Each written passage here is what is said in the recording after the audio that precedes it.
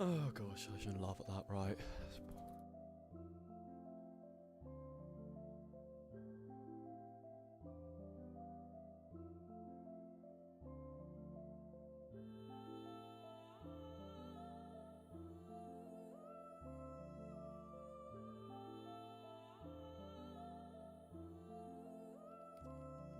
It's the only thing I knew.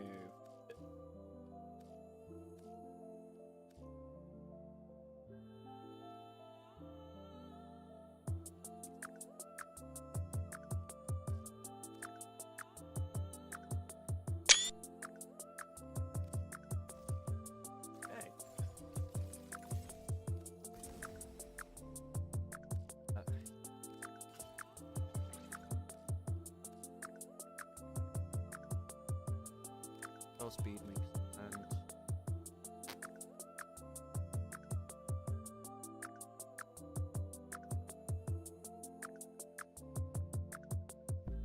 How much ammo do you have?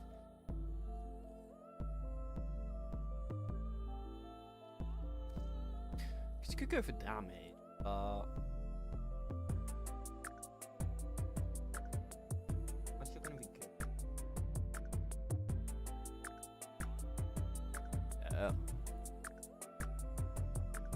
Is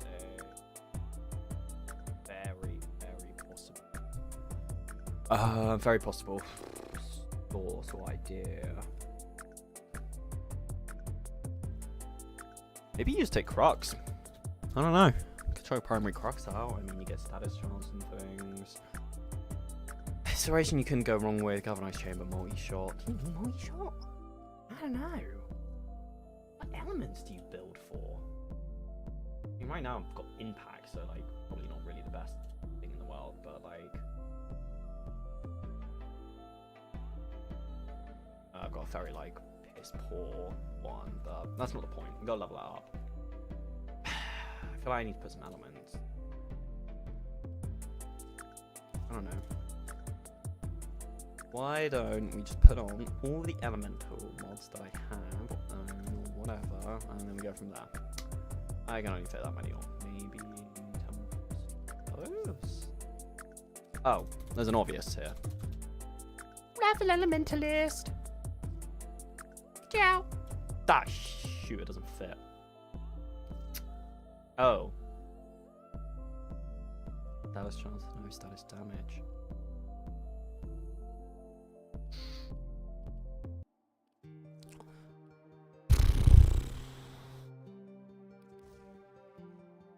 We could go blast magnetic, maybe. Okay, if we're gonna do magnetic, trade that out for you. And magnetic capacity. Oh, you're just out. Bollocks. Wait, when I start gas? Toxin, goes corrosive.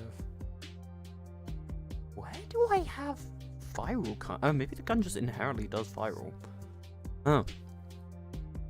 Am I just stupid? Oh, the gun just inherently does viral, right. So then I just need that and... I can't fit you on. Oh, then do I ditch that and do that?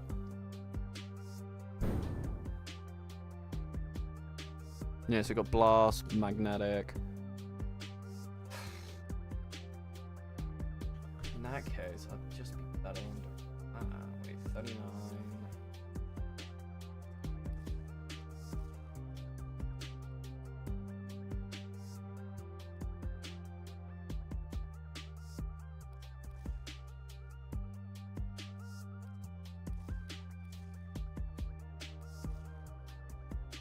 How do I have radiation? Oh, that's how I have radiation. That's fair, that's fair. I'm stupid. I'm stupid, I'm stupid, I'm stupid. Okay.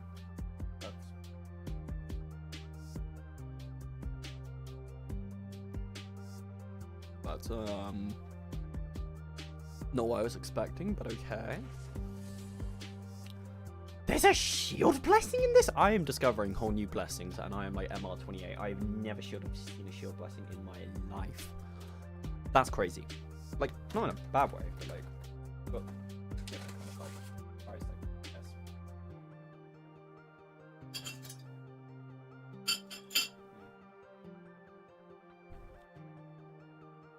Hold on. BRB.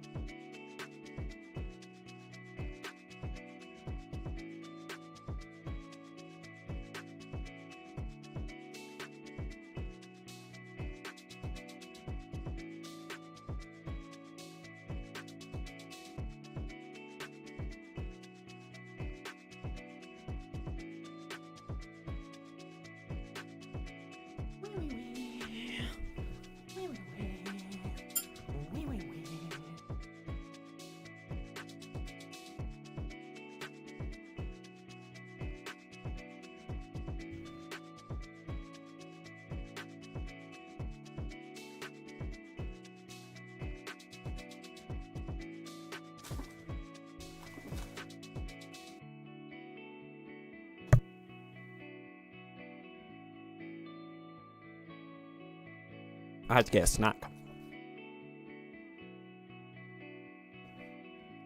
Very rudely, I know.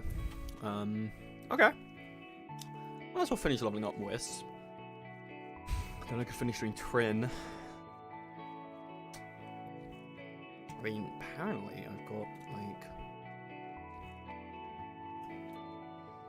I don't know. Let's have a look. Okay, I don't think there was a reset. That means I could grind some of the thingy mode. Yeah.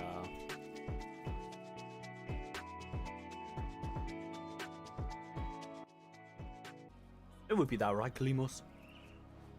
I have no idea. I am Kalimos. Yeah, of course you're in there, Kalimos. I need to go fishing though this week. Thinking about it. Yes. So there's credits. Oh, 3-pack former. Ooh. That's exciting, the 3-pack former. And I need to kill Profit Taker. Why don't I just go kill Profit Taker now? Wouldn't that make sense? I got rid of my Profit Taker to set up, didn't I? I imagine my say Uriel goes. I'm barely playing. Oh, okay. Actually, no, because. Okay, here's what I'm gonna do. Hydroid stayed. Ember goes. I'm not really playing Ember. That is a fat sis, girly. You're not gonna. You're keeping that though. That's kind of mean of me, but you know what? Yeah. Womp womp.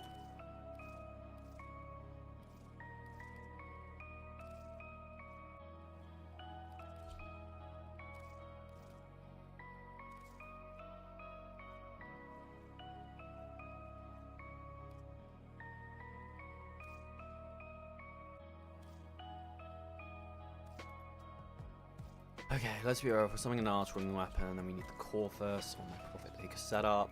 Yep. To get some arch guns, which means I need to go run a bunch of Knocko's content, which I really don't want to do. Well, I don't want to do it. I need to.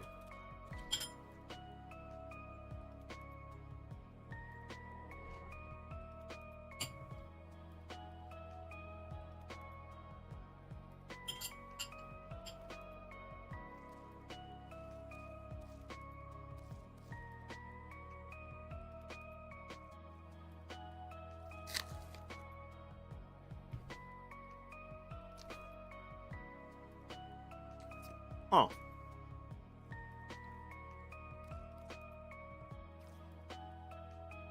Sorry, that's really rude of me. I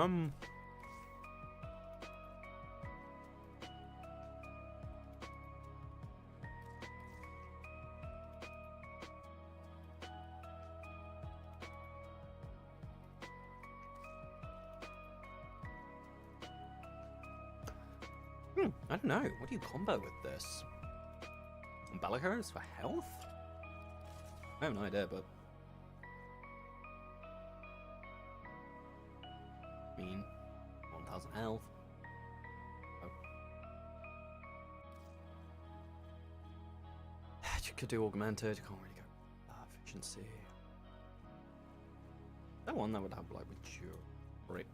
There's the one that would have. When watches are active, gaining 6% duration packed. You know what? I don't really have the time or the brains to do this, so let's just do that and go with it.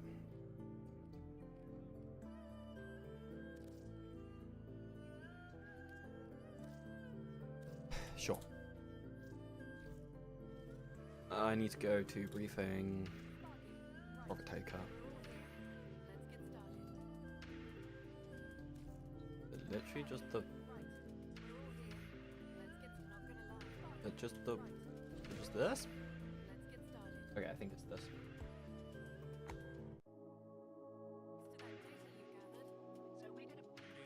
Blah blah blah blah blah blah blah blah blah blah blah.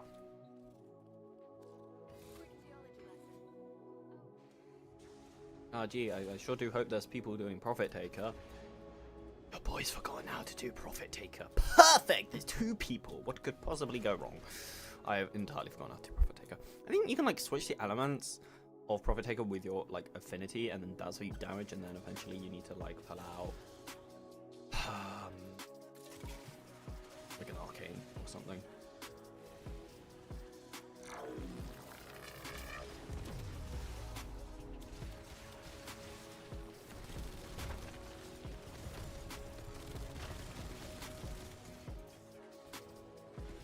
Da da da. Let's see what we got here. Go Elemental Ward and whatever. Do Elemental Ward. I've kind of really forgotten what you do, but sure. Perfect. You do big. Oh, the chain.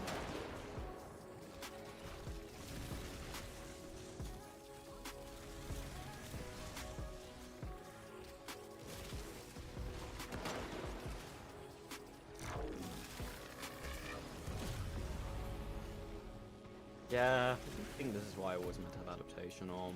Could be wrong, but like. Yeah, I did. Impact. Take damage from the spawn.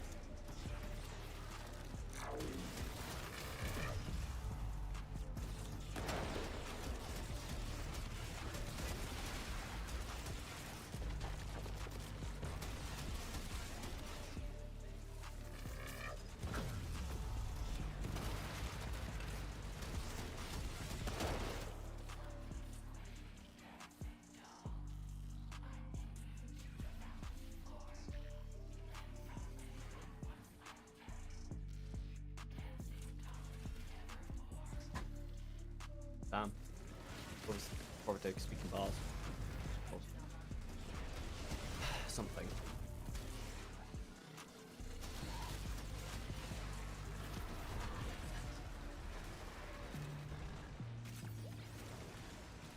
Oh crap.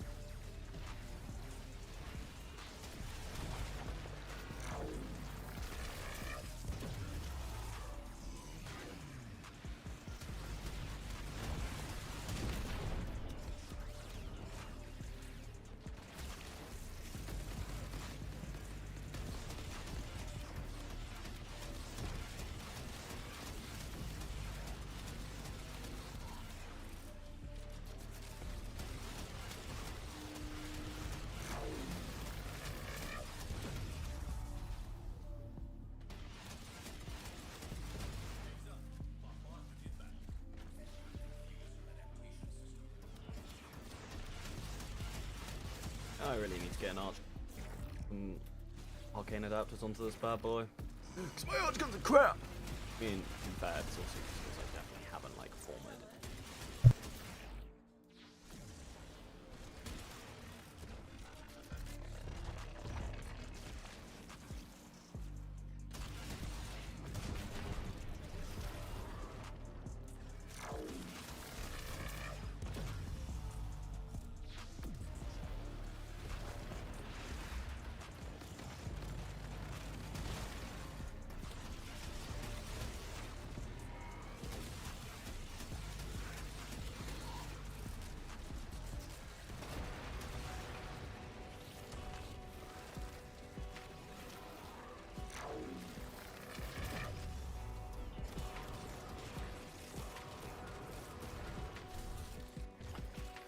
It's slightly forgettable if you take a lot of faces.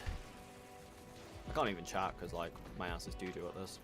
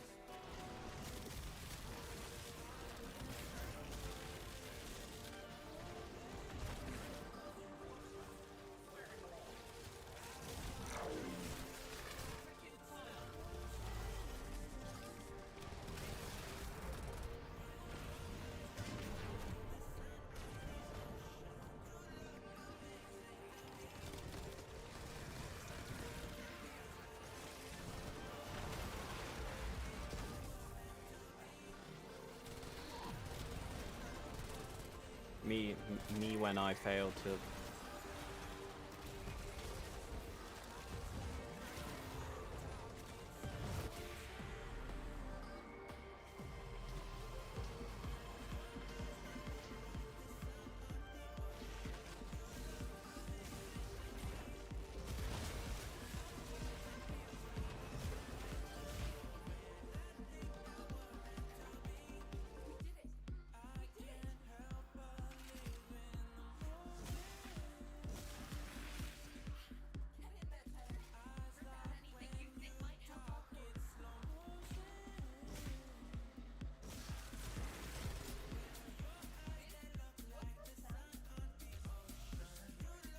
I'll admit, I think the Predator has like.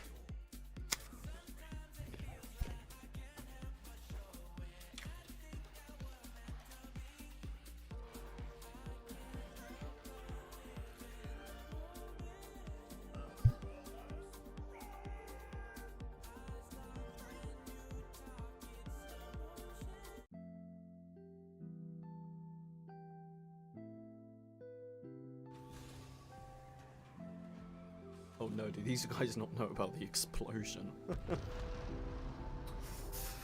Actually, to be fair, I get one. Yeah.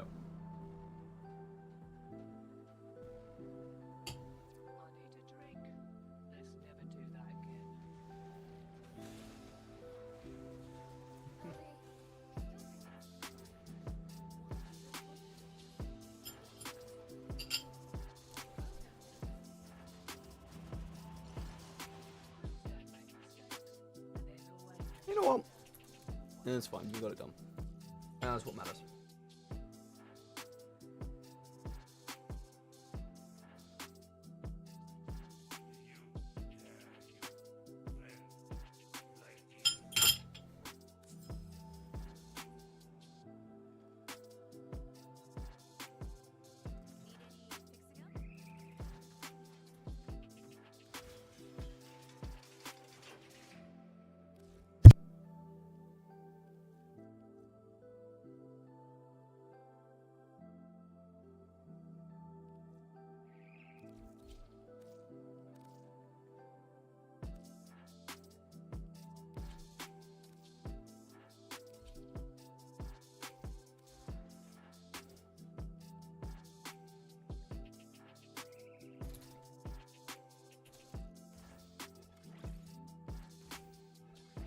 I guess it kind of makes sense not giving you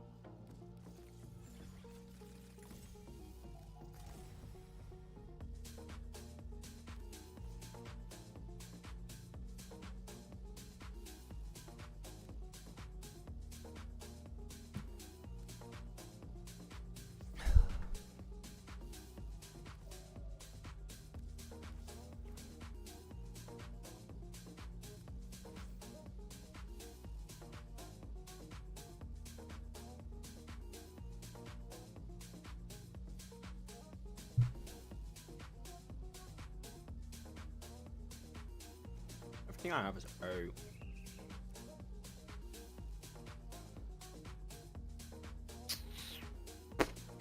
I'm not sure what to put on. I guess I could put Animal Instinct on now, just do spare parts.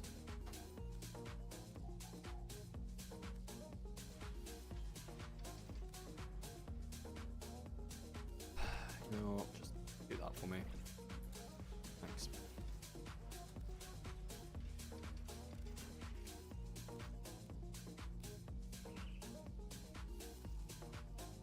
Bro looks kind of goofy and cute, I can't lie. Didn't expect him to look so like cute. Hey, look at the little guy, he's just adorable. I don't even know what One Pride does.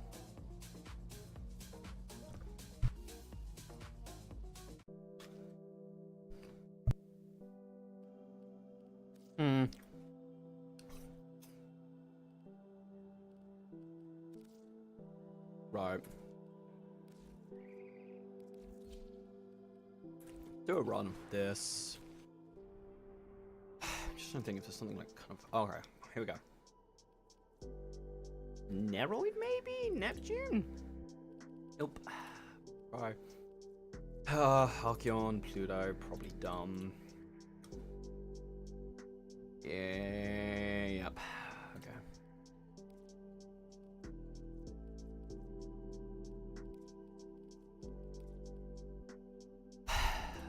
Yeah. Why am I missing on Mercury? Both us. Mobile defense. I mean, kind of whatever. 40, mark on harm. Need to max that wolf. What is it this week? Rescue, interception. Maybe we do that. I don't know. Like, I'm just thinking, could run a quick.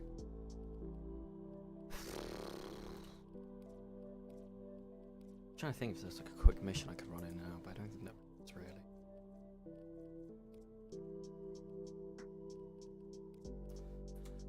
And sorry, why don't we just do a thingy? Oh my god, 3 former. What? That's crazy. Oh, nightmare missions. Do 3 of those. Okay. Oh hey, 1 strong defense.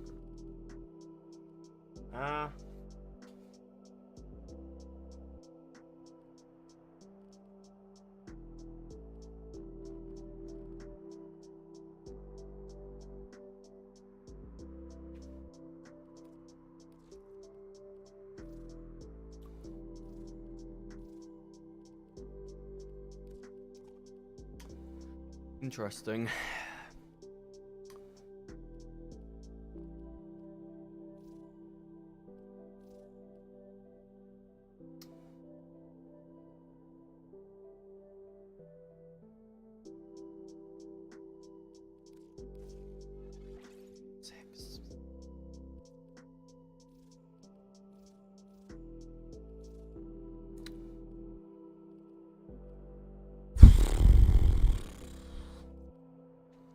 Archon Strange is a no-brainer, but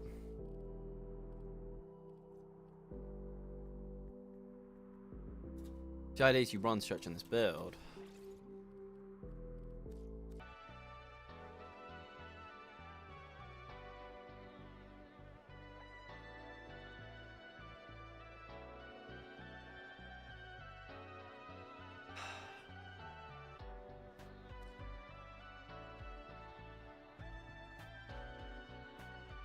I don't understand. I got blind rage on, maybe? Like, but you need blind rage. Is blind flow too much? Hold on, let's have a look. The current flow's 13, you're 9. 540 to 724. I don't know what else I could do. Oh, at that point, it's not even 9, it's 8. How much is an Augur mod? See, an Augur mod is a pain because it's 7. Wait, am I just being dumb? Hold on.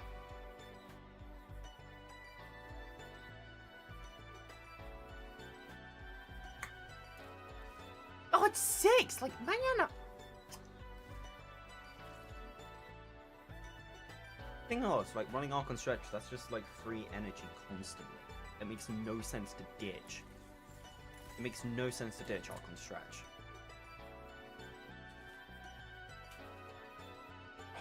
I'm actually just on full fiber.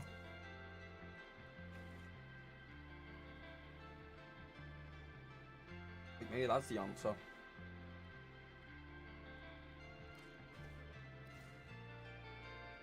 I don't know, it's really annoying. Okay. Well, for now, this build can have that. Yeah,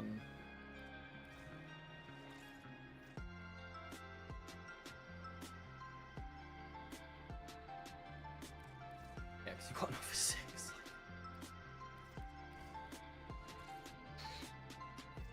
21.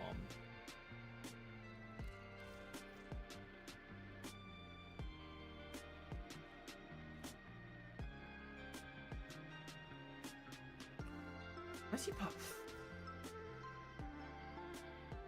That gives me 12. Yeah, no, I'm rolled. Brilliant.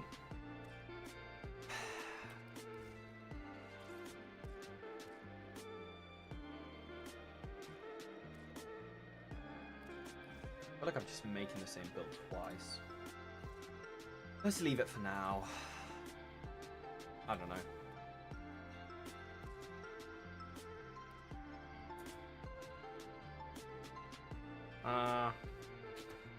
Alright, we got on to nightmare missions. Capture, that's fast.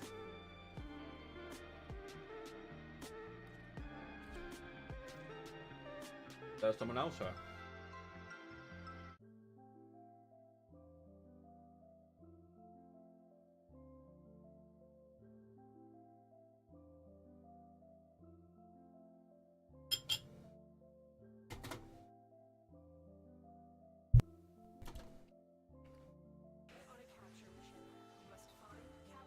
Dante. That's really funny how both so prepared me and him came. He came with Dante, I came with a Whiz. That's really funny.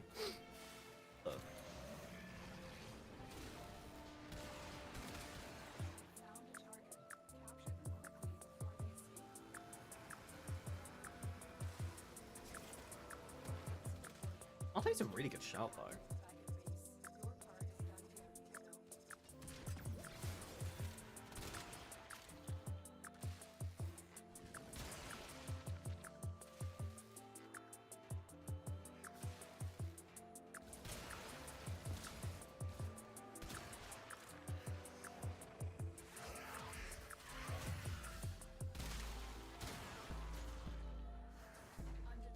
You know, I realized I'm getting like no XP.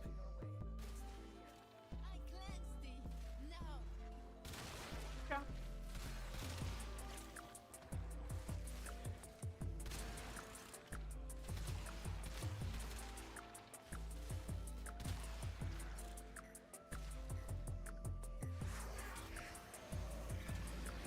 Just look at that, it's just like passive energy gain. Like, the thing is that it basically combines, in my opinion, Energy Nexus and Archon Stretch into one. It combines Energy Nexus and Stretch into one. Having them separately would cost, like... Pretty sure. Not whatever I've got. Also, if I have, like, a double thing that's, like...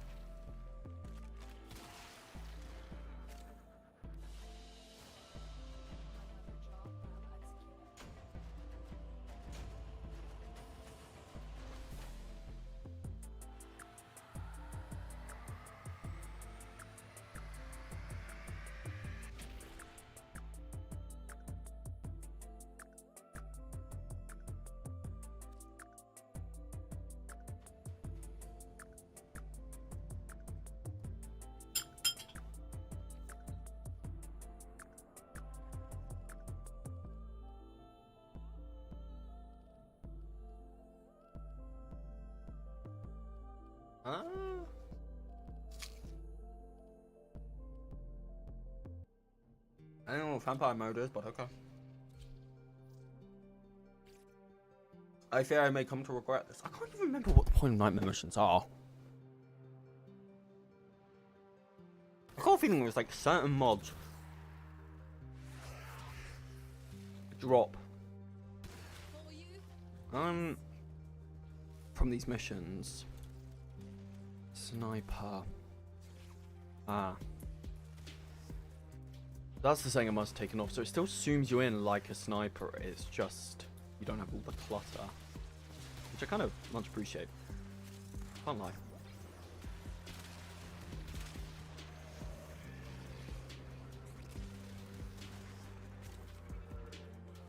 Oh, the Arbiters of the X has finally come for me. It took you long enough, sunshine.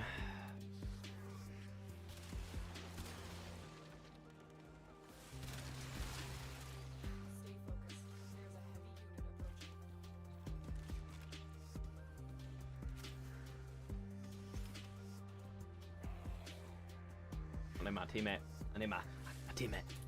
We gotta get through the door. Teammate. Oh, damn, for some reason, through the door. I mean, I am playing with a Saren. She practically can just nuke the map, can't she? Like, yeah, honestly, I feel like the slightly less energy. I mean, then again, I don't know. Like, honestly, the slightly less energy gains is what I'm willing to take. I don't think I need Umbral Fiber, honestly. Vitality makes sense, but I don't think I need Fiber. It's just kind of for comfort. So I think what I'll do is I'll make one build without Fiber, and then the other build can have... Like, this build will keep as, like, I don't know, I think I'm going to call it, like, the Umbral Wisp build, and then the other build will just not have Fiber in. It's like, arguably, you've got pretty much on-demand rolling guard all the time. So, you know, like, running Fiber probably is not what you need, but... Sometimes, I just want to play Wisp like a goofy goof. I like being able to turn my brain off with WARFRAME. What can I say? Oh, here we go, the Sporalax leveled up, yippee. Alright, we'll make sure to put 4 more onto you. I mean, again, I invested in the Cedo recently, but I'm thinking with that sweet former pack coming, you know, like, I can at least put like a bunch into the Sporalax.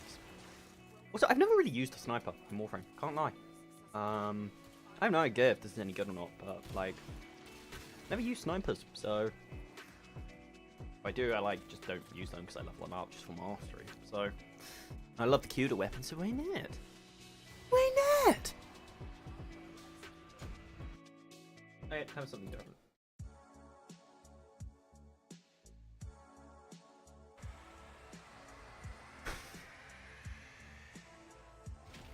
Another mission like that, and like, what can I say? This will be very close to leveling up. What is wrong with me? I know there's like many things wrong with me. It's a toggle. Right. With the boys, yoink. Yoink. What polarities?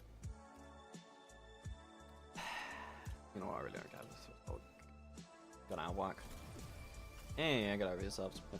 Oh shit. Whoops. And yeah, cool.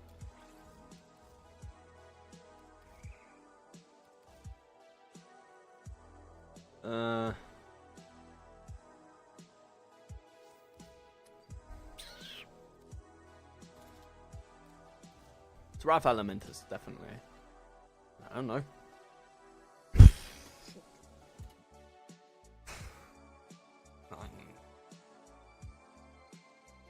Put Separation on there, maybe. Who knows?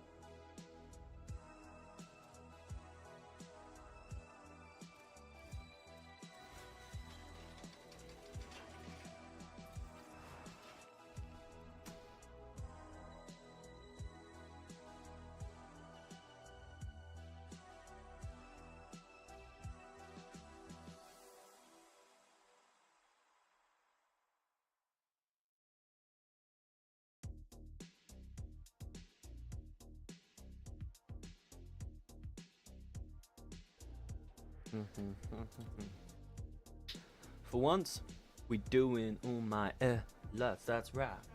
For once, we're doing all my lots. Going to the Nezo, what? Yeah, well, going to the Nezo, resource drop chance booster, resource. I mean, I could.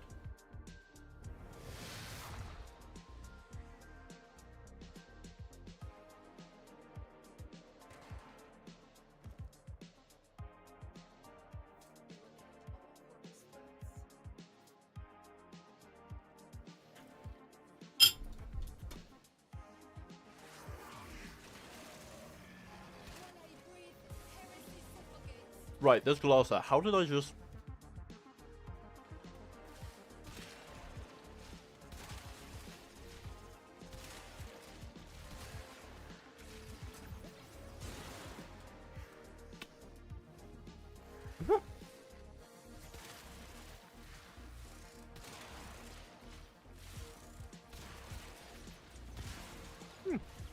I mean, look, I know I'm not on Steel Path or anything, but like, nothing kind of satisfying about.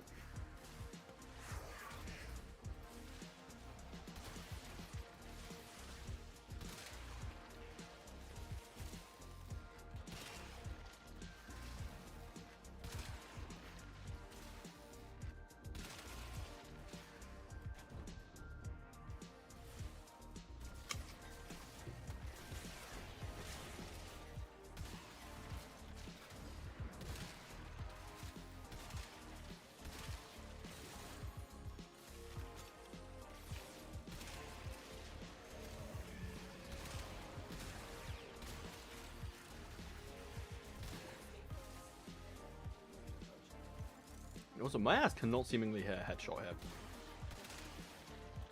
Is that just how the gun works?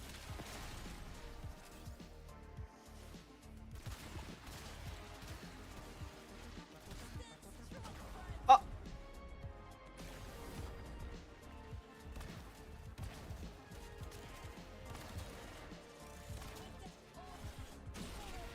I fear I might have not repopped. Fire rate feels quite fast. I'm playing on Wisp, that's why fire rate feels fast. Usually the fire rate would not be this fast. I don't know, I'm kind of enjoying the gun on Wisp though.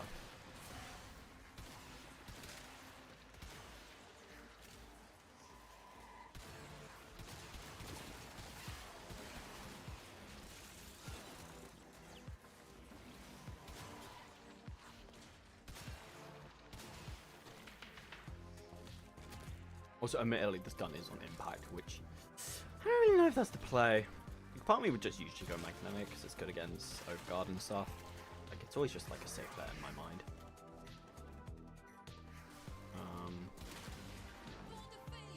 Marie, the quick-scoping priest, terrorizing the corpus. Oi, stop.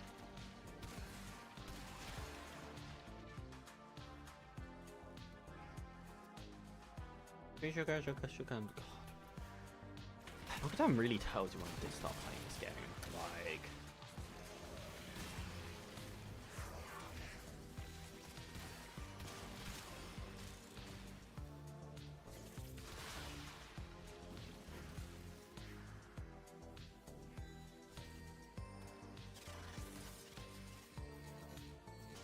look at that, easy peasy expo, baby.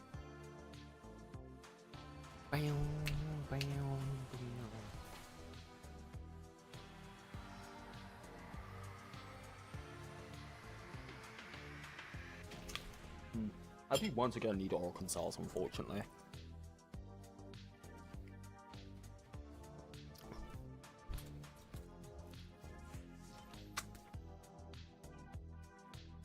Complete 3 puzzles into Theory, kill 50 Dax enemies and do Theory.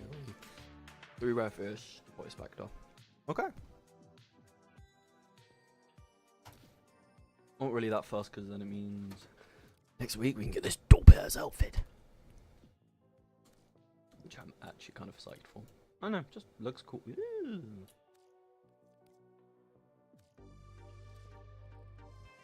I don't really know what else I want from this. It's not really much that kind of is cool to me. Like, the Warframe slot's nice. I mean, Hero's Cuba armor could be cool. Actually, well, I think this is kind of cool.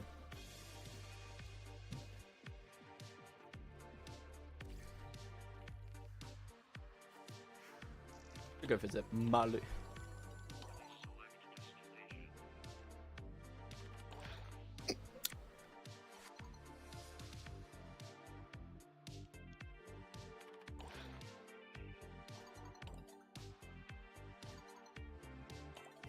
I don't know what that means.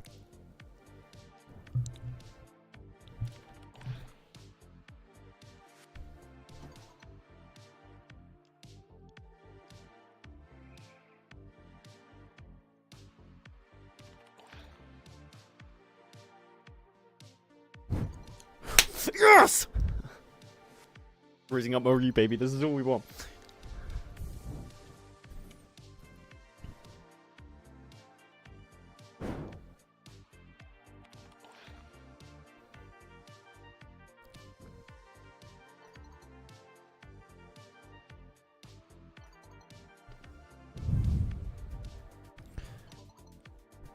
This play me sounds sad. You should not be born.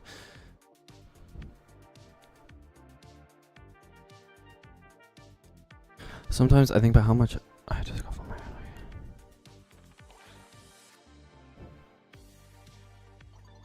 Oh my god, this is just peak!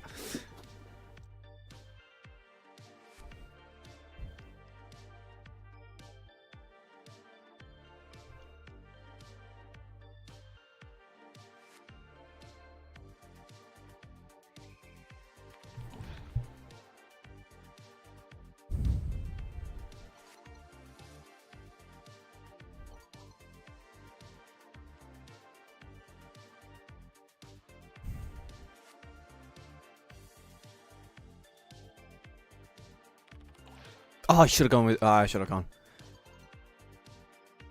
Oh, I should have asked her. Okay, it's fine. We still raised. Okay,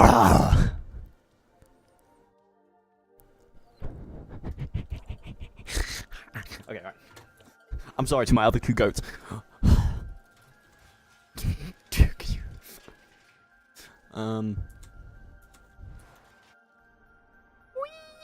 Okay. I don't know what to do. That's a lie, I know what to do. Part of me is actually maybe tempted just to finish Mercury off with, like, the mobile defense. I got 2 chalks, I got Wisp. You know, what else do I need? Oh, some kind of OP mead. This will finish fit. What leveling Wisp by then? Go to cows. What? Who said that? Actually, no, I need to go Trinity first. We'll do Trinity. Oh, yo, here's the thing. I only need to go do knockout. There's so much for me to do. And I think I'm being a little baby. I will admit, man, the grind for,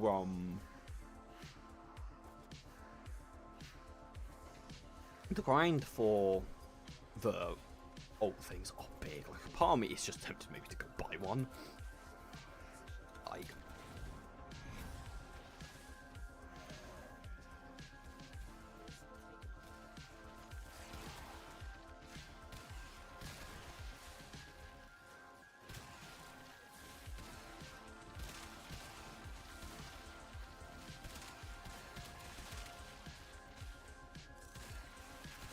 I feel like when you can hit your shots, you know, this works well. I feel like that's an if, like, when you can. And to be fair, I'm sure, like, Raw literally makes it anywhere from better. So...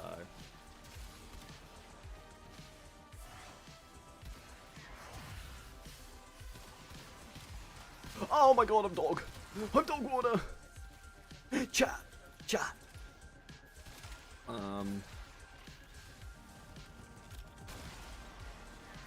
Nokotan! My Pookie! Also, can I just go see something? Like, I'm just getting a lot of Now that's rude. I'm getting a lot of readings about, like, enemies up here. So, I'm in... Nope, I'm getting lots of readings from enemies down here? Maybe? I don't know, it feels like this gun just is quite nice on Wisp. You know, kind of all the enemies being... Oh wait, hold on. Like, you got all the enemies being stunned and stuff, like...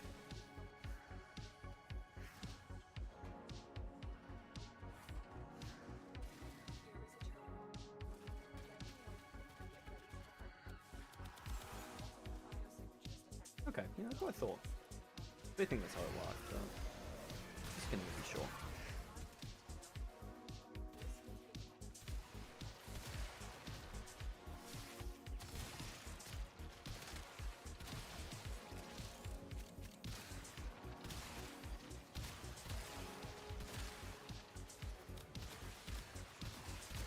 Yeah.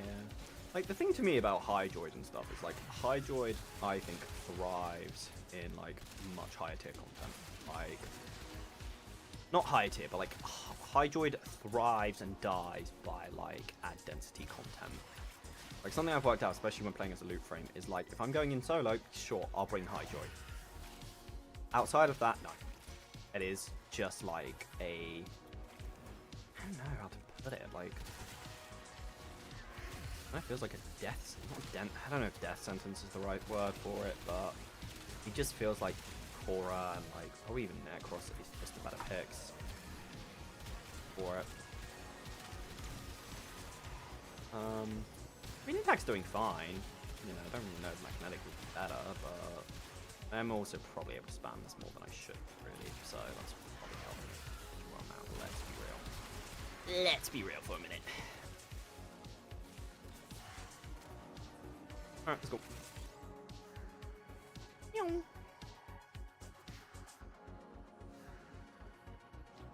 definitely enjoying myself almost a bit more. I used to, like, main her, like...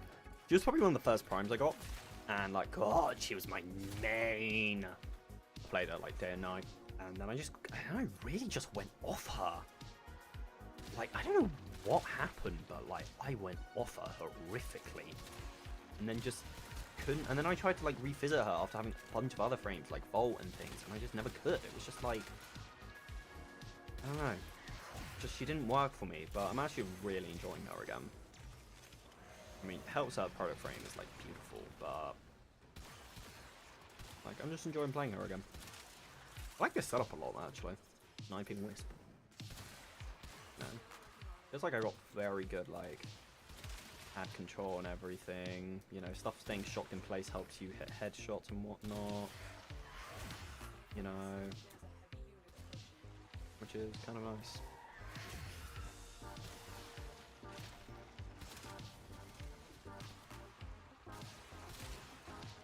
Yeah, right.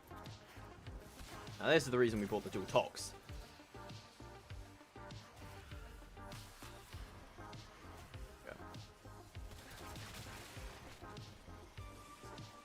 Huh, okay.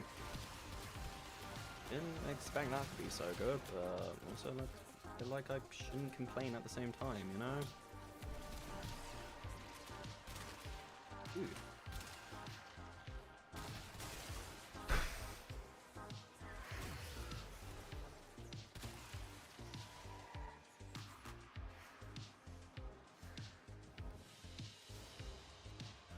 You know, again, I'm not sure if it's just like represents something making this good, or I don't know what, but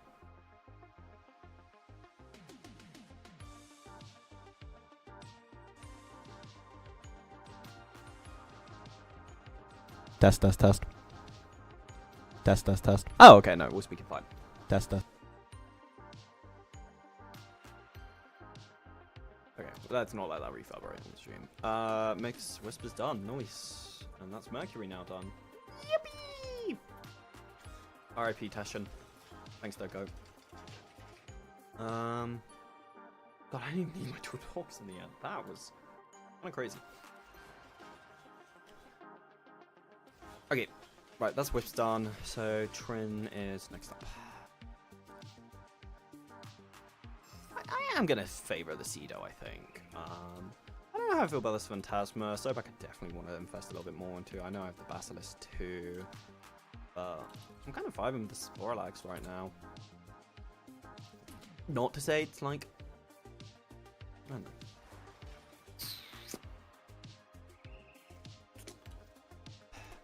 Well of Life build. Yeah, I was trying to come up with some sort of like fun Well of Life build. I've got like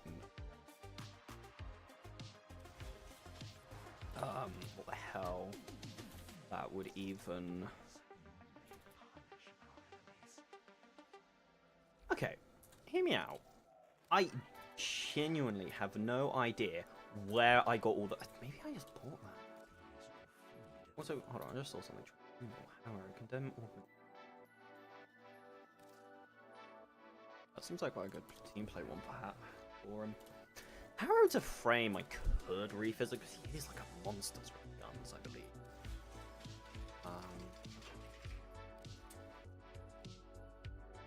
Also Citrine. Oh, and the Sunuk. Yeah, Citrine literally the what was it was made for her? The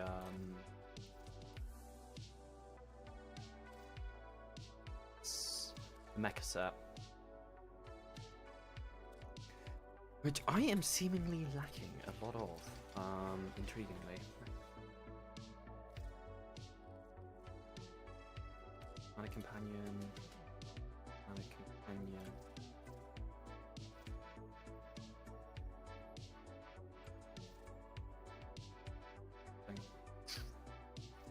I don't have recrystallize on it.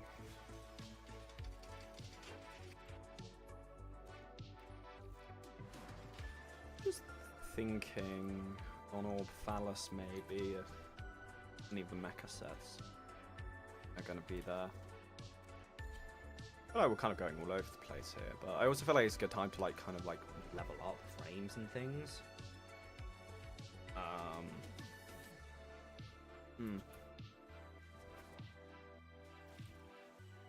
Like, sorry, Nightcap, didn't want to go to you. Solaris United.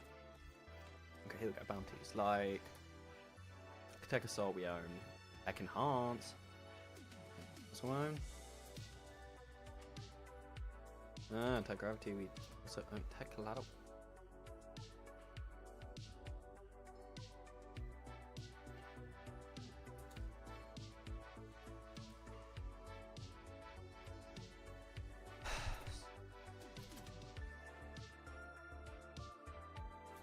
We just own. Like, maybe we just own all the.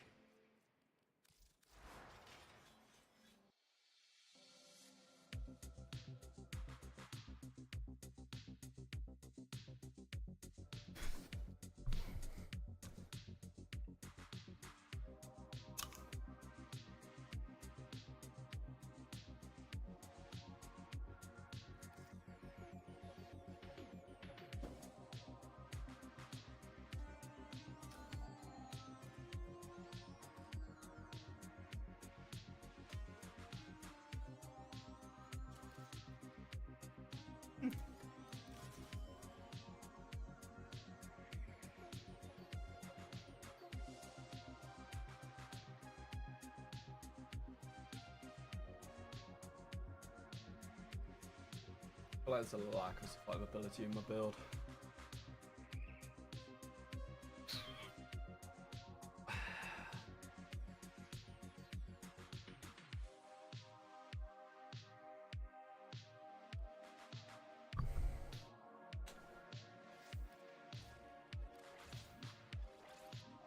I have enough primary direction.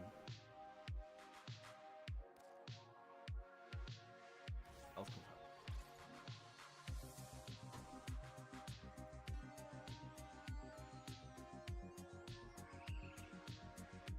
And then more, I guess. Yeah.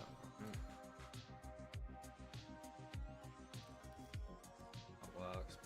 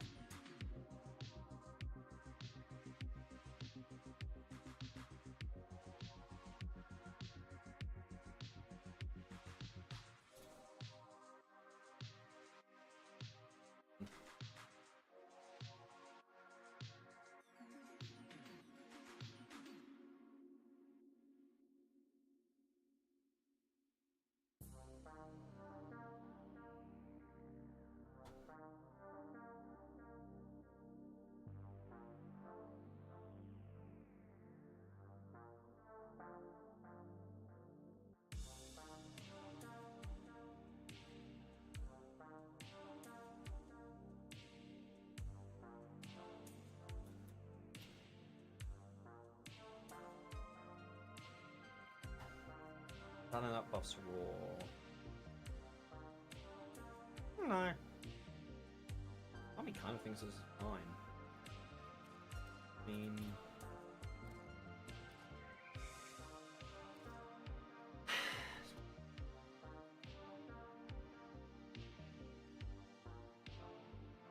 then you combo arcane flow. Very. You just don't need arcane flow. Like,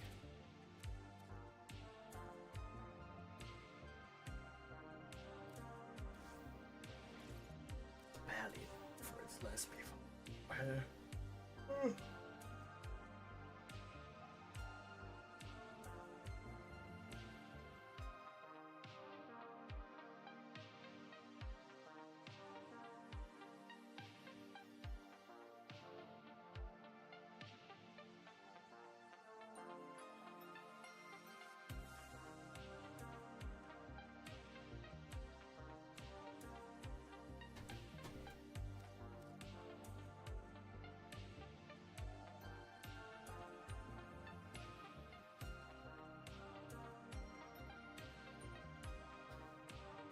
I think the idea is that you actually combo health rush. In 0.25 maximum. Oh.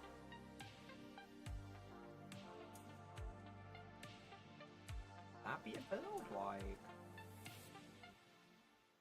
I don't know, I'm kind of like really spitballing that. And then you don't run flow, but tell me just think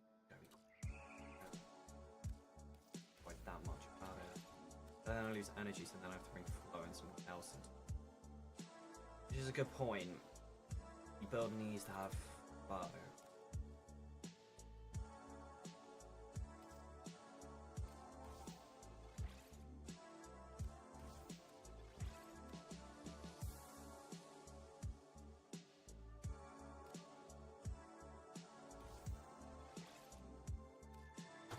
Aegis.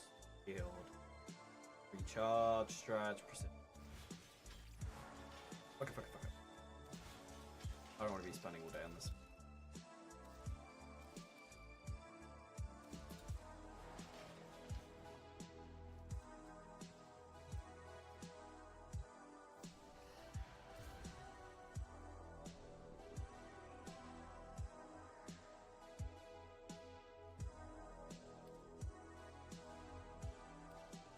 Can't do that.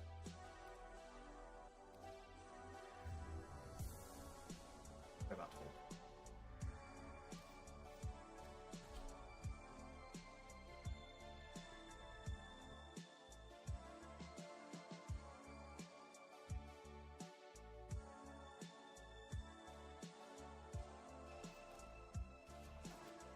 Oh, palace.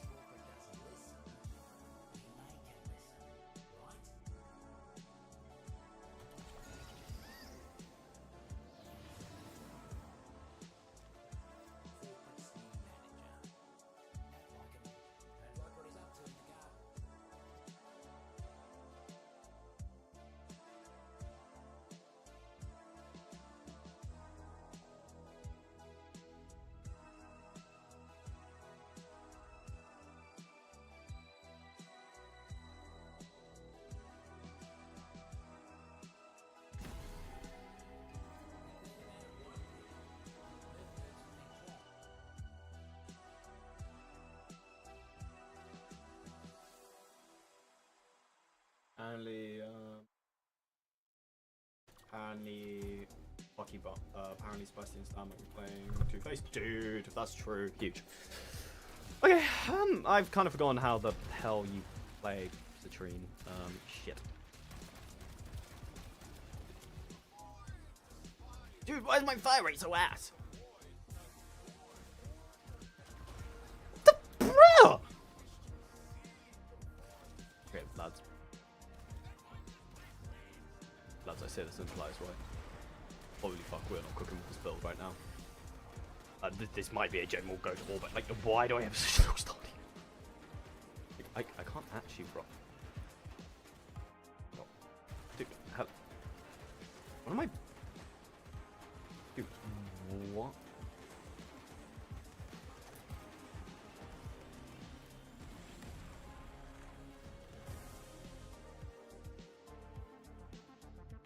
I don't even know what to say. Team, my bad, but like, what the hell was that? Also, right, bloody hell, we're going off manual for that. I need a brilliant idea on the shot. Second ability does some boring stuff. Abstract.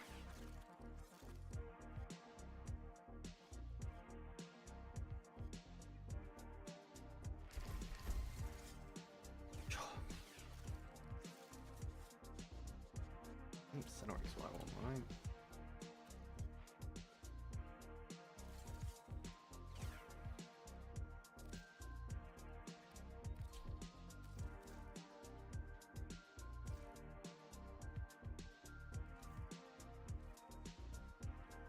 Let's try this again. Hey, Nightcap. I think it's cool how, like, feels like they've definitely kind of come full circle in a way with Orb Phallus. Like, you've got, like, the elevator going up to the above, and now there's a below area. Very spooky. Okay, I think it's... This is in, like, a different lobby, maybe.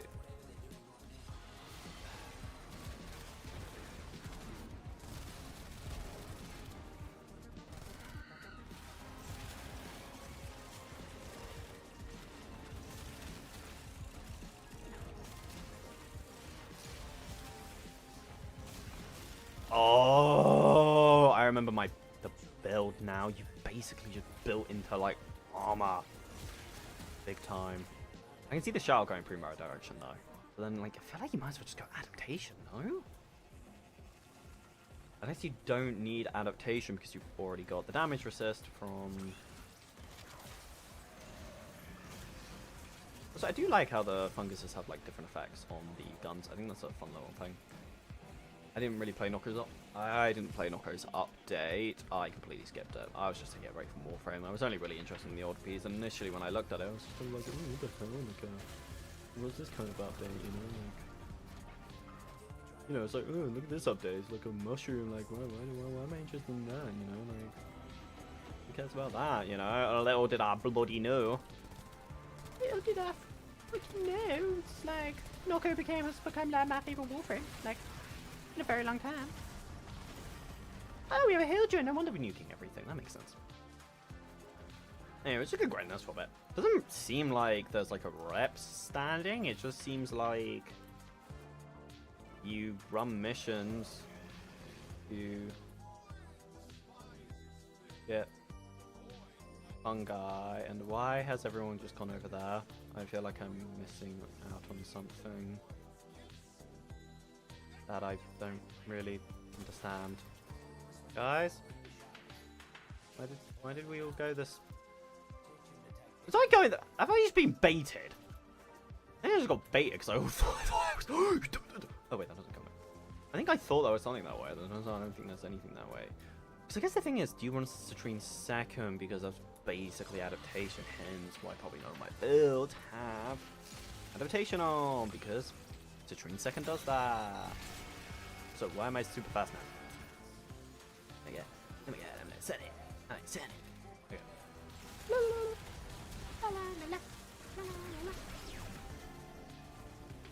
Helmet clock. Charger getting what? They added stuff for the helmet? My first go. Did my helmet charger receive some luck? Damn.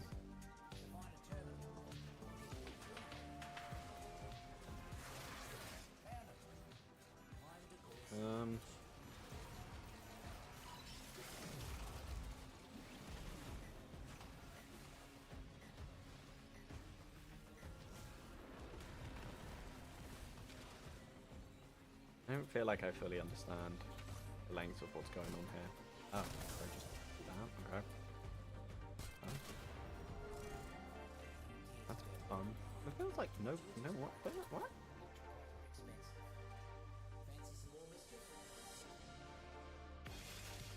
Like, the thing I assume is I need to just be collecting mushrooms whenever they're, like, here.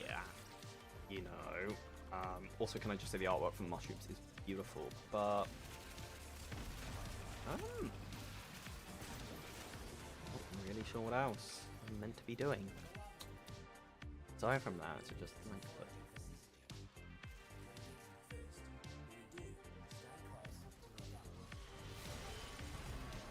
Yeah, I definitely think I would put an Archon Shard on her for casting. Then again, I say that. I think I'd literally put an Archon Shard onto every Warframe to help with casting. Like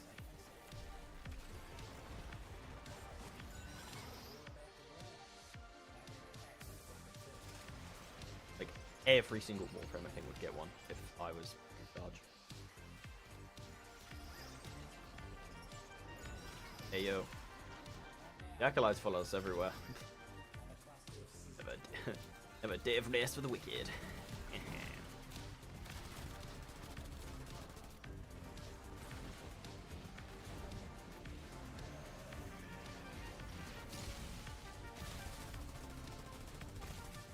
Nice job, whoever just murdered him. I think that was maybe Hildren.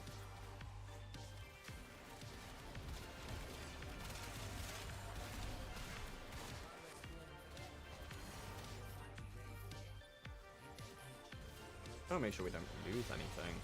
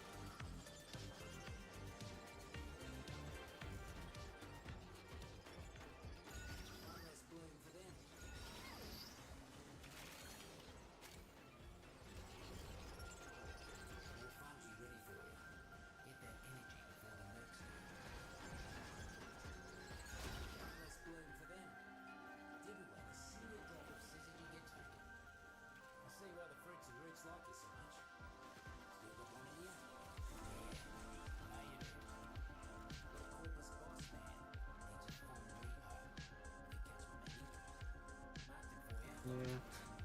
Definitely does seem like also they have built this to kind of, in the same way, I think, to kind of look at kind of more early, like, new player experience. It's kind of another way I really have seen these. Which I think is good, like, you know, putting in Orb Phallus and everything. Again, it's also tying in so many different elements of the game in so well. I think that's definitely something.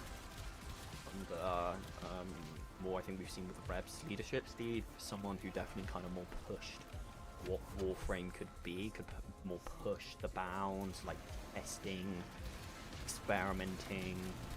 I think Reb's honed in more on like kind of just Warframe, but also all these elements that we saw under Steve, she's like looked to like more tie in, like, hey, you need stuff for arch guns and things, boom, we're gonna like, you know, it's like, boom, now we've got Archgun Arcanes and things, which can help, and you can earn them from here, which I think is great. I think it's also things like, more like making the game, like, you know, more accessible, like, it's making the game more accessible for, like, beginners and, like, new players coming in.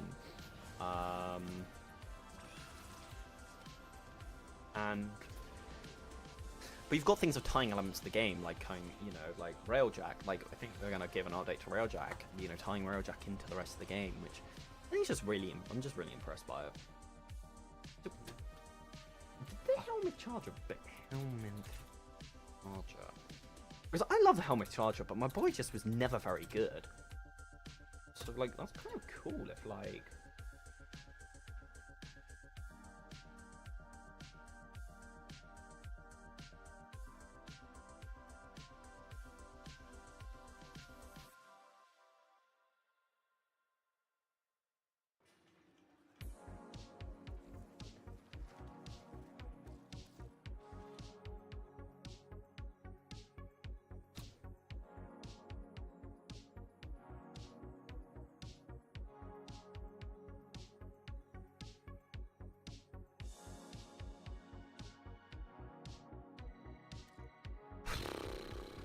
I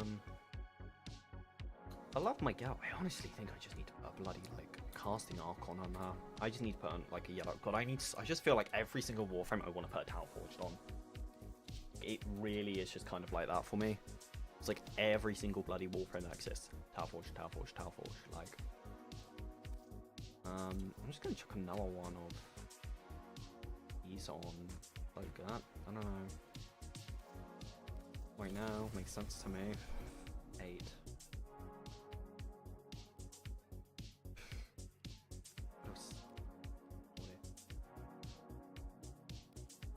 Still didn't have volatile variant on. Wow. Okay. I found a little problem with the build, lads.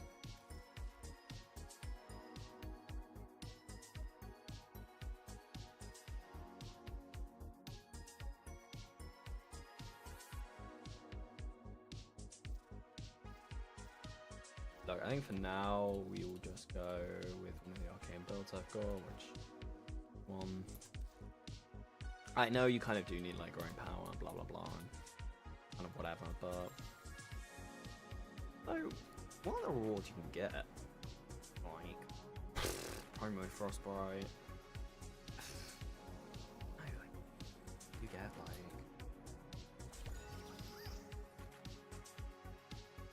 let me guess, and then you can just go straight. And I'm actually gonna look up a video about like nightcap.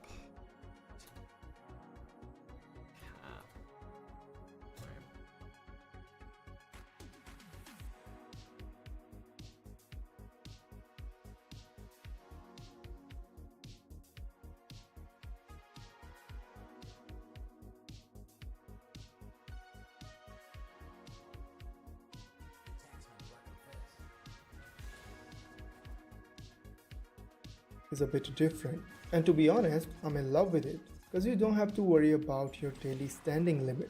You can literally max it out within a day or two. So first, just start doing bounties, and I mean tons of bounties, like 10, 20 or even 30. It's totally up to you.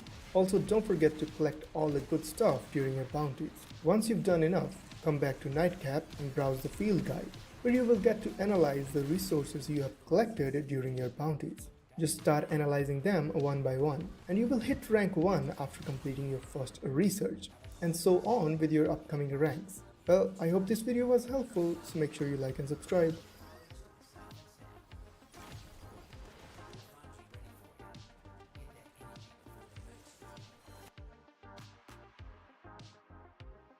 So how do you rank up with Nightcap? Well, this time the ranking up system is a bit different, and to be honest, I'm in love with it. Because you don't have to worry about your daily standing limit. You can literally... Alright, hello and welcome everyone. The Undermined update is here, and everybody wants to farm Noko, especially if you saw my builds video that's already out for him.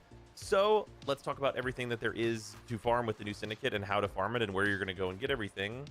Starting with, we're in Fortuna. So this is back in Fortuna. You only have access to this if you have already completed the new war. So whenever you spawn into Fortuna, you're going to immediately go left, and there is this nice big vent here, the airlock. So heading down here, we have 2 places to vent here, the airlock. So whenever you spawn into Fortuna, heading smaller for you when you first see it, which we're going to talk about in a moment. And then you're going to have Nightcap, who is the guy running the show around here. For that, we have a few things to talk about. This is a unique Syndicate in that it has a different kind of overarching progression in that you progress this Syndicate through the field guide. Many of you are probably watching this video because you feel like you're doing something wrong, but this new type of progression has come with kind of a weird feel in that most of you will get to like rank 1, maybe rank 2, and then just be stalled out, but then suddenly you'll be basically at rank 5. The reason for that is that the progression, if you look in the tutorial here, which probably only popped up once for you, is 1 mushroom, 2 mushrooms, 6 mushroom, 12 mushrooms, 16 mushrooms. This means it only counts your increase for the rank whenever you fully analyze a mushroom, which is these little pips here. You have to collect these individual mushrooms. When you get them to rank 3, they count towards your overall overarching rank, which means getting to rank 5 just entails getting all 16 of these completely analyzed. What will normally happen is you will get like Dull Button and probably Muck Bonnet completely analyzed, leaving you at a, rank 2, and then you need 6 and 12, and you'll get basically everything but those two up to about rank 2, and then suddenly you'll start finishing all of them in very, very fast sequence with the way that you are collecting the mushrooms. Speaking of the way that you're collecting the mushrooms, these are going to come from the new bounties, the new Deep Mine bounties. There are 3 regular path ones and 1 steel path one available at any given time. Importantly, these bounties are static things. They are specific missions within the Undermine. So, we have a Critter Liberation, Corporate Restructuring, and Weed the Garden. Really important, the bonus objectives on these each give you 1 random mushroom for completing them. So doing the bonus objective successfully is really, really important for your actual progression through the Syndicate ranks. Besides that, each of these also have different mushrooms that spawn in each zone. If we look at the descriptions for these, you can see that in Weed the Garden, it is in the Nutrient Processing Plant. Corporate Restructuring is in the Forward Base, and then the Critter Liberation is in the Corpus Labs. There are 4 zones total, and each of these goes to one of the outer zones, and you will always pass through the main inner zone. We have a helpful infographic that was posted on Reddit, which is much appreciated, for you to look at for which shrooms spawn where. The basic thing here is that the colony is the main room you walk into right when the bounty starts, so those mushrooms you're just kind of always going to get a few of. But if you're looking for any of the other clusters of mushrooms specifically, you're going to want to specifically do the corresponding bounty for them. What that means is that in terms of farming, you should be looking at the Steel Path bounty if it has things you need on it. And what I mean by that is this rotates between being a Steel Path version of these individual ones here. As you can see right now, it is Weed the Garden, so it is this mission, but with Steel Path. Steel Path has like a slightly higher bonus for arc gun adapters and such, which is all well and good. But the main thing that you should be looking at is that each of these different bounties drops a different piece of Noko. So if you don't have the Noko Neuroptics, and you can do Steel Path no problem, probably do the Steel Path version of this mission, as the rewards are overall a little bit better. But the main thing you should be focusing on in these missions is getting Noko. So if you need the Neuroptics, run Weed the Garden until you don't need the Neuroptics. If you need the systems, run Corporate Restructuring until you don't need the systems. And then the same is, of course, true for the chassis as well. And that's how you should be approaching these. You will have to go left to right, and before you can do the Steel Paths, you'll have to do Critter Liberation, Corporate Restructuring, and then Weed the Garden in order anyway, just to get them all unlocked. But that's how you're going to be going about just the overall progression. In order to get rewards, you have Nightcap's Shop. Nightcap's Shop is pretty much a pity shop, so there's a few things to note here. Okay. Number 1, all of the mushrooms are available in this shop. This is in rank order, and we're going to talk about like the important bits on here. In this shop, you have like the Ironwood mushrooms, the Thorn Tooth, the Thunder Buttons, all the works. You should not be buying these constantly or very much at all until you get basically at the end of your progression, where you have like a few mushrooms. Usually for a lot of people, the no mushroom gives them a little bit of trouble. So maybe you buy a couple of those just to complete it out and get rank 5 all set and done. Because the Fergalite is what you're going to be getting on each mission. On regular path, you can get between 11 and 15 Fergalite per mission.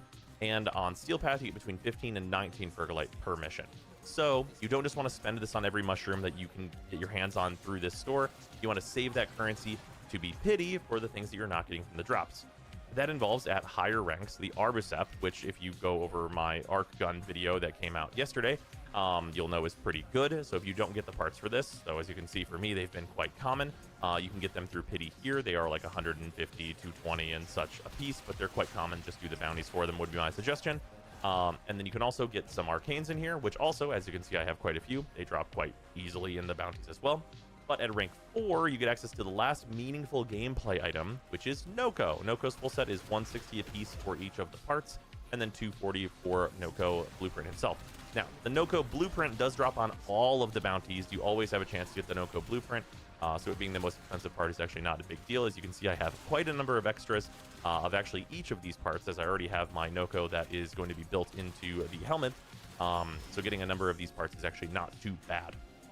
Otherwise, at rank 5, the only stuff that's locked behind rank 5, which is finishing all of the mushrooms, is the Rhizoma Ephemera, which you can't see super well on Noko here, but it's these little additional mushrooms all over him there. So if you don't really care about the Rhizoma Ephemera or these 5 Captura scenes, you don't even need to get to rank 5 in the first place. So you only really need to get to rank 4, which you will do just like passively farming. So if you're really looking to like get Noko and also put Noko into the helmet, probably just farm and just like naturally accrue mushrooms and rank up on like a steady pace because you're getting more progress than you think you are if you've been stuck at like level 1 for ages. Otherwise, the nursery is in here. This is just like a bunch of decorations. You don't really have to worry about this. And the only limited things from this shop that are like exclusive to it is there is a weekly reset for a bunch of Kuva, which who cares? It's very, very considerably overpriced. And there's also a unique Ayatan from here that you can also get one of a week. But in my opinion, this is mostly a decoration, though a nice one. With all of that said and done, there's only one more thing to talk about, and that is the prince. So this is the prince. This is what the prince will look like whenever it's fully grown. You feed this thing Fergalite. When you feed it Fergalite, it wants 120 total for all 3 of the levels that you take it through. You do these different paths, which are basically story and lore stuff for Noko and Nightcap, which I found to be really cool and very fun. I think it's worth doing. The reward for completing it is the little glyph you see on the side of Noko here. So if you want this little mushroom butt boy, then that is what the reward is. You get this as the emblem and also as a glyph. It's just a fun little cosmetic and cool lore stuff. So if you don't care about that, then you can just put the 120 Fergalite towards like whatever pity you want off of Nightcap, maybe to get your second set of Noko or to finish out your Arbicep set. The only other thing that is worth noting about the mushrooms is that in terms of the important rewards, there are mushrooms required for the different Arbicep parts. So whenever you're getting extra mushrooms after you have completed the research of them, it is worth considering thinking about which ones you should not be breaking down, because if you want more of the pity currency, you can also go into the field guide and say take the dull buttons and compost those into a bunch of the Fergalite. Every single mushroom that you get that's over the amount you need to research turns into more Fergalite.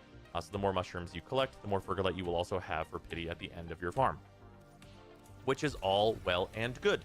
But yeah, that's the whole farm. That's the whole deal. The bounties are like just like good normal bounties. You'll have some pretty regular objectives to do. The only thing to keep in mind is that you should really be trying for those bonus objectives, as it's going to make your progress much faster if you can consistently get all 5 bonus objectives completed. Anyway, though, that's progression. Hopefully you guys on YouTube enjoyed this. Okay, cool. That's helpful. In knowing what I'm gonna be doing. You capture their energy before the taxmen get anywhere near. More about to blame. Don't let the taxmen drop them first.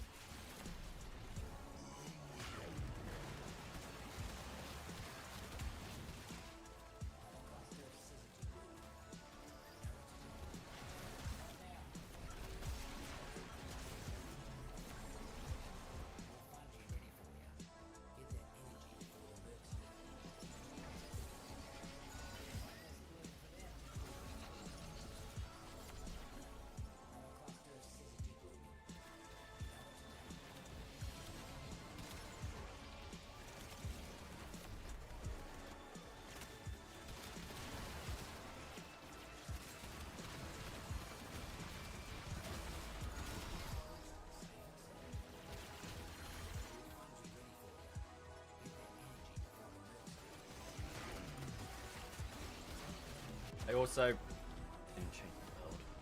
That was very stupidly.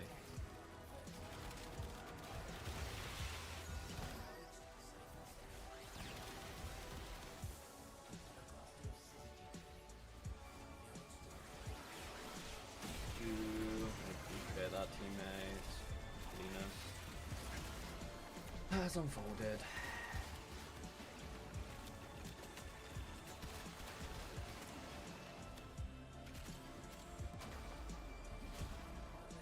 Really?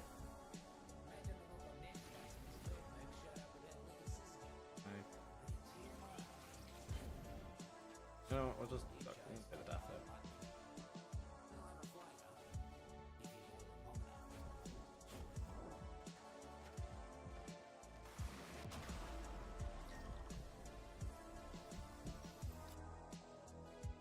I can't think of a better sniper than this. This is the first actual mission and I'm already loving this. Also, I don't think we need Firestorm on this. The AoE feels more than big enough. So I think we can actually use a different mod, because in the normal spot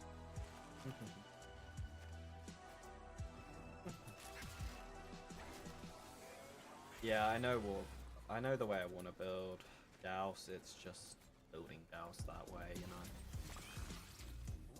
Kind of thing I need to do, which I started this mission. Currently got 2 girls for that. I've got an energized munition one, which subsumes the 3rd off, and then I got this one, which subsumes.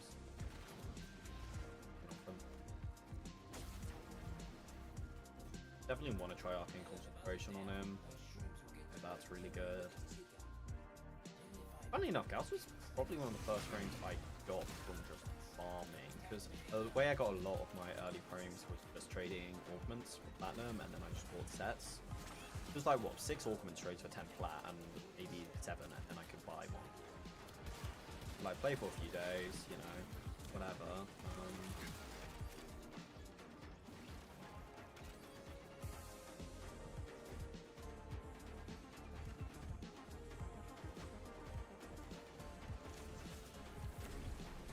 Electricity could be... I mean, electricity could be good to stun, maybe?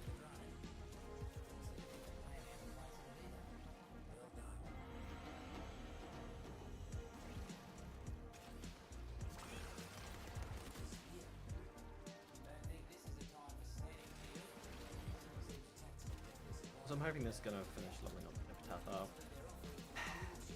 Nothing wrong with the Epitaph, I just got it and it was just kind of like, it's a gun, it exists. No. That's probably the best way from my bad.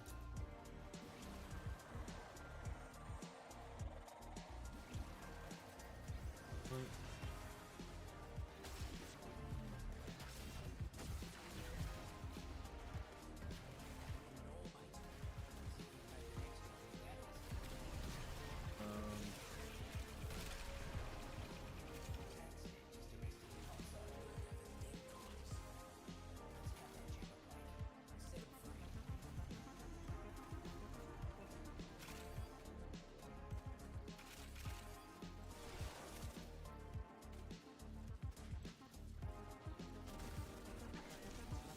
Part of me was thinking it could be fun to see, like, if you can encounter Noko just running about down here, like, ally. Got Nourish on, which I know is nothing, like, very entertaining. It's just kind of to, like, just for, like, decent energy sustain and stuff.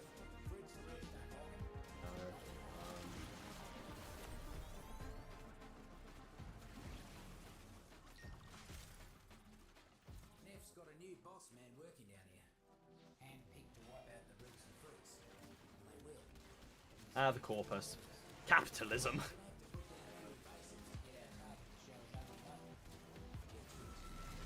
The Corpus. My favorite capitalists.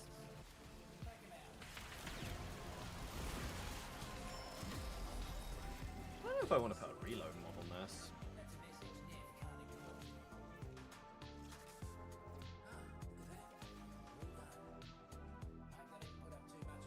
Did they not add any new canes? Because I feel like I recognise a lot of the arcanes.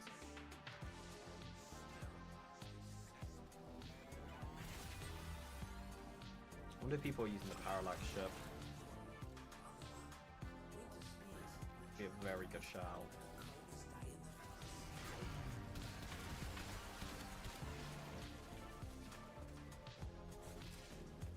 I like the portals. They're fun.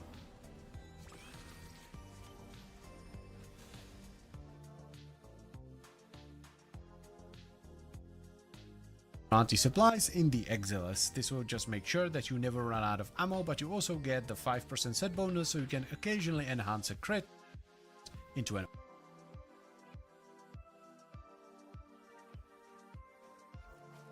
Intrigued to see how he built his.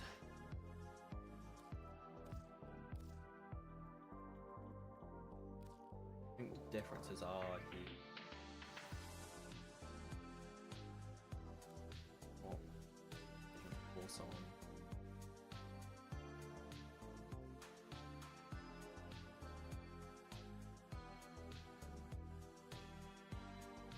an orange one. I said it before and I will say it.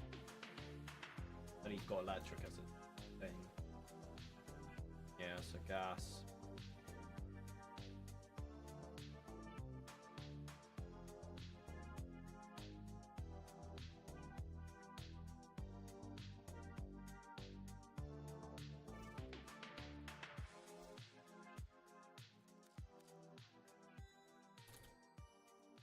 runs semi-cannon road.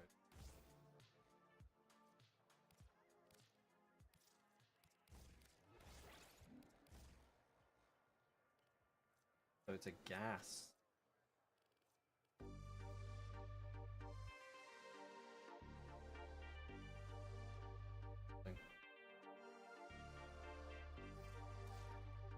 Girls 25, Epitaph are done.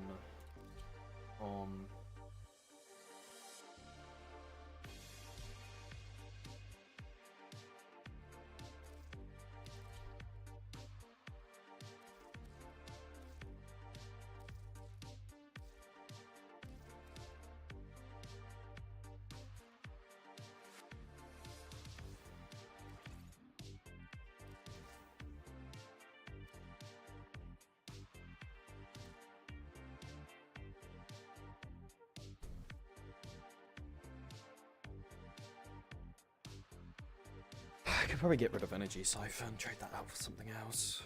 Just depends what that is.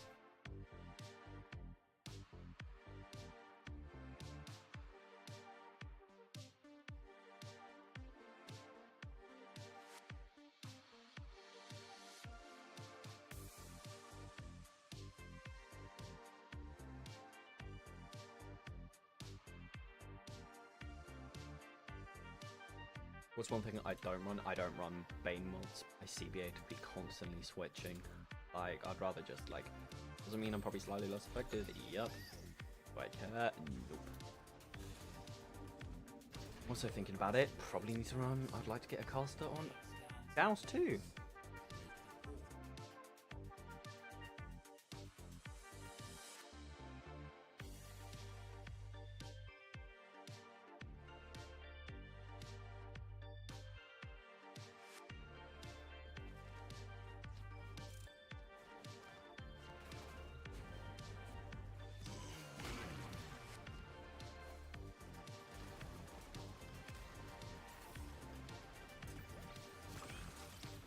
So you always, so you kind of have like the, okay.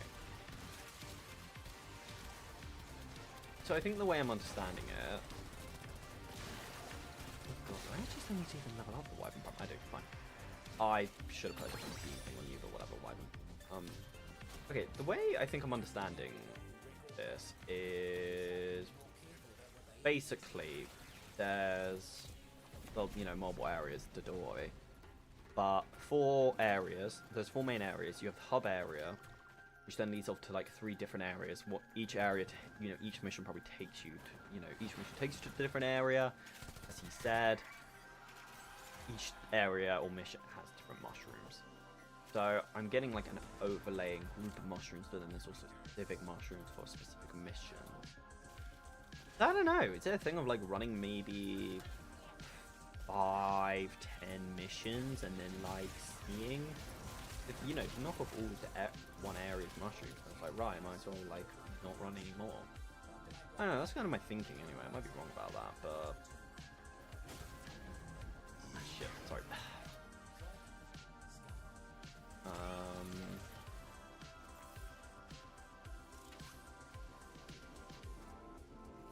You know, I don't know, like, in my head that makes sense.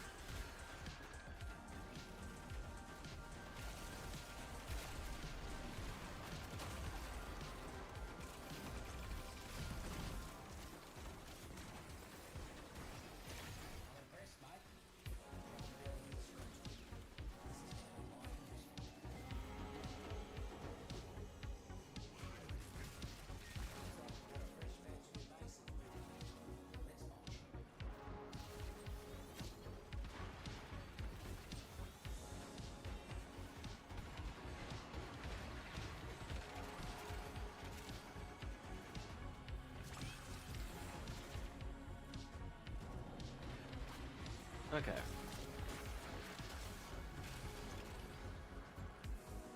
In my mind, it does seem like you need to do a bit of exploring on these tile sets each mission to like work out, you know, kind of like basically be a bonus objective. Hey, mushroom spawns. Go find the mushroom. Get the mushroom. It's going to speed up my rep. So you need to do a bit of searching. So it's a mixture of doing the objectives and going hunting, which is cool.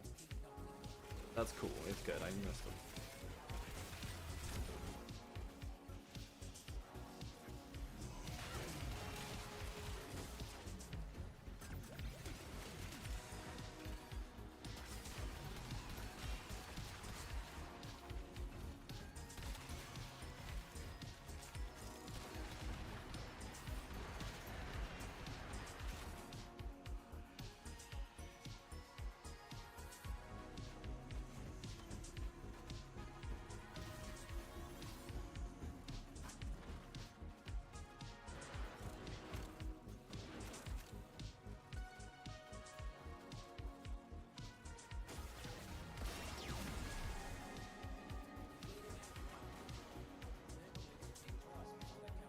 Like, I assume the mushrooms would spawn in the area that you're at. You know, like the mission, like kind of the mission area that you are taken to.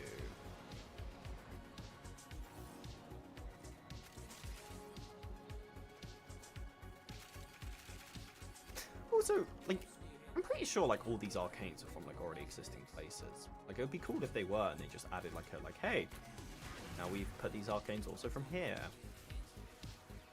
Could be wrong, but there was that.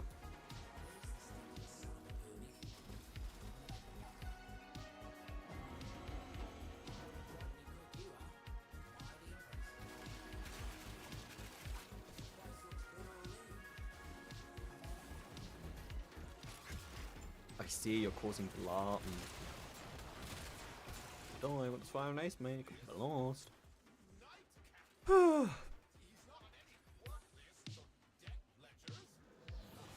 yeah, but we know that one. Like, this always just seems like a guarantee.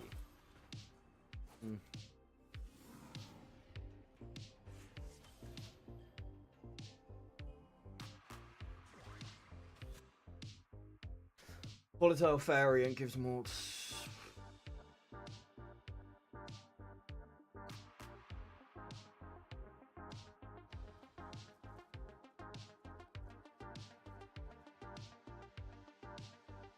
I think the thing I'm intrigued about is why would you use one prime?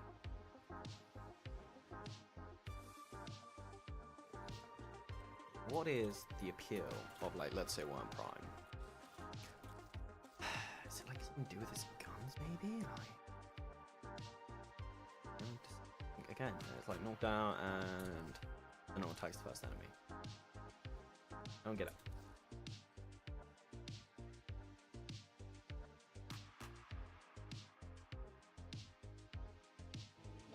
Hey, what's up everybody? Just recorded my Flex video, and I'm here to talk about something else now. I got a comment from one of my viewers asking me to cover my Sentinels, and I just wanted to say I'm going to be covering all of my Sentinels. I have every companion in the game. I will be covering all of them, but for right now, I'm just going to be covering the Worm in this video. This video is going to be 2 meta builds for the Worm Prime. This is a fantastic Sentinel.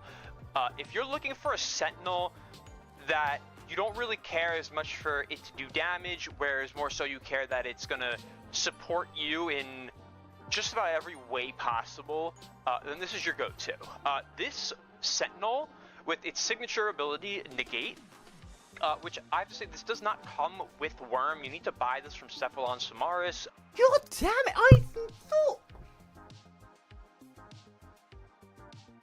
Seriously. Why does that not come with him? Like, I feel like it would at least come with the Prime, no? 50. No. Oh lord.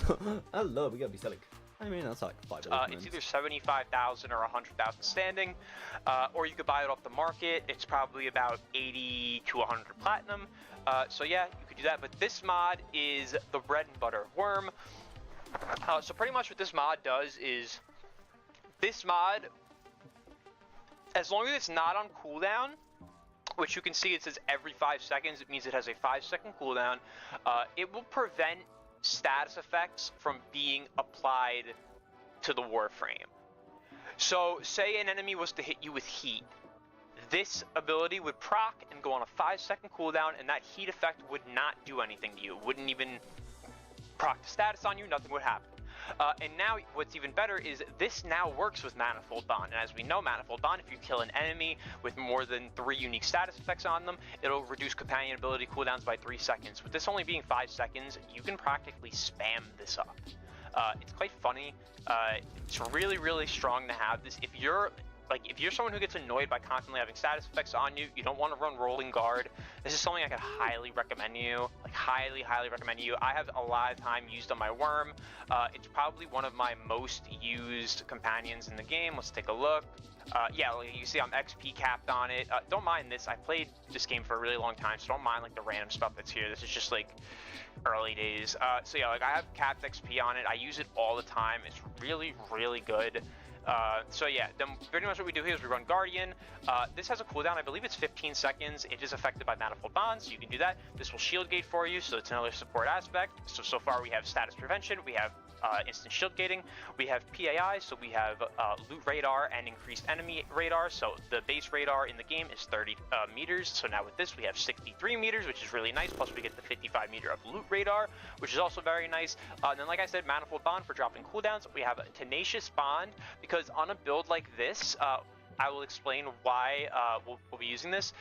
Pretty much is we have Coolant Leak here, and Coolant Leak is an ability, and as we know, Manifold Bond is companion preset mods apply status effects from companion weapons. So Coolant Leak is a preset mod, it is an ability. So this in turn will apply status effects from your weapons. So if you were to run something along the lines of, like, whenever I'm using my Arc Coil Primer Doriga or something like this, this is what I go for. You get IPS, Heat, Rad, Magnetic Viral, or, you know, whatever other element you want to mod it for. You get all of these elements just from one proc, Coolant Leak, which is really, really nice. Plus, this is why I was saying we use Tenacious Bond, because you don't need a Ribbon, you can get 60% on this really easily. This is a great option for like using Manifold Bond to bolster abilities with elements. This is probably one of the best options because it gives you the Tenacious Bond option as well. So yeah, I just wanted to talk about that, but also I'm just going to be leaving this here in not Verglas. I used Tazakor. So yeah, this is that. And also we have shield capacity here. We very easily hit the reinforced bond value, so we're getting 60%. So like I said, we have status. Wait, am I not? Hold on.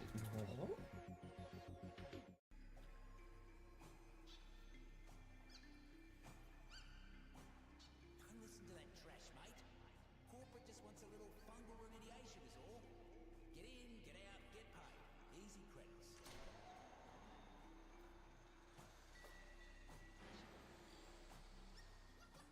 Right. Something messing with our gear. Sure you ain't been snacking on these mushrooms, mate? So this is probably how you experience the lore. This. Okay. Job sure would be easier if these mushrooms weren't so mucking pretty to look at.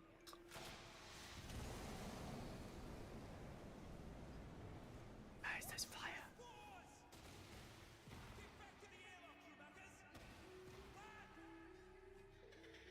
What the hell is that?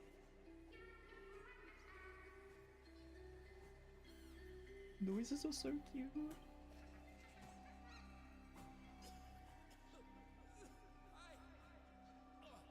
soul's sake, we let a bunch of kids out here. Hey! Get back here! Stop mucking about with our gear!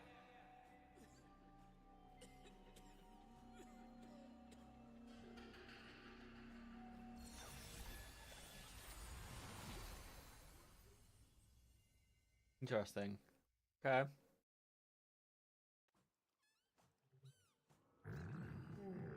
Hear that? Guess you don't. Our prince is telling you he's hungry and corporate doesn't listen. We make him listen, right?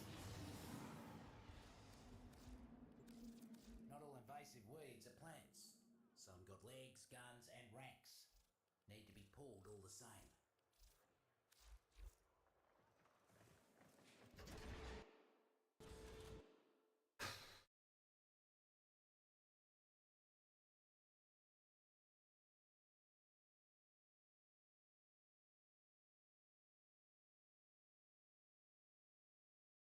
Back to health in record time. Here's hoping they're more careful about what they eat next time.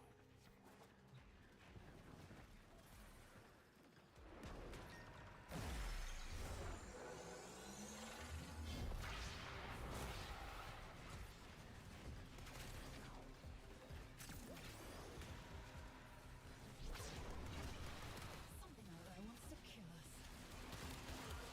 So clear. The Tenno. Send reinforcements! Kill the betrayers! Black bonnets ain't pleasant. You're in for a rough ride until it works through you. The syzygy blooms for minutes, releases its energy, and then dies. Get close to it and capture their energy before the attack.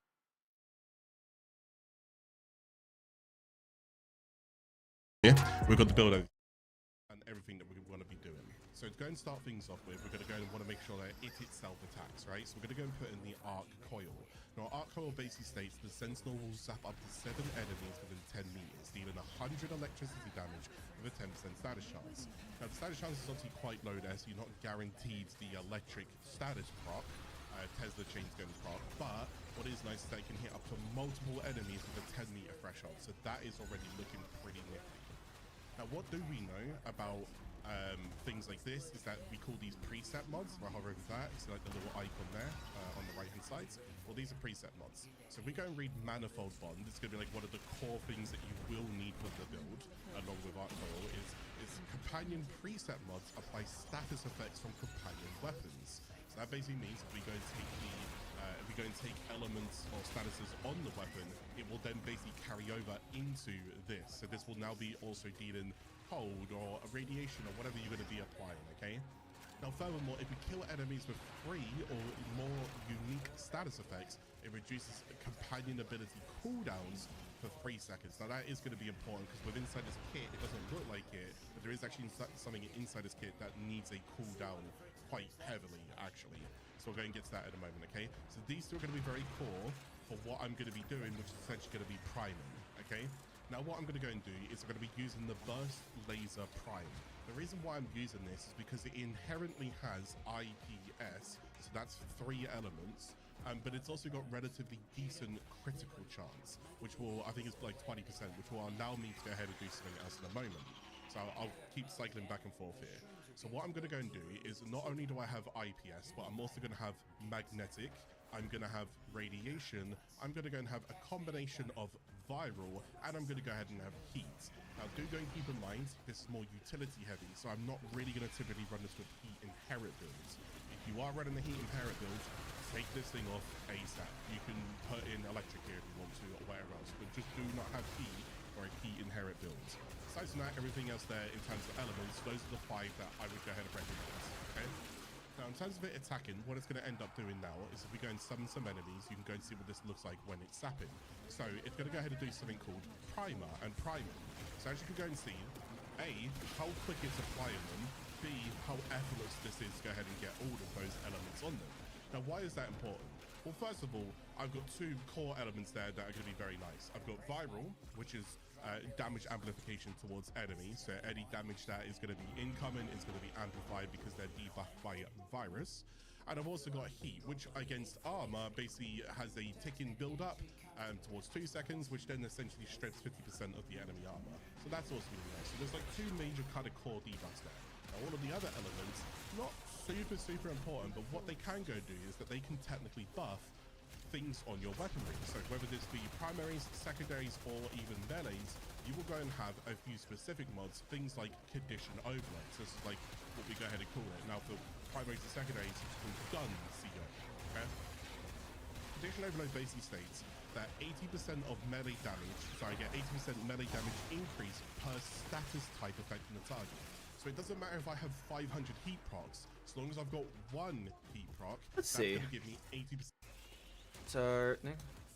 Truly future. Keep it up, mate. Once you cut down the other half, you can move on.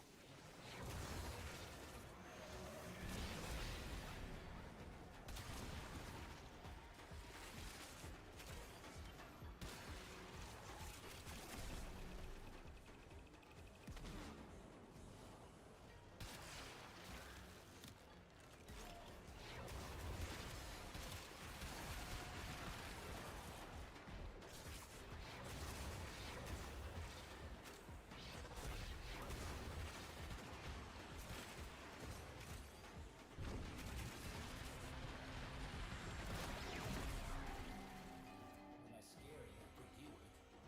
Got another task for you. Mark the weed I need you to pull. Fruits and roots don't like 'em. Neither do I. No, I'm just kind of running around with a few different ones. Arachnoid. Pretending to be part of the circle. This is fine. I'm just thinking, like, who's going to be an easy... I think Wisp, honestly, man. Like, an easy one to play. Poke its ugly head out. I think she's just going to be chill. Corpus. Try it and see. Like...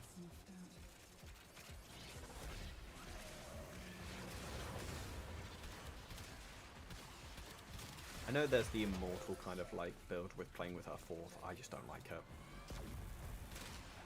And... none of my builds have it. Arachnophobia for you. Got right in there. Good job. Ah, look at that. Well done. I hope they didn't put up too much of a fight. Yeah, I'm pretty sure they've just... It's literally just mods from across the board here.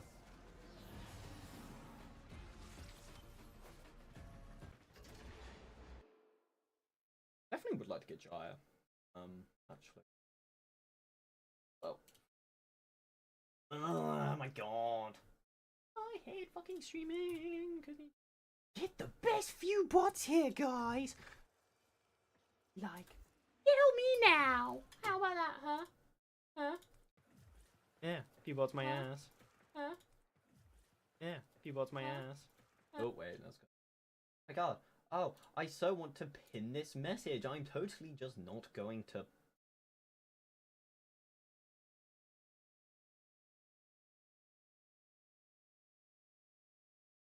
Always a way to do this.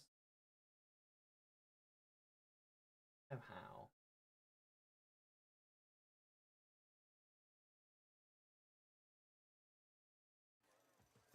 Ah, yeah, there we go. It's just that. Okay. I don't lie, man. I do not know what the fuck my Link's build is doing here. Needs dealing with. I haven't played her in ages. This is the thing. I mean, middle management. Okay, for some. Right, Mind Freak. Doing corporate Yeah. steady work. Inflicts 1000% damage and gains 25%. Bottom feeder Throwing owners. bolts. Additional, yeah, radiation. Enemies are stuck in confused. And then. Noob kill spin. Wait.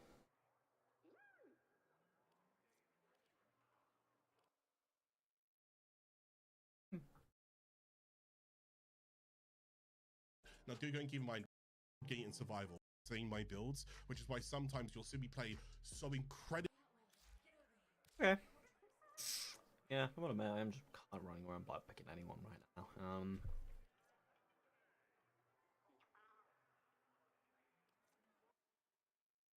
No, I'm intrigued. Around a year ago, Warframe received the 1999 update. God, time is moving God, it's quickly. been a Anyway, year since I've basically made this Nynx build. My builds. with this update, Warframe expanded with an entire new tile set, a new cinematic quest, a new syndicate, proto-frames, and the list goes on. Included on this list were 2 reworks for older Warframes, namely Nyx and Trinity. Today I want to discuss a Nyx build that should just not exist, and I have to be very careful in how I word things. So let's dive in and let me introduce to you the Delays Nyx build. While you break your brain trying to figure out what in the world that acronym stands for, I will recap a simpler time of when Nyx received her rework, and quite a bit of things were changed. For instance, you could now move while using her 4th ability Absorb. You could charge up damage on your mind control targets. Her passive now synergized with Radiation. Her 2nd ability could strip enemy defenses, including even Overguard, and as a whole she became a much more reliable frame to play. Her augment Assimilate, which already made you practically invincible on lower levels, got reworked, where you now had to keep up with a consistent energy drain instead of draining energy per 1000 damage received. This originally made Assimilate pretty useless in really high levels due to the sheer amount of damage enemies start bombarding you with. The big oopsie Digital Extremes made, however, was then keeping the infinite duration of Assimilate and adding even more movability to it, now also allowing you to jump and wall climb. This practically makes Nyx unkillable as long as you can keep up with the energy drain, which was doable, but nowhere near as easy as it is currently. Let me explain. With the Phallus Undermined update we got just a couple of months ago, we got access to Nokko's Bright Bonnet ability as a subsume. Bright Bonnet gives both a buff to your ability strength and allows you to restore energy within small intervals, or immediately if you bounce on Mushroom. The thing is that this even works when you have channeled abilities activated. Normally when you would channel an ability and would drop something like an energy pad for energy, it would not restore any energy to your energy pool. However, Bright Bonnet just does not give a rat's arse and just immediately gives you back the energy. What's even funnier is that the amount of energy this ability can provide is not even limited. So with enough ability strength, you can easily get up to 20 energy per second restored. Then on top of this, casting a Bright Bonnet while in your Assimilate will even give you back full movement on your Nyx, allowing you to now bullet jump and slide again, which is most likely a bug, but you know, if I can use it, I will. Then let me introduce you to another fun fact about Assimilate Nyx, and just immediately gives you back the energy. What's even funnier is that the amount of energy this ability can provide is not even limited. So with enough ability strength, you can easily get up to 20 energy per second restored. Then on top of this, casting a Bright Bonnet while in your Assimilate will even give you back full movement on your Nyx, allowing you to now bullet jump and slide again, which is most likely a bug, but you know, if I can use it, I will. That's a really Then funny let bug. me introduce you to another fun fact about Assimilate Nyx. When you use this ability, any equipped Sentinel companion will become fully unkillable. This seems like it's not that crazy, but it means a couple of things. If you combine a good enough companion build with your unkillable Nyx, you can now get to a point where your companion does all of the work and you just merely walk around. An example of this could be the Nautilus Prime with the Verglass Prime. This Sentinel has access to the Cordon mod, which with a small cooldown will pull enemies towards you. The main problem here is of course the cooldown, but luckily if we use the mod Manifold Bond, killing enemies with 3 or more status effects on them causes all companion ability cooldowns to be reduced by 3 seconds, which then results in Cordon being constantly activated, pulling more enemies towards you. Modding the Verglass for viral and heat will ensure targets are both weakened and a fire damage over time effect is put upon them. Using a mechanic called Heat Inherit, we can then make this fire proc skill way higher than it's supposed to. I actually explained the Heat Inherit mechanic in my damage type video, which is definitely a must watch for any Warframe player. Combining this with both the Mecha set and Contagious Bond that can cause status effects to be duplicated and spread within limited range, we can create a chaining effect that instantly kills any considerable level of enemies. Or at least, that's what you'd think is a possibility. But no. Digital Extremes has accounted for this and made it so that when your Sentinels have the Assimilate unkillable effect, they will just not attack any enemies. Which, to be honest, is fine because it would be way too overpowered, right? Well, what if I told you there's a solution to this? And it's even more powerful than the Nautilus or Verglass. Just wait, let me call him over. Come here, boy. Come. Yeah, good boy. There you go. This is the Hound Companion. Acquired through hunting down Sisters of Parvos, you can unlock these powerful companions that have incredibly potent abilities, spreading a ton of status Well, it's effects annoying and UI, but I damage can't in a lie, large but, radius. yeah. And you want to know what's the best thing about them? They count as Sentinels. Yes, for some odd reason, these good mechanical boyos count as Sentinels, meaning that they can benefit from the Assimilate effect, making them fully unkillable as well. They even have a mod that scales their damage all the way to level cap as it reflects enemy damage coming in. This mod is called Reflect Denial and is a must include if going for high levels. There's also a bunch of other mods that will synergize fully into this build that I will go over in a little moment, but first let's recap what I have constructed for you so far. Nyx can be immortal by using Assimilate and Bright Bonnet. The Hound can deal scaling damage up to level cap and is also immortal while doing this due to it counting as a Sentinel. Now the only thing we are missing is a way to abuse the Heat Inherit mechanic and deal with something like Acolyte spawns, specifically Violence, right? Violence always costs silence that disables your abilities, so this will definitely throw dirt in our entire plan, and we kind of have to... Wait, what are you saying? Assimilate and Bright Bonnet are not disabled by Violence? Well, I can see why this build is on top of all of the definitely not cheated survival leaderboard scores. Anyhow, the only way Assimilate is actually disabled, apart from Violence, is through the Stalker or by Nullifier Bubbles. So, as long as we have a way to always disable Nullifier Bubbles and pray to God that the Stalker doesn't show up, we should be okay. And boy do I have the solution for you.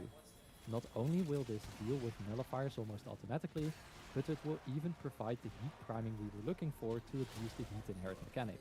I present to you the new core. It will auto-aim and chain to enemies when slightly pointing at them. So all you really need to do now is just hold your left mouse button. No easier task than that. Oh, and you know this got even better with the old piece update that we just had? We now have the Tactilist Arcane Zit on Uskos, which adds 250% heat to our secondary, as well as heat inherit values. Not too shabby. We can also use the new Meteorite Bow to get small bouts of scaling damage increase, which can also easily deal with pesky enemies like Threx units. Oh, this got even better with the old piece update that we just had. We now have the Tactilist Arcane Zit on Uskos, which adds 250% heat to our secondary, as well as heat inherit values. Not too shabby. We can also use the new Meteorite Bow to get small bouts of scaling damage increase, Oh, sure, we got which knockout can power. also That's easily fun. deal with pesky enemies like Threx units or Acolytes. For more info on the Tactilist weapons, check out my new tier list where I cover each one of them. Now let's dive into the actual builds and see how it all comes together. First, our Nyx build. I focus mainly on ability strength and duration to get the highest energy restore out of our Bright Bonnet rooms for the longest amount of time, and get a nice bonus to our ability strength for Nyx's first and second ability. We of course use Assimilate for the whole build to function, and That's a really fun Nyx build. Can't lie, man. Fuck with it. Oh, there we go. There you go. Hold up.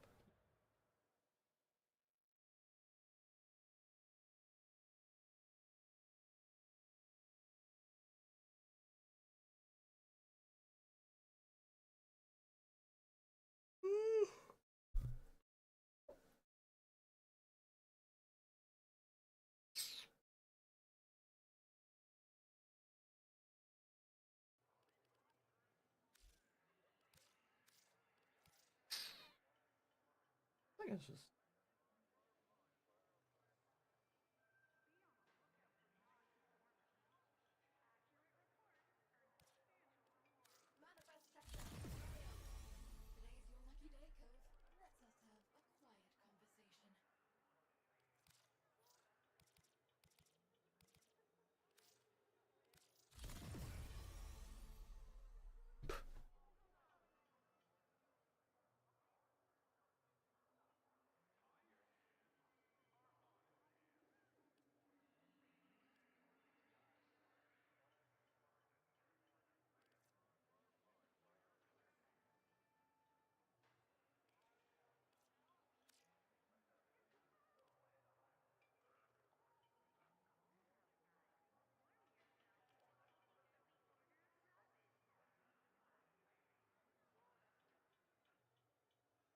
Manifest check out. Today's your lucky day, Cove. Let's us have a quiet conversation. Manifest checks out. Carry on. Today's your lucky day, Cove. Let's us have a quiet conversation.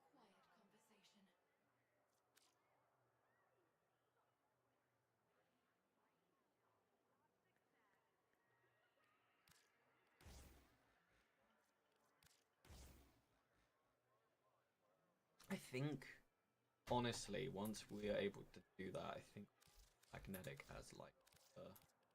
Okay, all right. So we're gonna revisit Nyx. That just looks off.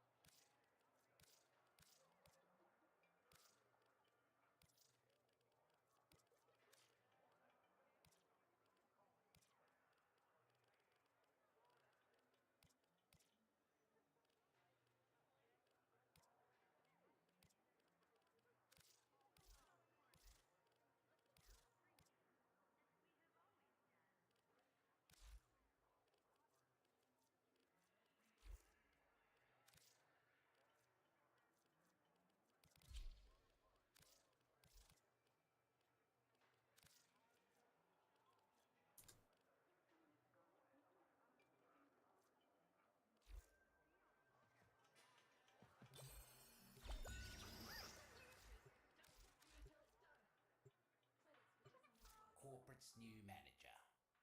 Don't like him. Don't like what he's up to in the garden. You take care of him for me?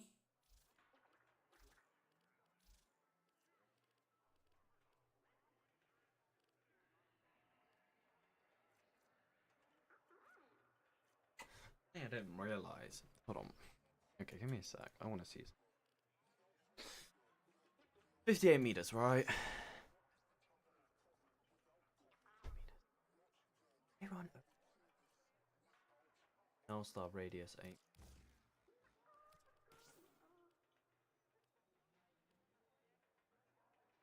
$15 goes to 30.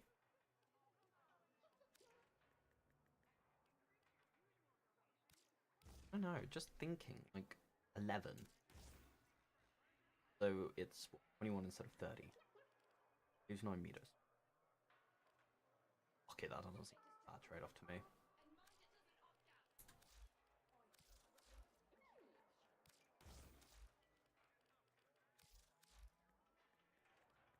Like, I've just been thinking, because Nova doesn't scale with overextend, like, just no one stars it. I also run Nourish. Yeah, this is the thing. I'm boring. I'm like, oh, I don't want to run the meta helmets. Runs the meta helmets. Nourish and Roar on like every. Like, for me, like with at least Nova, Nourish is like a no kind of. It's Nourish or nothing, baby. You know. Oh, hey. Is that poop? What's going on? Right. Cool. Leaving their drones flying around. Bring that thing to the ground. We'll make it ours. Roots and fruits have control. Make sure nothing happens to our new bastard. Joe's a real nasty little fella to eat, mate. Luckily, a muck bomb's toxin wears out quick. You'd have known those muckers wouldn't let us go without a fight. Right, I made a mistake. Not playing survival. That's on me. That's definitely on me, chat.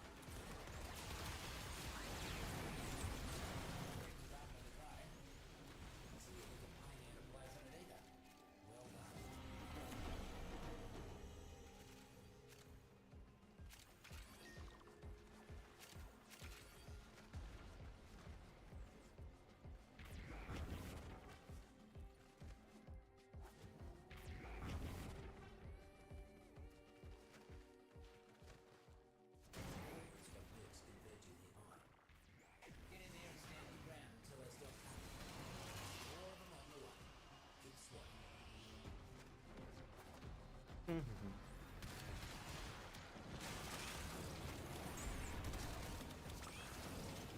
Orica. Let's hope it can't eat through that there seed of yours.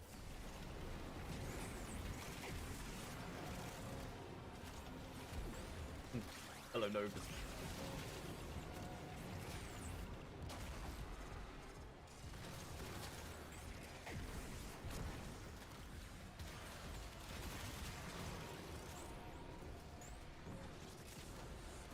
Hello, Novas gang, rise up. Half of them down. Fruits and roots are feeling better already.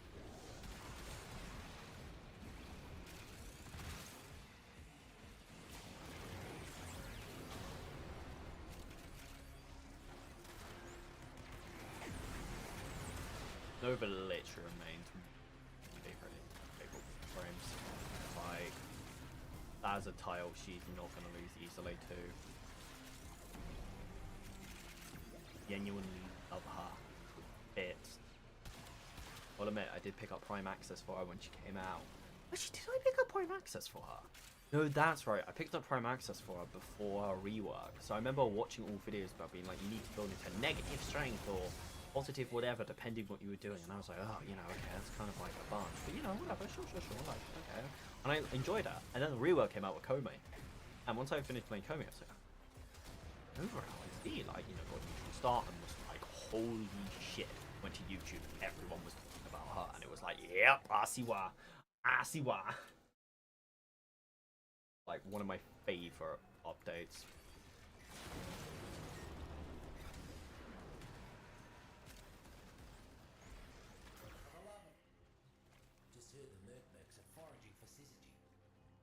get to them first. When you do, stay close until they're done blooming. Another cluster of syzygy blooming. You know what to do.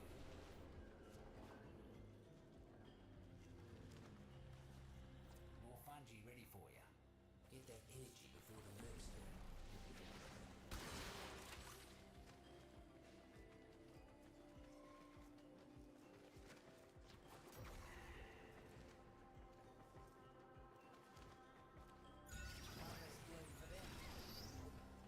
More fungi ready for you. Get that energy before the mercs do. Ironwood looks like.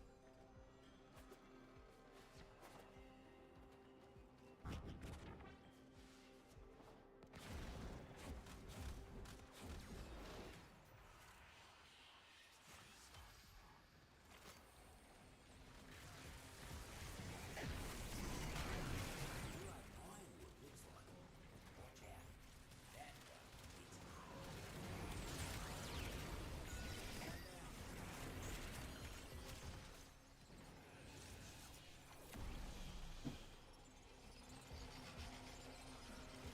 one hits hard. More about to bloom. Don't let the taxman pluck them first. One down. Another cluster of syzygy. Something I only actually recently known about though was finishing racial. Which isn't quite bad, okay. More about to bloom. Don't let the taxman pluck them first. One less bloom for them. Another cluster of syzygy blooming. You know what to do. I would like to get another Archon shot, Tau Forge Archon shot on her. It'd be a small, like, 50. An increased number of battles. I mean, to be honest, I could go do that. I mean, I've done both my Deepak Medias, but I could go do my normal Archon hunt. Get that out. I mean, I've done. I mean, I've got Knocko's part technically. It's gonna be a thing of playing it each day. I only technically like need to get it to rank 3. I'm not too fussed about Ephemeras. No.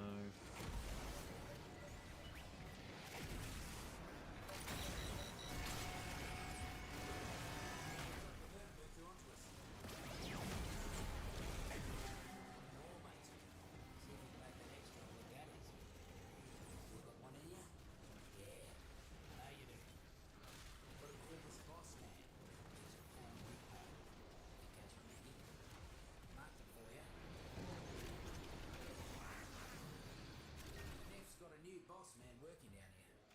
Hand-picked to wipe out the roots and fruits. And they will. Ah. Yeah, wrong way. Yeah, I know. Person's bad. Yeah, Saku's got you got a really fun interaction with Saku where if you like, playing it basically double bombs anytime you do.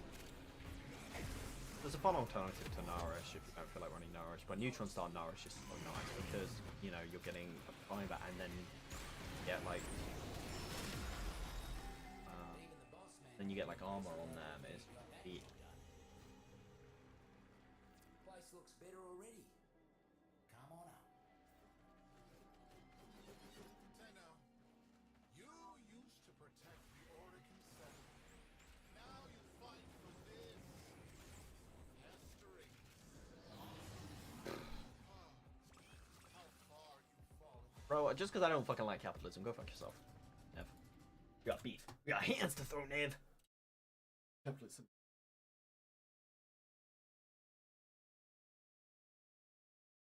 Yeah.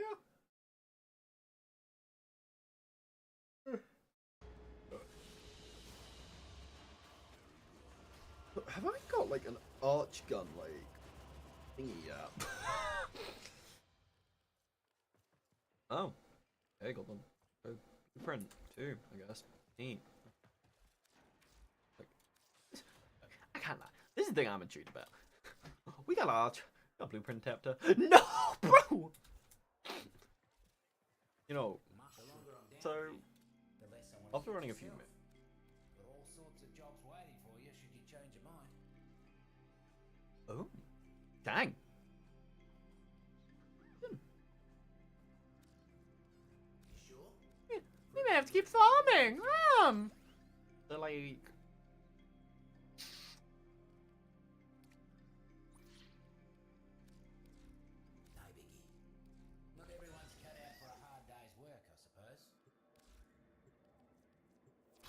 think that I did hard work that others couldn't. Then I realised there was a difference between couldn't and shouldn't, and I stopped doing that work. Today I need you to deal with muckers who wouldn't learn that lesson.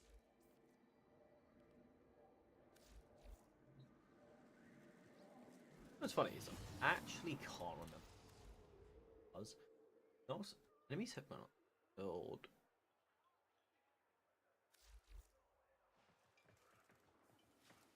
Yeah. No problem running Sporalax with Knocko. Like. I'm sorry, Knocko.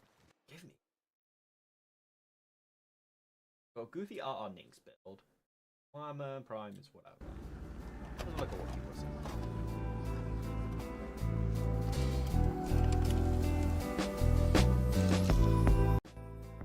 Going with the 8. Kalervo and the word infinity might as well be one in the same, because he is easily the Warframe capable of doing the most damage possible with pretty much zero effort. There is just something about combining quadratically scaling damage with some of Warframe's most powerful weapons in Arcane to get damage numbers that are so ridiculously high that makes Kalervo one of my all-time favorites. And with the release of his new Apostate skin, I didn't want to keep these builds from y'all any longer. Contrary to what one might expect from a Kalervo video though, of the two setups that I have, only one is melee oriented, the other a sniper setup, which probably confuses you, but trust me, he's honestly a better sniper frame than Cyto 9. Saying something. Regardless, the basis of the insanity today lies not in Wrathful Advance, but rather in his third ability, Collective Curse. Collective Curse has been the source of many broken things since his release back in 7 Crimes, for a good reason. It's broken. Honestly, this might be the best ability in the game. To give a simple overview before really getting into the niche mechanics, at the cost of 75 energy, Kalervo will send forth a wave of energy in a 65-degree cone over a base range of 25 meters.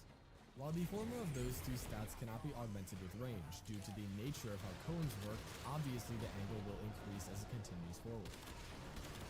The wave passing through enemies will stagger them briefly while subsequently chaining them together, which is visually represented by literal chains. The linking of enemies is loosely based on line of sight, functioning similarly to Pillage, where the wave will go through walls, but you do have to see enemies for even just a fraction of a second during the wave's lifespan to actually chain them, but just being proactive in your movement will really negate this being an issue. I wouldn't really worry about it.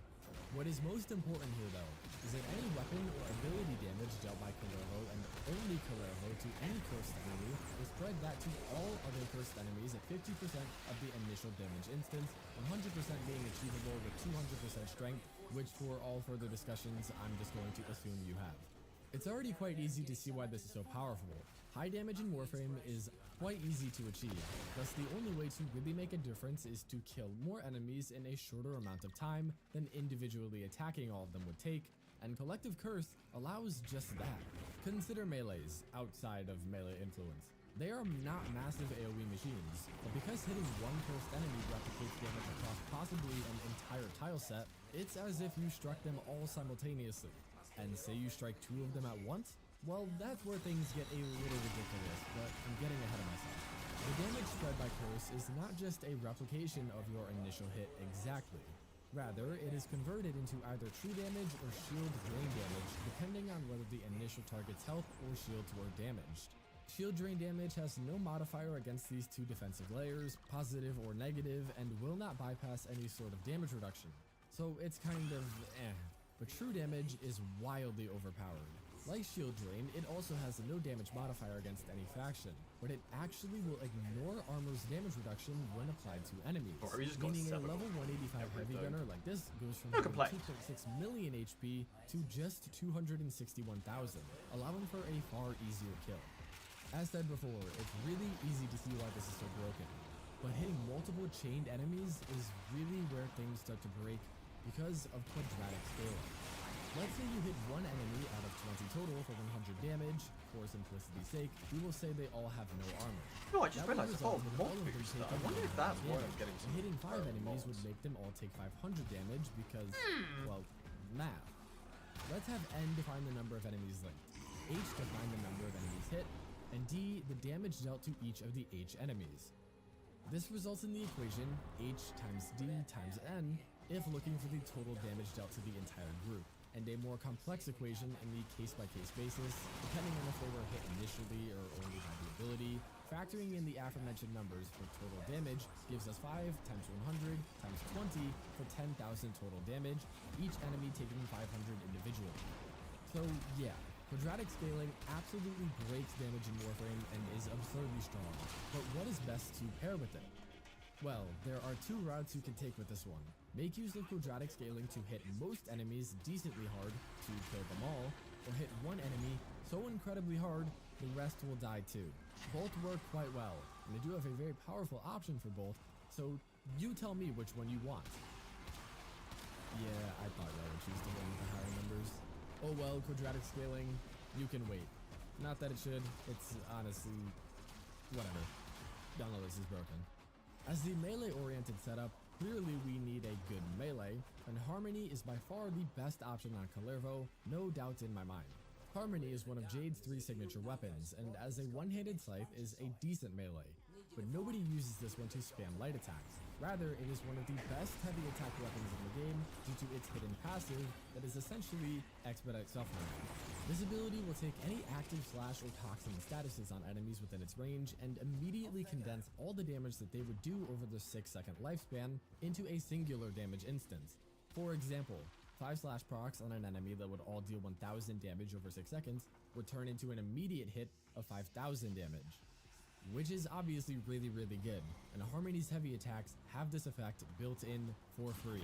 And seeing as the heavy attack of Fading Hope has a force to flash proc with a 600% damage multiplier on both wings, nothing really lives through this. But it gets even better when you introduce Melee Afflictions. This is the best melee arcane for pure damage. Sure, Influence destroys it in KPM, but if you want to deal as much damage as possible to one enemy, this is your arcane, especially on Harmony. Affliction states that enemies affected by status effects gain 6 additional stacks when they're knocked down or flung by melee attacks, so what does that mean? Well, lucky for you, Professor Fortnite Guy is here to explain to you in totality just how broken this arcane is. Hi, I'm Professor Fortnite Guy, and I'm going to one of the best colleges in the United States, so you should trust me. Afflictions has some very harsh triggering conditions that are well outlined in the wiki, but for the purposes of our discussion, Harmony's heavy attack does ragdoll enemies, thus making it applicable here. This means that on heavy attack, 6 stacks of any existing statuses, or even the ones applied on the attack that triggers afflictions, will be added, resulting in 7 total slash procs, the damage being calculated in 4 parts. Firstly, the modded base damage, or MBD, of each proc is determined, which in Slash's case is the weapon's base damage with additions like primed pressure point, any faction damage, elementalist, and any other additional multipliers you might have. Note that neither elemental or physical damage mods benefits lag. After that, sum the damage of all MBDs and divide it by the number of status procs to get your average slash proc damage, and then multiply it by any melee faction bonuses, which will give you the initial hit's damage. But Slash is a DOT. Most of its damage lies in the ticks over its 6-second lifespan, whose damage is defined by the previous number times the status effect multiplier, which for Slash is 0.3, times the faction and status damage bonuses again. All in all, Melee Afflictions is fantastic for Sight, but now take this number and remember that it will be dealt immediately due to Harmony's Expedite Suffering passive, and you'll realize that you've got one hell of a broken weapon here. Okay, that's all from me. Homework will be posted in Blackboard and be due next class. Until then, stay skibbity. Professor Fortnite out. Thank you, Professor. What I will add to this is that take all of that and remember that Collective Curse is to any enemy as true damage. It kind of just isn't fair. The build on Harmony looks as shown. It might appear a little unorthodox, but let me explain.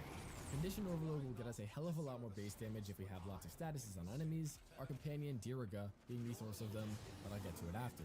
Galvanized Reflex is a really great mod for this build due to our focus on heavies, adding 50% heavy efficiency and up to 80 initial combo. It provides us with an easy 4 times damage multiplier to our heavy attacks just for getting kills, and the efficiency actually adds with Kalervo's passive 75% up to the cap of 90%, so that even if we heavy attack at 12x, you only lose 10% of your combo. Steel gives more critical chance and crit damage, same as Amalgam Organ Shatter, which also stacks more heavy windup speed that Kalervo's passive, again, will add to. Primed Reach is just more quality of life so we don't have to be in enemies' faces to hit them. And Berserker Fury has a niche application by speeding up the recovery animation after heavy attacking, which means we can spam them quicker. Elementalist for obvious reasons, even more heavy windup speed being appreciated. Lasting Sting though, why would anyone ever want to use this mod? Well, this might actually be the only Realised something. I don't think I've got. I have a funny. Magnetic.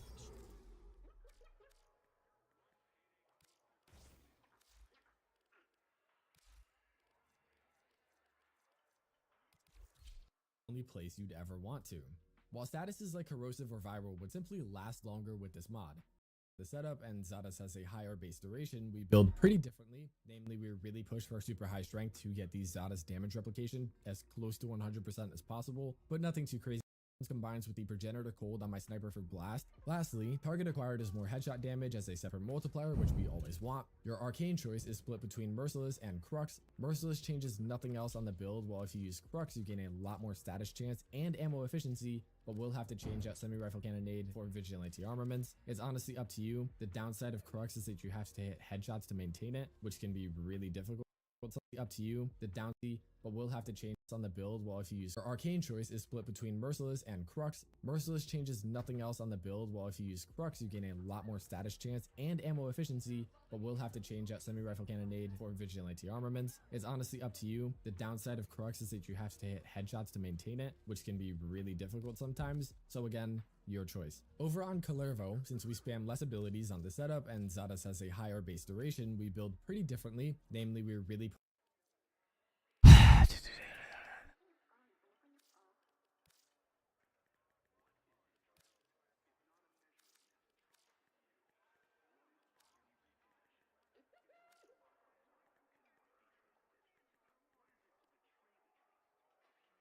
abilities on this difficult sometimes. The downside, but we'll have nothing else on the always hold. Base damage, we don't need high fire rate due to needing to cast Curse every rotation. Augment, obviously, a Bane and Elementalist, target a Merciless and Crux. Merciless changes multiplier, everything else on the build is want.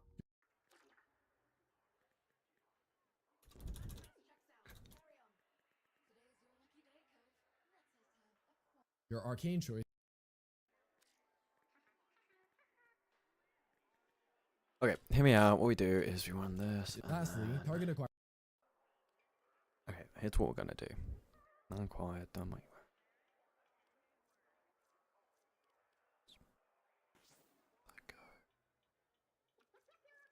semi.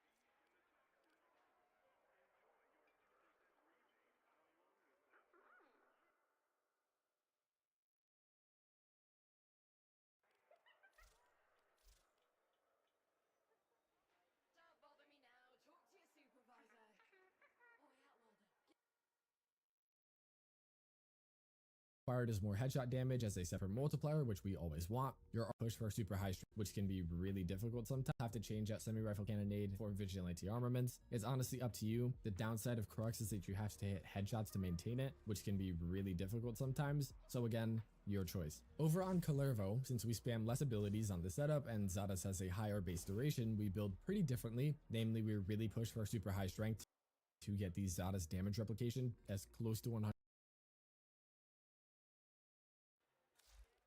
Do do do do do.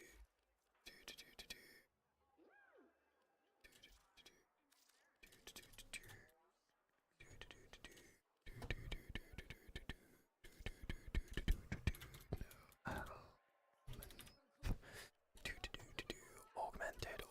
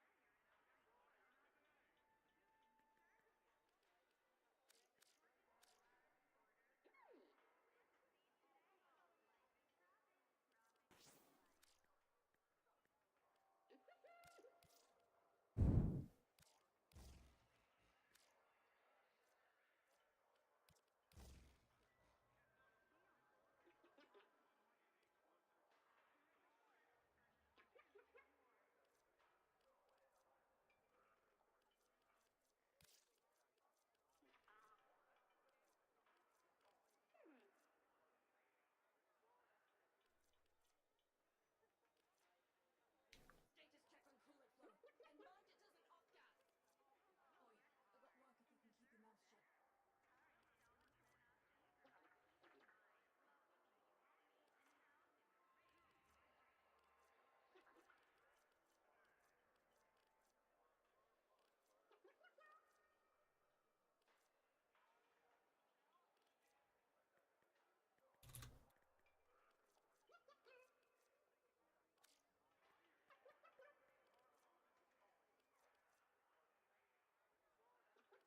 check on coolant flow. And mind it doesn't off gas. Oi, I got work if you can keep your mouth shut. Get back to work, you muckers. Hmm. Hey, you, come here. I don't know. I got work.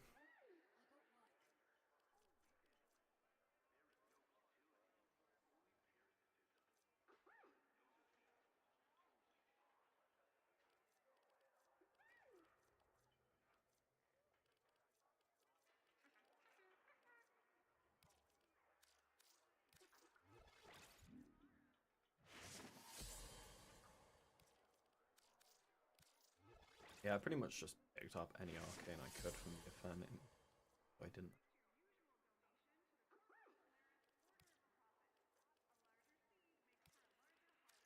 Acceleration. Grab that. Manifest checks out. Carry on. Oh, no, honestly, it was the thing I was trying. Let's have a quiet conversation. I'm wasting time. But like, energize, I could go for. Okay, hear me out. Go energize. We ditch equilibrium. Build.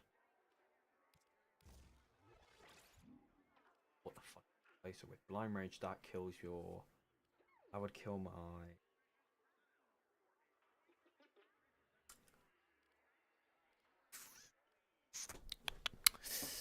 Look at what do you do? What do you do?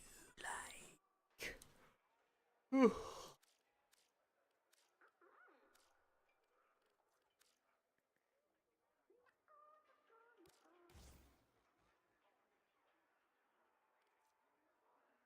100% is possible, but nothing too crazy here. Just make sure you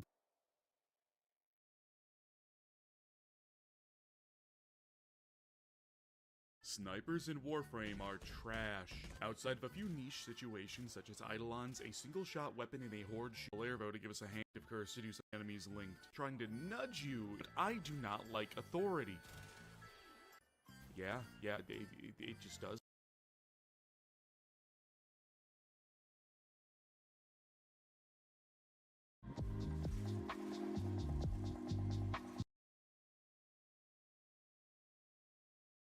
Colivo is honestly an amazing frame, and the fact that arguably Pence is seconds, but those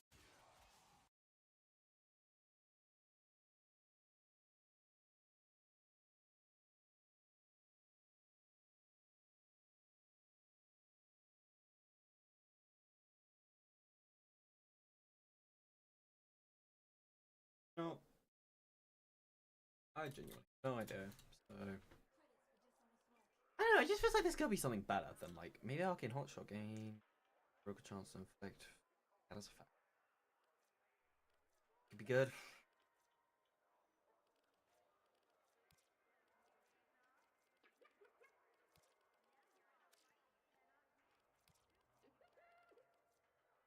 Could that be good? I don't know.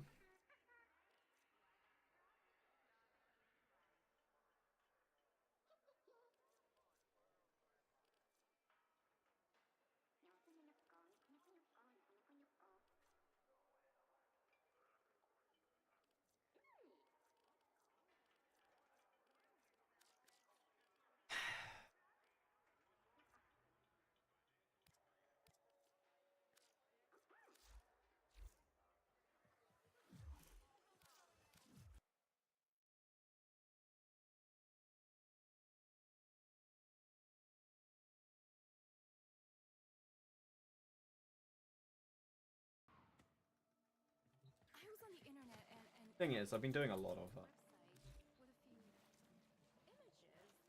doing a lot. All right. Hello and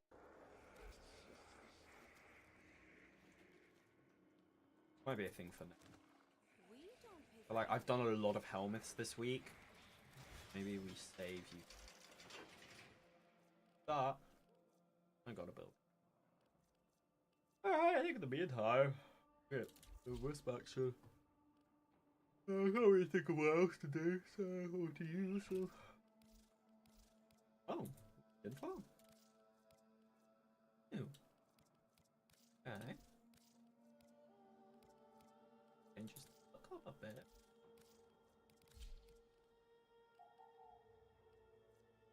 And welcome everyone to a builds refresh. Wisp has gotten a number of new tools over the last couple of updates, and it's time to talk about what's new with Wisp. Notably, this video, I am a little standoffish about because of what it is asking in terms of build investment. So, this is, I would like to ask for your guys' opinion. This build is a little bit more reliant on shards than really any build that I have posted. So let me, we are using in this or anything else that you want to run in your Exila slot, including another optional mod, PSF, not being knocked down, very good. But this action, either 1 tile blue or 2 just regular blues. And blues, at least in my opinion, are the easiest ones to kind of just have sitting around, have extra. Most Warframes don't really make use of them. That's changed a little bit with the advent of Arcane Persistence, which of course we are using in this video. But most people, I think if you're like a more invested player, will have a ton of blue sitting around. We're of course going to talk about the alternatives to this, but this build in general does rely more on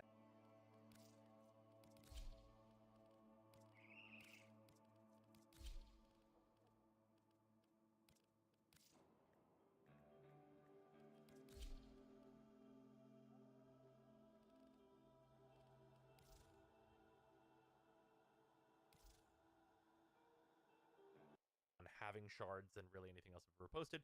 So please let me know if that is a huge issue.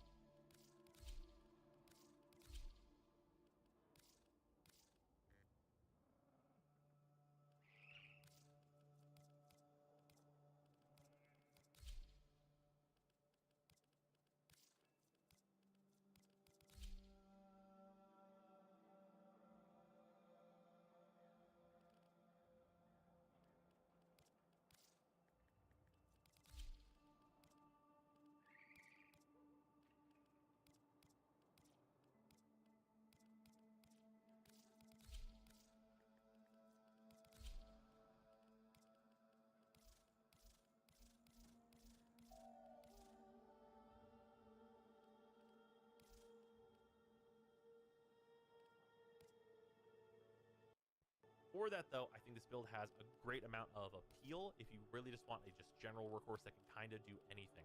There are a lot of optional mods in this build, that being kind of this cross of mods here.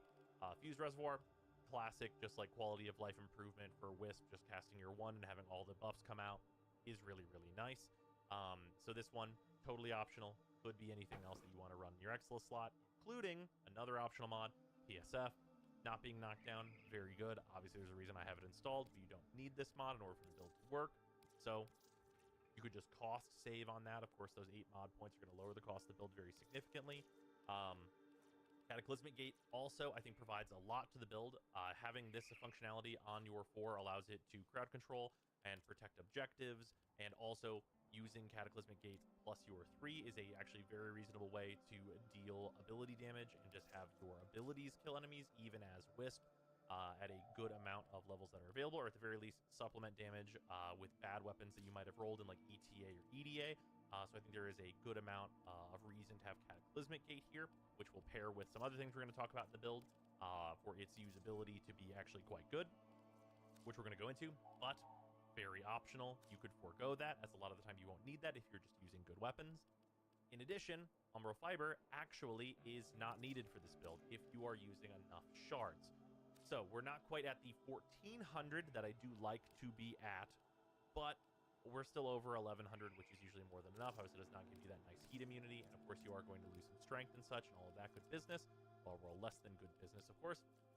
But you could put like an unranked one in here just to get those health and armor bonuses if you wanted, or and strength bonuses rather, if you wanted to, and a little bit of the armor. So, especially if you like just don't have a maxed out Umbral Fiber, that's just fine. And the build will like still work even without this entirely. But of course, it is ideal. Have it in here to get those thresholds, and for a number of other reasons for usability that you're going to have. So there's kind of a 4 section of mods that are just totally could be other stuff in here if you wanted to pump more strength instead of PSF, instead of Cataclysmic Gate, if you just wanted your buffs to be way larger. All things you can do here. With that, other mods, Blind Rage, this is plus 99% strength. There's no way to get more strength than this on a single mod, of course, but you get the minus ability efficiency. We'll talk about that real quick. Our subsume is Bright Bonnet. So Bright Bonnet offers anything else I've ever posted, so please let me know if that is a huge issue. For that, we're going to avoid doing that as much as is really possible if you really do want to keep her actually in larger. In terms of, as you go across, really be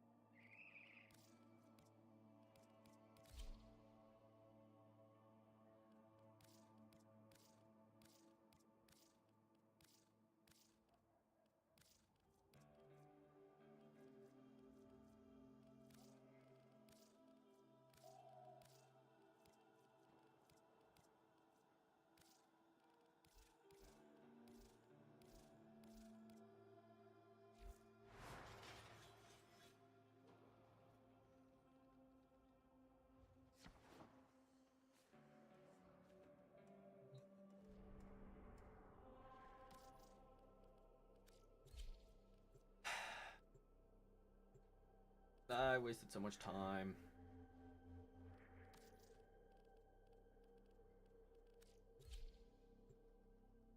Yo, my ass has not been doing that.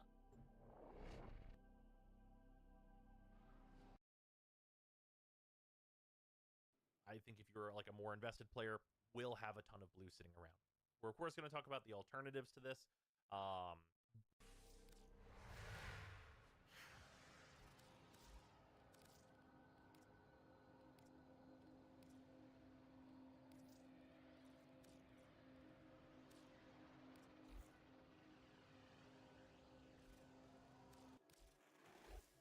The wait is over, Tenno.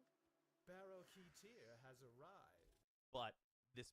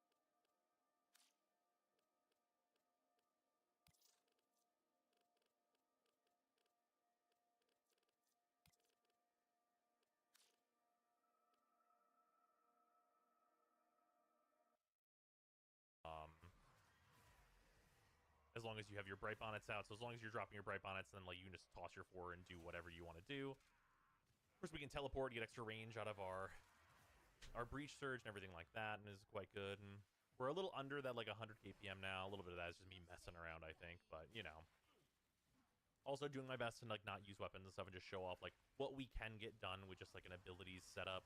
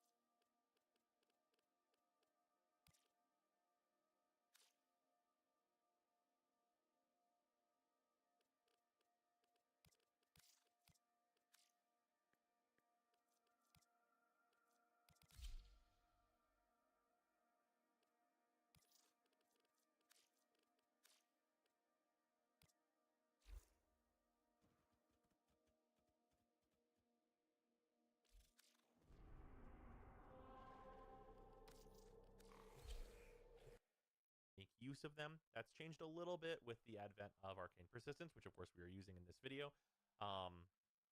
But most people, I think if you're like a more invested player, will have a ton of blue sitting around. We're of course going to talk about the alternatives to this, but this build in general does rely more on having shards than really anything else we've posted. So please let me know if that is a huge issue.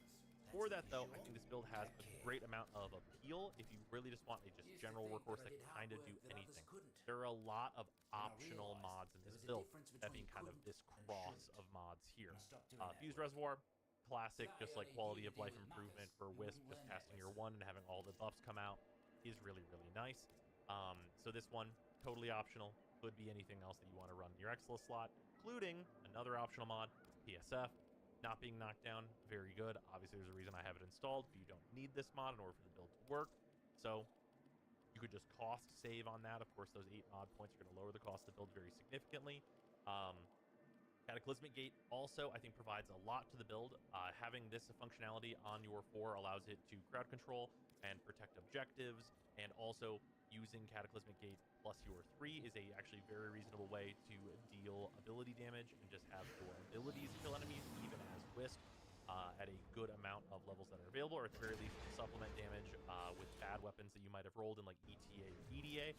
So I think there is a good amount of reason to have Cataclysmic Gate here, which will pair with some other things we're going to talk about in the build for its usability to be actually quite good, which we're going to go into, but very optional. You could forego that, as a lot of the time you won't need that if you're just using good weapons. In addition, Umbral Fiber actually is not needed for this build if you are using enough shards.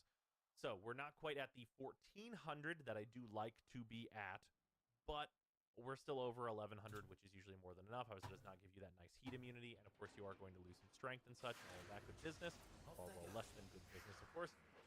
But you could put like an unranked one in here just to get those health and armor bonuses if you wanted, or strength bonuses rather, if you wanted to, and a little bit. So, especially if you like just don't have a maxed out Umbral Fiber, that's just fine, and the build will like still work even without this entirely. But of course, it is ideal. I'm bringing here to those thresholds, and for a number of other reasons for usability that you're going to have. So there's kind of a 4-section of mods that are totally could be other stuff in here. If you wanted to pump more strength instead of PSF, instead of Cataclysmic Gate, if you wanted your buffs to be way larger, all things you can do here. With that, other mods, Blind Rage, plus 99% strength. No way to get more strength than this on a single mod, of course, but you get the minus ability efficiency. Talk about that real quick. Our subsuma's Bright Bonnet. So Bright Bonnet offers 2 things that Wisp doesn't have normally. A way more than perfect energy economy, where you're giving yourself and your entire squad functionally limitless energy, and also a very significant power strength boost for yourself and your entire squad, which of course buffs everything that Wisp ever wants to be doing. All of her abilities absolutely love strength, and this is very, very powerful. So infinite energy, hard to turn down. Tons of strength, hard to turn down. Makes her a better support, which she's already really good at. Hard to turn down. This infinite energy from Bright Bonnet is part of what really enables you to do Cataclysmic Gate stuff. So Cataclysmic Gate, of course, is going to just like, you cast this like 3 times. You just like drop down these like suns everywhere to crowd control areas and all that good business. Normally that costs way too much energy. This ability costs us an absolute ton just to like cast and like over and over like that. But whenever you are using it with Bright Bonnet, it functionally actually costs no energy, because by the time you are done casting it, Bright Bonnet has already refilled all of the energy you spent on it, making it much easier to spam around. That also means that spamming up Breach Surge, even though it normally costs 77 energy, can be a lot to just constantly spam. With Bright Bonnet in the picture, it becomes functionally not even noticeable that you press the button, and you're always going to really have max energy, and having Breach Surge constantly on all the groups of enemies that you're fighting is really powerful.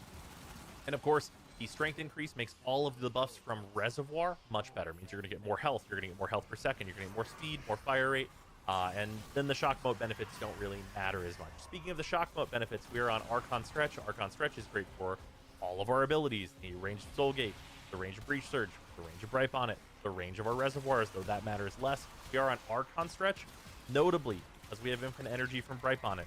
This is an improvement you can make to the build, but it's totally unnecessary if you don't have a Forma in this slot. It's not really going to change anything. You see, have 1 extra capacity left over, so you can do this build on 1 less Forma very, very simply. So that is a consideration as well. But the reservoirs give us access to, of course, a little bit of a different angle of attack for our arcanes, which obviously we're on arcane persistence. That's kind of the point of the survivability of the build. It is worth noting, unlike some of the previous builds that I have shown off recently here, this is not a you are completely invincible persistence setup like Hydroid, like Calervo, and that stuff.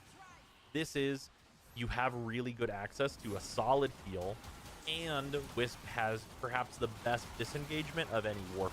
What I mean by that is we do get that base 90 health per second. Of course, that's increased by Bright Bonnet and is going to be increased by a larger Bellicose. So it's usually going to be over 100 HP a second, which is pretty good healing. So you're going to basically every 5 seconds get back that full persistent 1 second window. But you're going to have over 2,000 health once your reservoir is all said and done. So you have plenty of time to respond to threats. And the way you can respond to threats as Wisp is simply by jumping. If you jump, you become invisible, which means enemies stop shooting you. So there are situations where you can definitely die as Wisp, but they become much, much more rare. If you get into a bad spot, you can just hop off the ground and be intangible. That is really, really effective, and a thing that you can utilize to kind of just do what you need to do on the battlefield. Also, notably, if you need to disengage for like a longer period of time, I don't know what you got to do. You got to get up, go to the bathroom, whatever it is. A thing you can do as Wisp is you can drop Bright Bonnet, and if you jump onto Bright Bonnet as you are bouncing on this, you remain invisible the entire time. So if you have to do something like that, this build can also do that and really be very passive if it needs to. That is a thing you do have access to, though that is mostly for the considerations of needing to get up and get a drink in the middle of a 2-hour survival or whatnot you happen to be doing. So those are some considerations with just how her passive can benefit things in this build.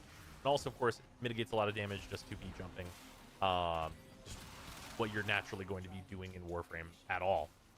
Also for aggro management kind of as well, but that's a more minor thing for certain.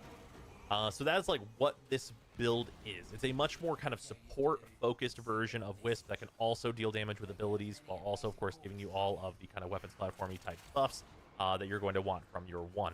So you're providing tons of buffs to the team, tons of energy to the team, a bunch of strength, which there are very few Warframes that don't want at least 2 of the different buffs that you can provide. Alongside, of course, being able to kill things with Breach Surge and Soulgate. Breach Surge is a very, very good ability to be used in conjunction with either weapons or Cataclysmic Gate, so you can really always do a ton with that. And it's just generally very good. I found this to be a significant improvement over the Pillage style, and certainly much better than stacking Eclipse with Adaptation and getting survival that way. I found this to be much, much better and be much, much more versatile. Especially if you are planning to bring Wisp to Railjack, which he's very, very good at, as your one buff will persist into the Arcwing side of Railjack. Bright Bonnet as a pilot will just give you infinite energy to, spam missiles or what have you, and make a very efficient job of that. So, other benefits, of course, of having this very high armor is that weaponry-wise, for primaries, you get to use the Bulwark variant of different builds. Of course, this is the Torrid. The Torrid is an AoE weapon, which works really well. It's very good with Breach Surge. Obviously, it's just the Torrid. It's insane, of course. And that's just kind of the normal stuff. But getting to use it with Bulwark is a unique advantage of having the high armor. So I did just want to mention this. Of course, we've been talking about other good weapons like the Felarks that you can run in a very similar configuration over the last couple videos. But I wanted to just show another one that really benefits from it. Just instantly having access to full damage on the Torrid is, of course, very, very nice. Other things, secondary weapons like the Sicarus, for example, any weapon that uses Cascadia Flare, if you are using your 4 is heat damage, your 4 is heat procs, you'll always have Flare built up if you are doing those aspects of this build. So it's really nice to be able to swap to this weapon as well and just have it be ready and do its thing instantly. And that's kind of an overall theme of these types of builds, is that they just do their stuff right away. Other things here, we do, of course, get to be on Matarai for the damage bonuses there, because we don't need any energy efficiency or anything like that from Zenark because of Bright Bonnet. And then I'm just on the Coda Cost Assist, which is just, your usual Coda Cost Assist good stuff. Now, a thing I do want to note is that I am on the Arbicep. The Arbicep has a hidden passive that a lot of people have not read or just don't know about, and I wouldn't really expect you to know about. And that is that if you are using the Bright Bonnet here, of course, we can do our 1 and get a bunch of health there. And then because we have the increase there, we can throw this down, and we can increase our health quite a little bit here just by like recasting these back and forth a little bit. As you go across the mission, this will like pump up here like 2200 health or so, which is about like the number where I'm more comfortable with persistence. Just casting your abilities gets you there. Obviously, casting your abilities is really not hard because, as I mentioned, we are like really functionally at like unlimited energy. Because like by the time I'm done casting this, the Bright Bonnets have already patched me right back up in terms of like the amount of energy that I'm going to be using. So that is a thing where you really just get to do whatever you want with this build. But a big notable thing is that if you do have access to your arc gun in any given mission, if you shoot these, they do increase the bonus that they give out. So that is now 131%. So you can reactivate both of these abilities and like pump your health back up closer to like 2500 if you are willing to bring the Arbicep into a mission. Arbicep, if you are an EDA or ETA or anything like that, it is also a good weapon to be bringing with you. So you can get a significant proportion more strength from doing that, which is just a consideration for bringing with this. More strength on Wisp is good, who knew? With that, in terms of killing enemies, of course, we have like just the usual suspects. We are on Worm here, which Worm provides an additional amount of like crowd control and status spreading and lockdown.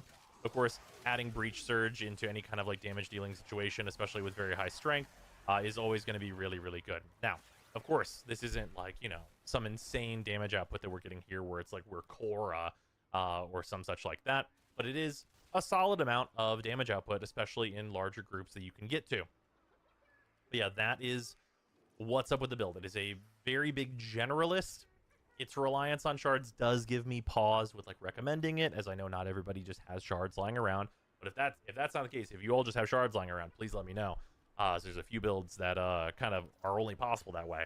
But yeah, that's what's going on. It's just able to do all of the things that Wisp does, except for her 2, of course, because that gets replaced with Bright Bonnet, though I consider that to generally be the least effective thing in her kit if you're trying to use Cataclysmic Gate, which has its own benefits. You, of course, could always replace your 4 with Bright Bonnet instead if you really do want to keep her too. Anyway, though, let's run this through just some Tav stuff. I'm going to try and like do more of like the ability damage stuff. You're not just going to watch me use the Torrid for 10 minutes, obviously. So I will shoot it a little bit, I'm sure. But yeah, that's going to do that. Let's go over to Tav.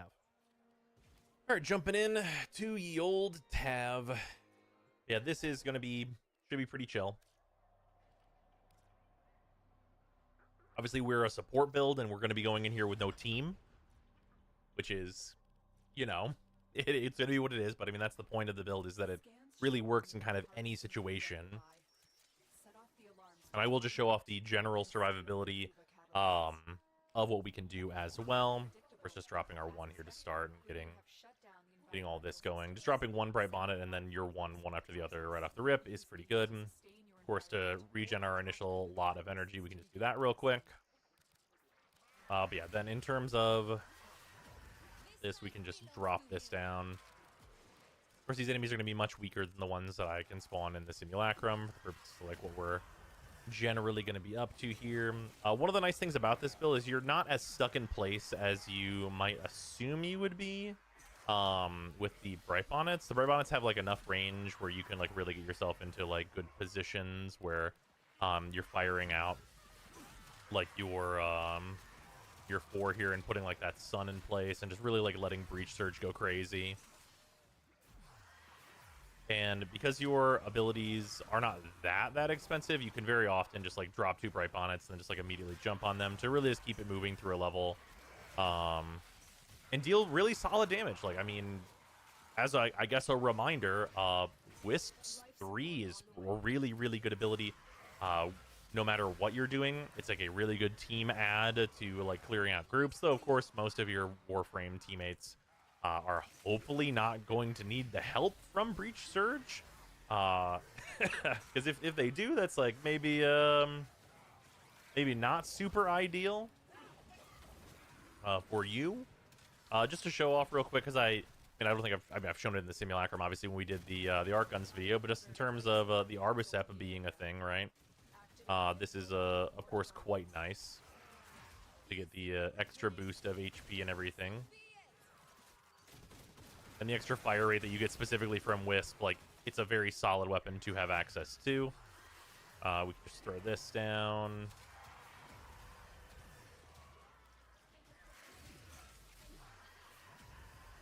But yeah, it is pretty chill. I mean, like, we're at, like, you know, over 200 kills first couple minutes here. I'll try and use my weapons a lot less. Whenever you are using your weapons, of course, it is going to be way stronger. Well, you know, just taking any given Warframe and showcasing the Torrid more so than them is usually not ideal, I think.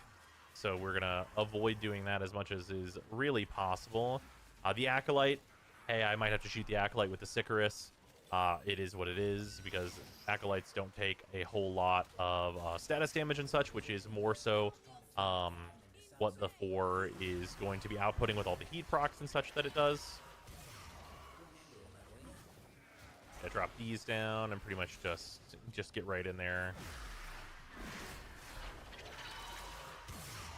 Going in here, being able to drop your 4 and then Breach Surge is really nice, because you just get all these sparks everywhere. Like, you really like get enemies going that way.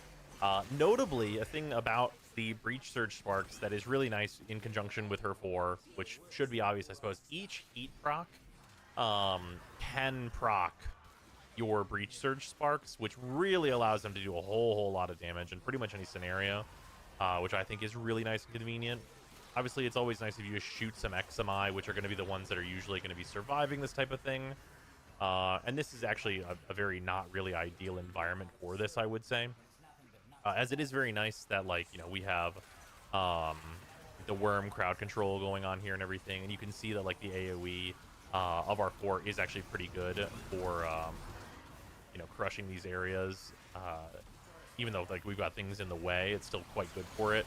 Because our 4 does not care about walls, so that is a nice benefit. But Breach Surge is line of sight based. If Breach Surge wasn't line of sight, I mean, Breach Surge might cause some problems if Breach Surge wasn't line of sight. Actually, it might actually be like a little bit too crazy of an ability at that point. We're just over 4 minutes. We're like 400 KPM.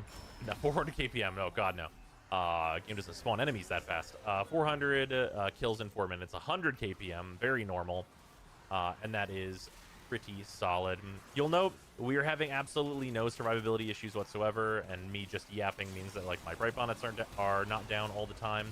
Thankfully, our snapshot strength and the way Wisp's abilities work is, as long as you get to a reservoir, it maintains your strongest buff. So as long as you do the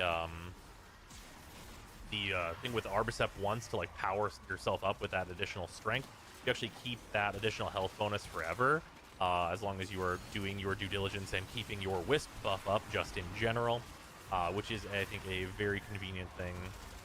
Just about how her abilities work in general, it's always very nice. I can just drop a new one and still maintain my kind of full bonus, basically. I am getting a bit unlucky. What now curses for level Molly? Drop this real quick. Bit unlucky on the airdrops. So just to show this here, we can show the survivability against the Acolyte here, and also, like, the damage output that you can expect from her 4. It's not that great against Acolytes, as you can see here. In groups where, like, Breach Surge is out, it's going to look a little bit better because, like, the extra procs, like, can come through and hit the Acolyte.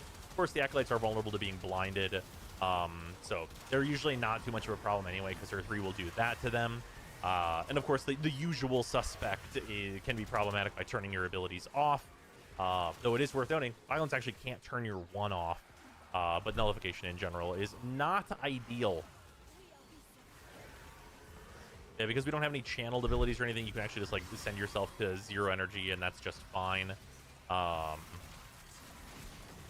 As long as you have your Bright Bonnets out. So as long as you're dropping your Bright Bonnets, then, like, you can just toss your 4 and do whatever you want to do. Of course, we can teleport, get extra range out of our Breach Surge and everything like that, and is quite good. And we're a little under that, like, 100 KPM now. A little bit of that is just me messing around, I think, but, you know. Also doing my best to, like, not use weapons and stuff and just show off, like, what we can get done with just, like, an abilities setup, which, as I mentioned, is not, you know, we're not competing with Korra or Gara. or like, you know, any of like those like very, very good ability output Warframes. And this ability will be more so used for, hey, I'm protecting this, like, you know, mobile defense terminal, or I'm protecting the defense target in ETA and such like that. And those are where the ability for this 4 to like clear out enemies and really stop them and like distract them with the radiation procs, it's more so where that stuff is going to come in at and be much more useful than it would otherwise be. It's not really the mainstay strategy, because your mainstay strategy is, of course, as Wisp, always going to be to use your guns with your like super high fire rates and just get to, like, you know, just do nonsense to enemies. That does mean, of course, you don't want to bring weapons that like can't get the fire rate bonus, because if you're on like one of like the semi mods, you'll get absolutely nothing out of her one's additional fire rate, because your fire rate can't be modified. But I think that's a pretty obvious, like, you know, thing to not do. You can see us just like, you know, we got hurt a little bit there for a second, but healed right back up, and not a really big consideration there. We need to go over here and like actually grab some of the life support that I'm just kind of leaving on the table. But yeah, just generally good stuff here. Obviously, Breach Surge doing a little bit less. I've kind of picked like a unideal tile to be hanging out with, but I think that you know, you're going to be in an unideal situation pretty often, and like you're not going to probably be optimizing for her 4's damage output the vast majority of the time. And I think this like will reflect that in terms of like the KPM. Like we're like, you know, at about like 90 some or so. Currently a little over 90, I think it's like 95 or such like that. But that's kind of the area where we're comfortable. I think that's like a good place where, like, if you're gonna bring this to one of like the random game modes, you know, very often you're not gonna have the perfect thing, and you probably are going to use like, you know, whatever, you know, okay melee weapon you brought. Obviously with like the you know, increases you're gonna get off of like the wisp buffs and everything, if you get like a halfway decent melee, this is the Coda Colossus, which, I mean, if you get this, then you're gonna be all in on that, and you probably won't even use her for if you're on like, you know, ETA exterminates or whatever. But it's just you know, to show like the kind of like the lowest thing the build is gonna really like have you get away with is just your ability to infinite cast your 4 and your 3 and have your 1 buffs always up and so on and so forth, which I think is not a bad floor to be working with in terms of like, hey, what's my Wisp's worst case scenario? Most of the time, if I were to get Wisp in ETA or EDA, I feel like it would kind of fall apart if my weapons are just so crappy. But this has like a very nice baseline to be working with, where even if I have, you know, if you were working with like, you know, unincarnated versions of like the Bratton and such like that, you could at least get some more done with just your abilities being utilized if you had access to Wisp. Yeah, that's it's pretty much like what's up. Getting our Xmas kills here for the week. And yeah, we're at like 900 kills. We're almost at that 10 minutes. It's like 90 to 100 KPM. You know, with like a little bit of like specific positioning, I probably could have pretty easily got to like 100 KPM here. But of course, not a huge deal. Loves. I can't lie, I feel like I need fiber on this.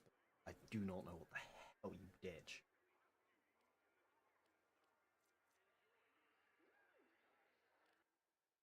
The only thing I can think of ditching is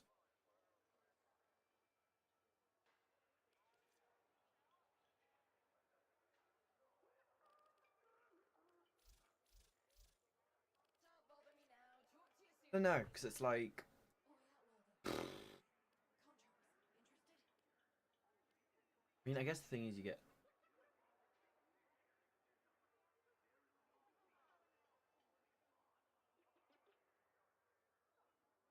World's Crown.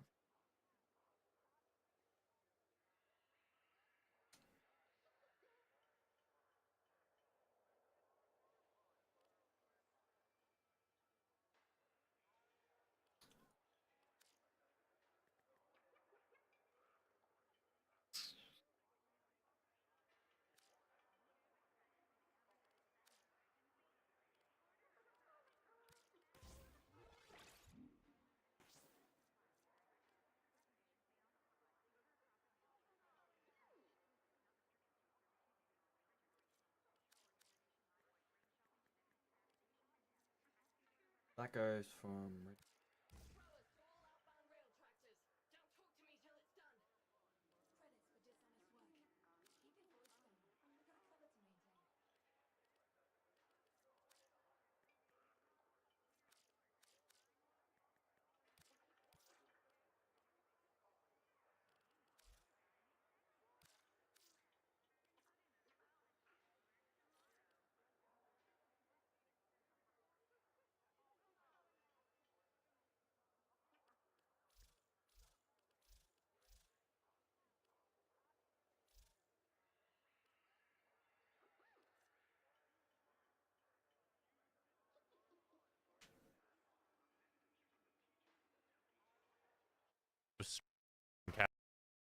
absolutely no survivability issues whatsoever, and me just yapping means that like my bright bonnets are not down.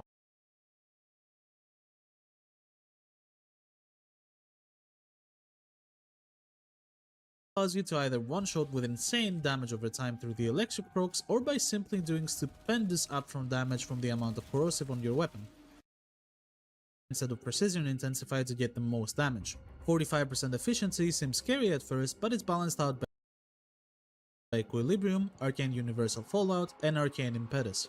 Arcane Impetus will get you to 5 stacks and stay there since your shock mode keeps reproccing it, giving you an extra 30% strength and 15% efficiency, and Fallout plus Equilibrium is basically full energy constantly. This build allows you to spam abilities as much as you want, and since Wisp cannot be knocked down during her abilities, build and stay the Universal Fallout.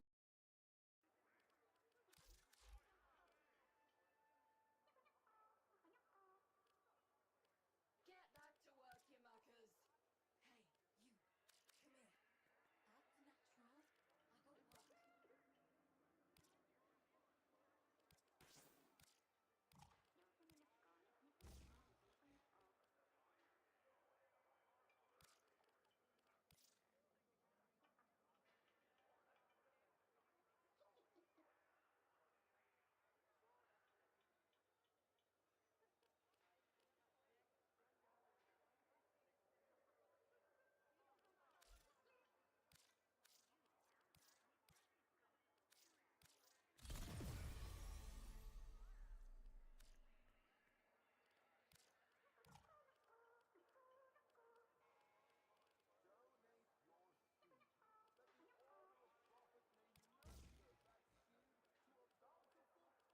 back to work, you muckers.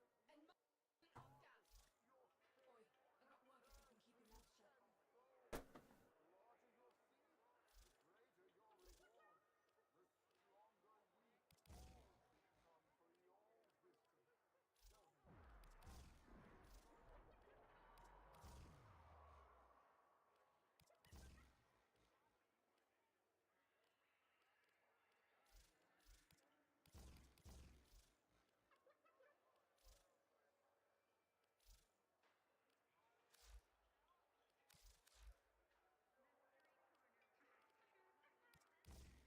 Act natural.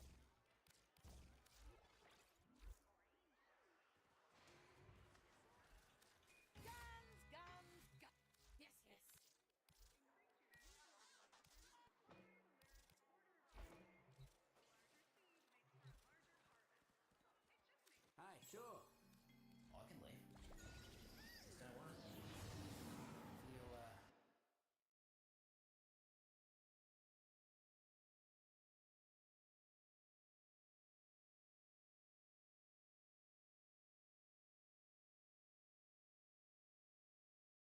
This finally leads me onto Cataclysmic Gate. I love this augment so much. This augment causes her and 2 spectral images of herself to launch a single soul gate that leaves behind a little portal or field, inflicting heat and radiation damage with guaranteed status effects over time. The really nice thing about this augment is it removes the channeled ability properties with energy drain over time. For the most part, soul gate by itself is just not it because of how it's designed. Now it's just cast for a few seconds and call it a day.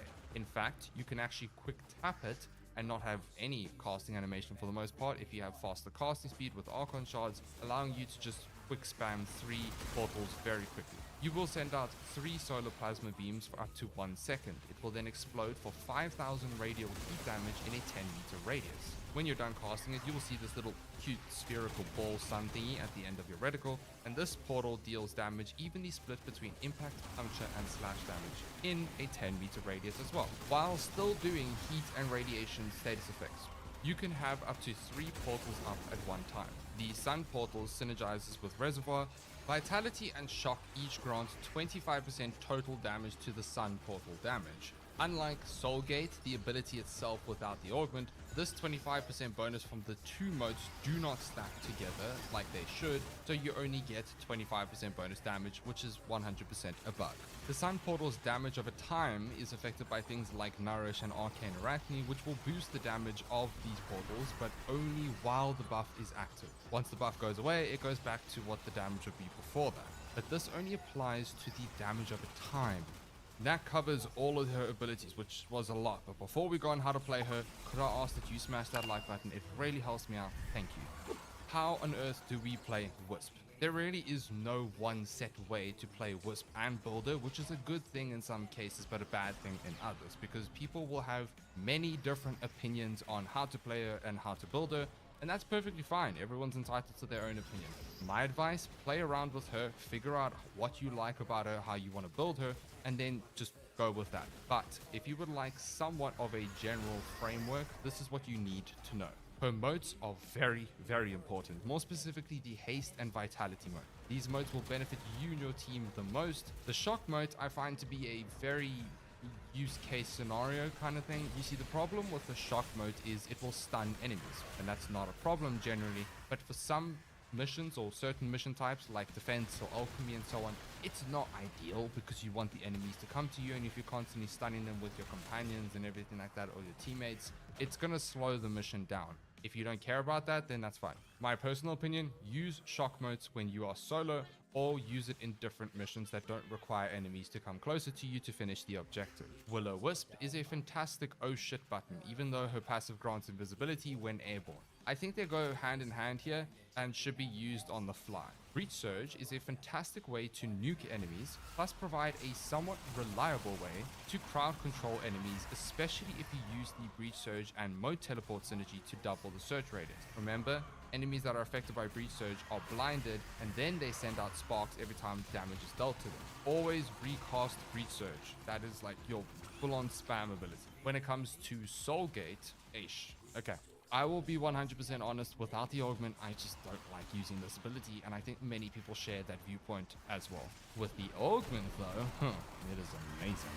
1000% worth using. When using this ability with the augment, remember you can quick double tap the ability to not have that animation and just quick cast the solar portal.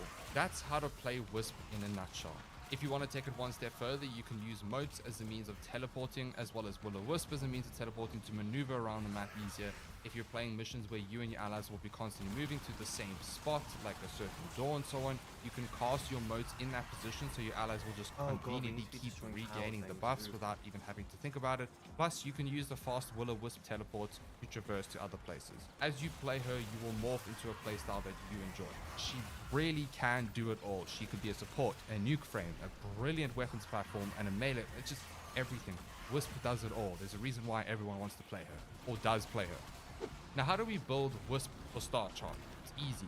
Basic mods covering strength, duration, and range. If you'd like some more survivability, get fast deflection. You can leverage the invisibility from Will-O-Wisp and her passive to regenerate your shields while enemies cannot see you. And if you have enough capacity, I would recommend building for a bit more strength so that you can benefit from all that huge damage increases and mote increases and so on. Equilibrium and Energy Nexus are great ways to sort out your energy sustain. She is more than strong enough to handle Star Chart, so I don't think you need to overthink it and get special mods. Now, how do we build her for Steel Path now? This is where Wisp can get a little confusing because there are so many different ways to mod her. Instead of me telling you that this is the only way and you should follow this or whatever, I will instead explain and show you how I have personally modded her, give you some other options to try out, and then you can build off of what I've shown to create what you want.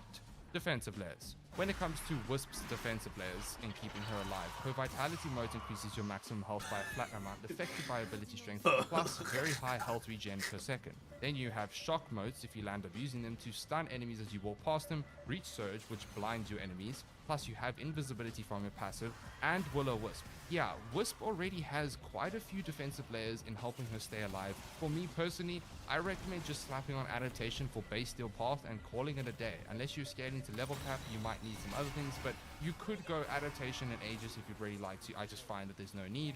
Some people go triple Umbra as well. Triple Umbra monster and stacking armor is also another good option because she is kind of a health tank in a way because of her vitality mode.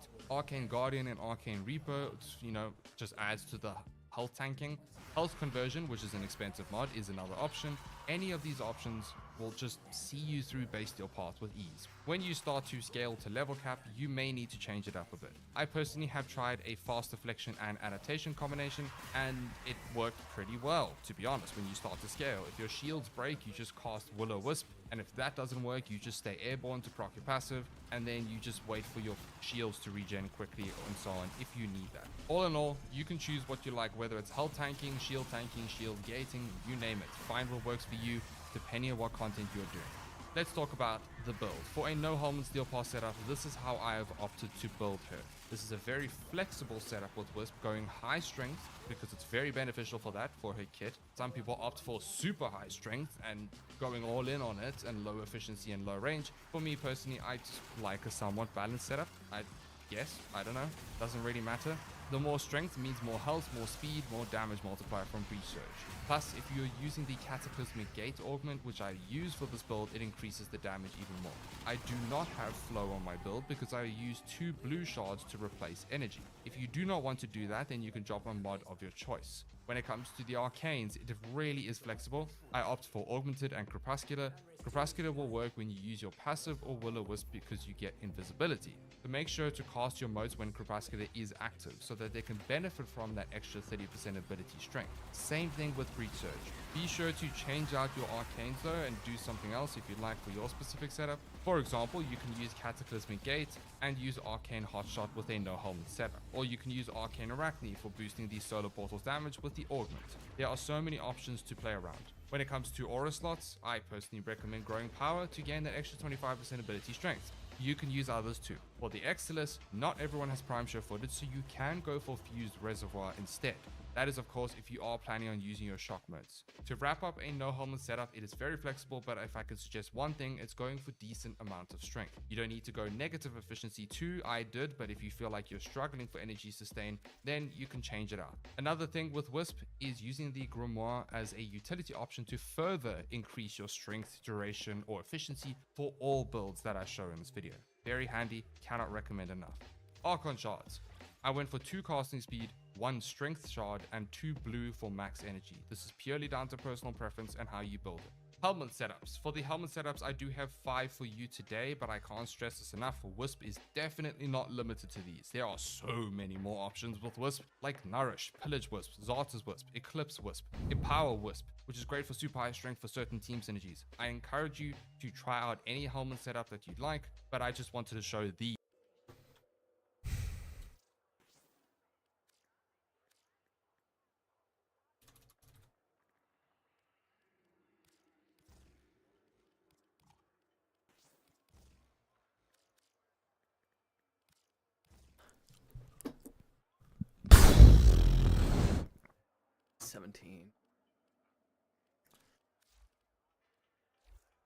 Let's give it a go.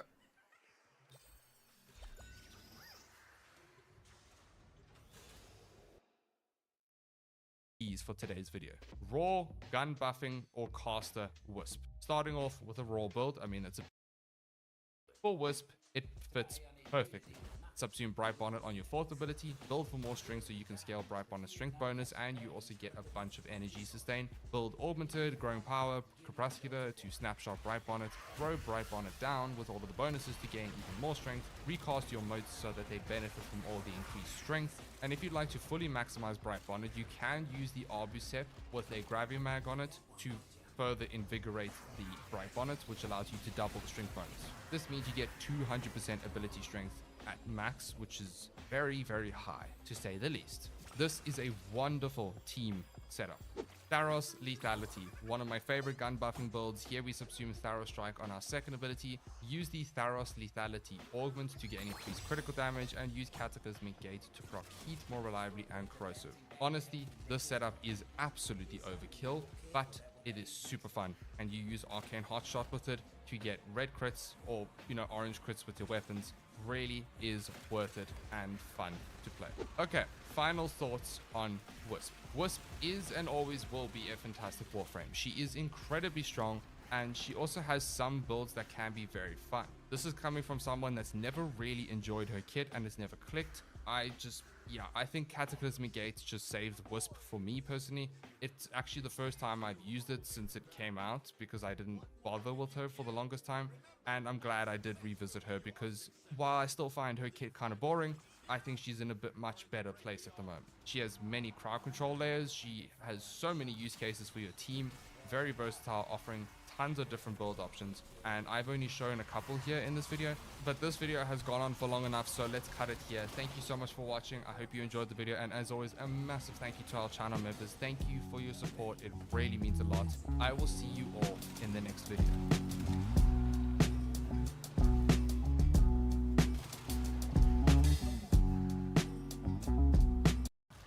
This exact. Another very important thing for this build to be better is to use protector posture to make sure your companion stays near you, so you always have the effect of prismatic gem, and also it only attacks enemies nearby. In mission, all you do is cast prismatic gem on your companion, cast your 1 to keep up the beams and get more energy, keep your 2 up for survivability, cast raw to double dip all of these damage layers, and let your companion do the work.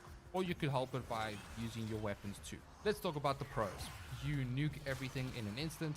Citrine is incredibly strong with all of her buffs. This setup doesn't need to be just companions videos for her. That is purely because of how versatile and in-depth Jaya's kit is. She has a lot going for her, but the one side of Jaya that I often find myself leaning back on is gun buffing Jaya. Now, how does this all work? Well, follow along with me. Her first ability is called Arc Sphere. You throw down a gyratory sphere that will deal electricity procs to nearby enemies over time. You can cast it until it lands on a surface, or you can tap the ability again to pop it in mid-air. Only 3 Arc Spheres can be up at one time. Her third, Cathode Grace, allows for increased crit chance for your weapons and your ability. Each kill will increase its duration, and you also get energy regen per second, which is huge, let's be real. Jaya's fourth, while not actually directly affecting the gun buffing side of her kit, still helps with the overall damage output. When you cast Rotor Swirl, an electric field will orbit around you. While active, any critical strike from her abilities or weapons will proc a lightning discharge on an enemy, which will then chain to other nearby enemies. Now, where does the whole gun buffing side come in? The core of this comes down to her first ability's augment, Conductive Sphere. This augment allows any projectiles that passes through her arc spheres, her first ability, to have a guaranteed 75% electricity damage and 75% electricity status damage, specifically for electricity. This is affected by ability strength. These bonuses stack additively with the respective stats. So, for example, the electricity damage bonus will stack with Stormbringer, and the status damage side will stack with Elementalist mods, and works both on the guaranteed procs and your modded electricity procs from your weapon. Okay, cool. So we get big damage, but there is so much more. You will gain guaranteed electric procs per instance of damage. For example, if your weapon has 6 multi-shot, every time you shoot through the sphere, you gain 6 electricity procs. Guess what? You can have up to 3 arc spheres, meaning this bonus stacks 3 times. The only thing is, when shooting through multiple arc spheres, it will still grant the additional electricity procs and electricity damage, but it will not grant additional electricity status damage. If you're a bit confused what the difference between the two is, the status damage stack will increase the damage over time from the electricity procs, and the electricity damage just the raw damage, essentially. All in all though, you're still getting a lot from this augment. You can stand in the sphere or you can shoot through it from the outside. It doesn't matter as long as your projectile goes through the sphere in some way. This also applies to your companion with its own projectiles like sentinel weapons. Meaning while you as Jaya with your weapon gain an enormous amount of damage, your companion does the same thing, especially when you pair this with Contagious Bond. Okay, so summary. Conductor Sphere is the core, with gun buffing, and allows any weapon to have huge amounts of electricity damage. We also get increased crit chance from Cathode Grace, then we have the extra lightning discharges from Rotor Swirl. Subsume Volt Shock over your second ability, and equip Shock Trooper. Here we add a whole nother layer of increased electricity damage, and Shock Trooper will also add 2 more electricity procs, plus it adds to your Sentinel companion projectiles too. That's a lot of electricity damage already, but wait, I'm not done. We're nearly there. Violet Archon Shards has a stat that allows you to gain 45% primary electricity damage and gain 15% additional damage per Crimson, Azure, or Violet Archon Shard equipped. This is the Tau Force version. This electricity bonus will combine with mods. and these shards will technically mod electricity onto your weapons as if you put the mod on. So it kind of saves you a mod slot if you're going to use a electricity combination. But here's the thing, when you start to stack these shards, the bonus will apply on itself in the calculation, meaning at 5 Tau Forged Archon shards, you gain 600% primary electricity damage scaling. Yeah, you get why I like gun buffing Jaya. Look, personally, I don't see the need to go all 5, you're doing more than enough damage as is, and remember this only applies to primary, so if you want to use secondaries, then you're not going to really benefit from this much. If you're wanting to use primaries, then this is fantastic. I do recommend 3 at most, and then reserve the last 2 for quality of life, like more energy or casting speed, which is what I went for. You do not need to have these Archon shards though, they are more expensive, and you don't need to make it more expensive, you can make it more budget. Here is the build here. I have put 1 Tau Forged blue shard for more energy to help with max energy, since I do not have flow. There is a raw version if you'd like to use that too. The nice thing about the raw is you get to use cathode current to make rotor swell deal more damage. Now you must be thinking, but Flo, what weapon should I use? This is the beauty of gun buffing Jaya. Anything you bloody want. I cannot stress this enough. When I say any weapon that feels remotely lackluster will now do tons of damage. Beam weapons are absolutely unreal. Vidaria is also loads of fun to double up on the lightning procs. Just take your pick and enjoy. You don't really have to mod your weapons for this. You can if you like to. Maybe something like viral or corrosive, or modding for banes and elementals to help with the damage. Oh my god, I'm getting When it comes to the companions, again, you can mod your sentinel weapon for any damage dealing or use anything you want, but you can use contagious bond if you like to nuke everything. By the way, the bonus from conductive here also applies to duplex bond clones, meaning they also do a ton of electricity procs. One of my favorite companion weapons has to be the Tazakor with the setup. It is so much fun. Give it a go. When you're in mission, just cast Cathode Grace, kill enemies, cast Rotor Swell, cast Shock to gain the Shock Trooper bonus, then throw down your Arc Spears whenever you want to do tons of damage against certain targets or any target, doesn't matter. This leads me onto the pros and cons of this build. The pros: deal tons of damage, benefit from Jaya's other abilities with the increased crit and Rotor Swell zapping enemies every time you crit.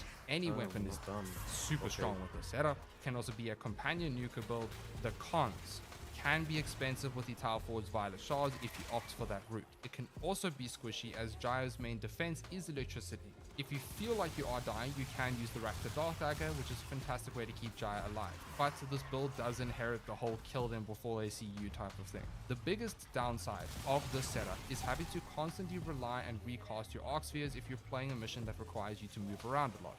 Plus, your Arc Spheres only last about 15 seconds, which isn't short, but it's not long either. If you can get around this, then this setup is fantastic. Overall, I cannot recommend gun buffing Jaya enough as a different build to play.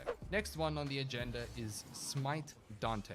This build is more of a meme one, but unironically works incredibly well. Dante is the Overguard King, as we know. His 2, 3, and 4 allow him to have many different abilities that drastically help you and your teammates. Triumph being the big Overguard bonus. We also have Page Flight, giving us a decent status damage increase and applying status vulnerability on enemies, subsequently increasing our damage.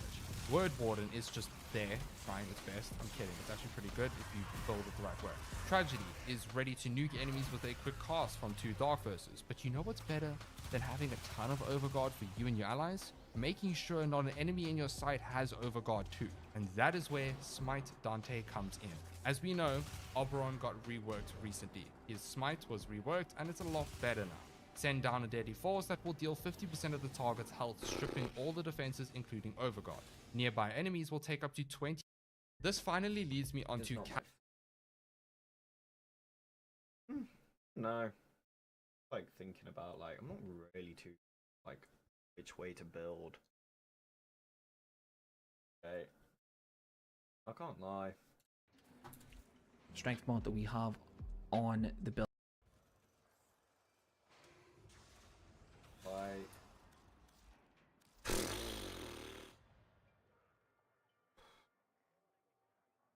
Not even wanting any continuity.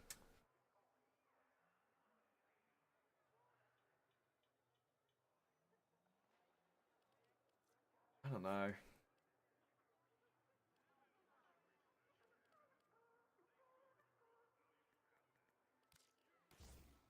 Build does work.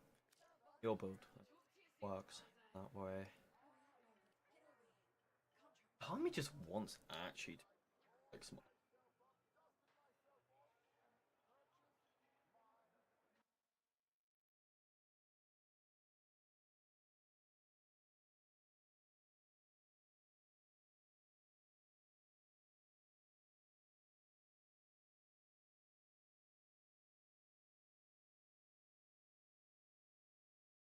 That's the thing, I can't hope.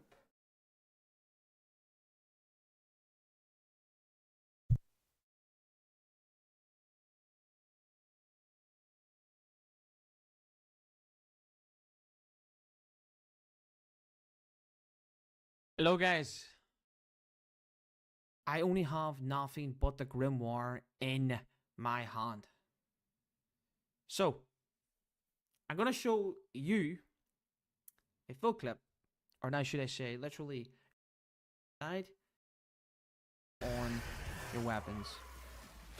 So I am getting pretty much everything that I need for Cascade. My companion is applying Viral. I am applying Electricity for the pre-recording of this. So I am actually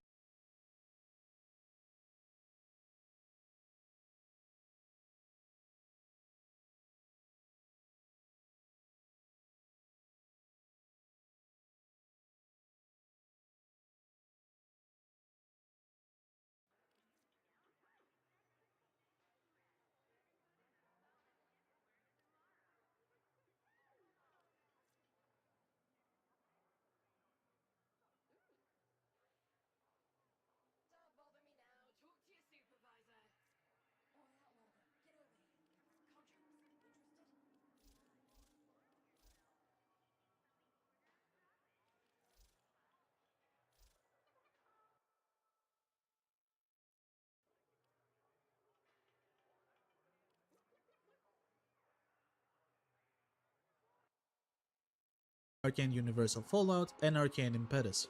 Arcane Impetus will get you to 5 stacks and stay there since your shock mode keeps reproccing it, giving you an extra 30% strength and 15% efficiency, and Fallout plus Equilibrium is basically full energy constantly. This build allows you to spam abilities as much as you want, and since Wisp cannot be knocked down during her abilities, she does not need Prime Sure-Footed in this build. This allows her to either squeeze a bit more extra strength with Power Drift or more range with Cunning Drift depending on the user needs. Overall, the build feels great. A constant stream of energy orbs, really high damage to one-shot almost any unit you see outside from bosses, and a very active playstyle. This is definitely a recommended build. Wisp's Coven skin is a fan favorite, and her helmet represents that of a mage. A mage Wisp gamer Webbed Embrace. Webbed Embrace not only holds enemies in place in an area, but also damages them, applying a toxin 50% scaling with strength, which compared to Sentient Rat's 35% is a huge difference. It gets even crazier when you realize that Archon Shards providing extra damage to abilities are working with this damage vulnerability debuff multiplicatively. And in practice, it means that suddenly all of your abilities deal a ton more damage. My choice was Orange Shards for enemies affected by radiation, since both Wisp's 3rd and 4th abilities can proc. Purple Tau for electricity could also work, but it's less consistent. You can choose to take off either your 3rd or your 2nd ability for this subsume, but I chose the 2nd ability since the crowd control from the abilities and invisibility from passive are way more than enough to survive most content. For modding, range is key, and since Webbed Embrace kills with damage.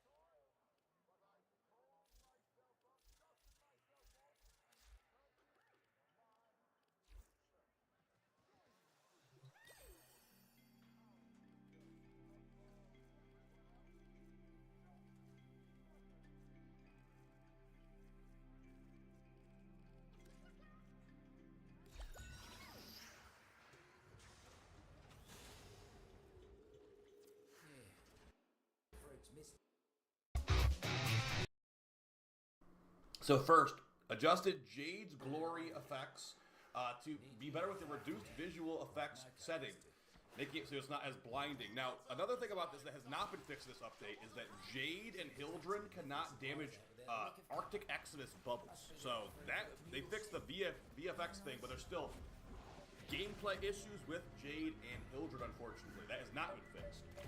Another not good change, sadly, temporarily remove Kakarot Upsurge and volatile tech rot modifiers from spawning in certain hex bounties as they can prevent extraction. So I believe this is from the tech rot survival mission. It was the two of the best modifiers because there was free modifiers, and they have some of these modifiers these bitches are annoying, like destroy 20 tech rot Scoozy speakers versus just exploding tech rot. It's much more annoying to kill the tech rot Scoozy speakers than this. So hopefully D can add these modifiers back when they're not bugging out the game. Next, pause the camera transition to later stage of the old piece quest. Kind of hard to tell if it is right here. Now here is the thing that was really causing some problems because it was one of the main features of the update. The proto-dating stuff has been hopefully fixed. Now I did look at my proto-dating thing for the Devil's Triad in my ship, and it is not fixed, unfortunately, but it might fix for me after daily reset, so keep that in mind. If your proto-dating thing is still messed up after this update, and it hasn't been daily reset yet since the hotfix, you might want to wait until daily reset before you start complaining again. That's at least what I'm doing. But yeah, Fix being able to date Roth and Lock Cathedral. Fix Roth being permanently ragdolled by Verona's ulti, causing his fight to be progression stopped. There's a lot of glitches like that, so hopefully they've all been fixed, but who knows. Fix being unable to complete the catch a fish, mine a gem, and mine a metal, and a fish too. Ribbon challenge. That ribbon challenge is broken. Good to know. Good to know. It's not fixed or not broken anymore. Hopefully.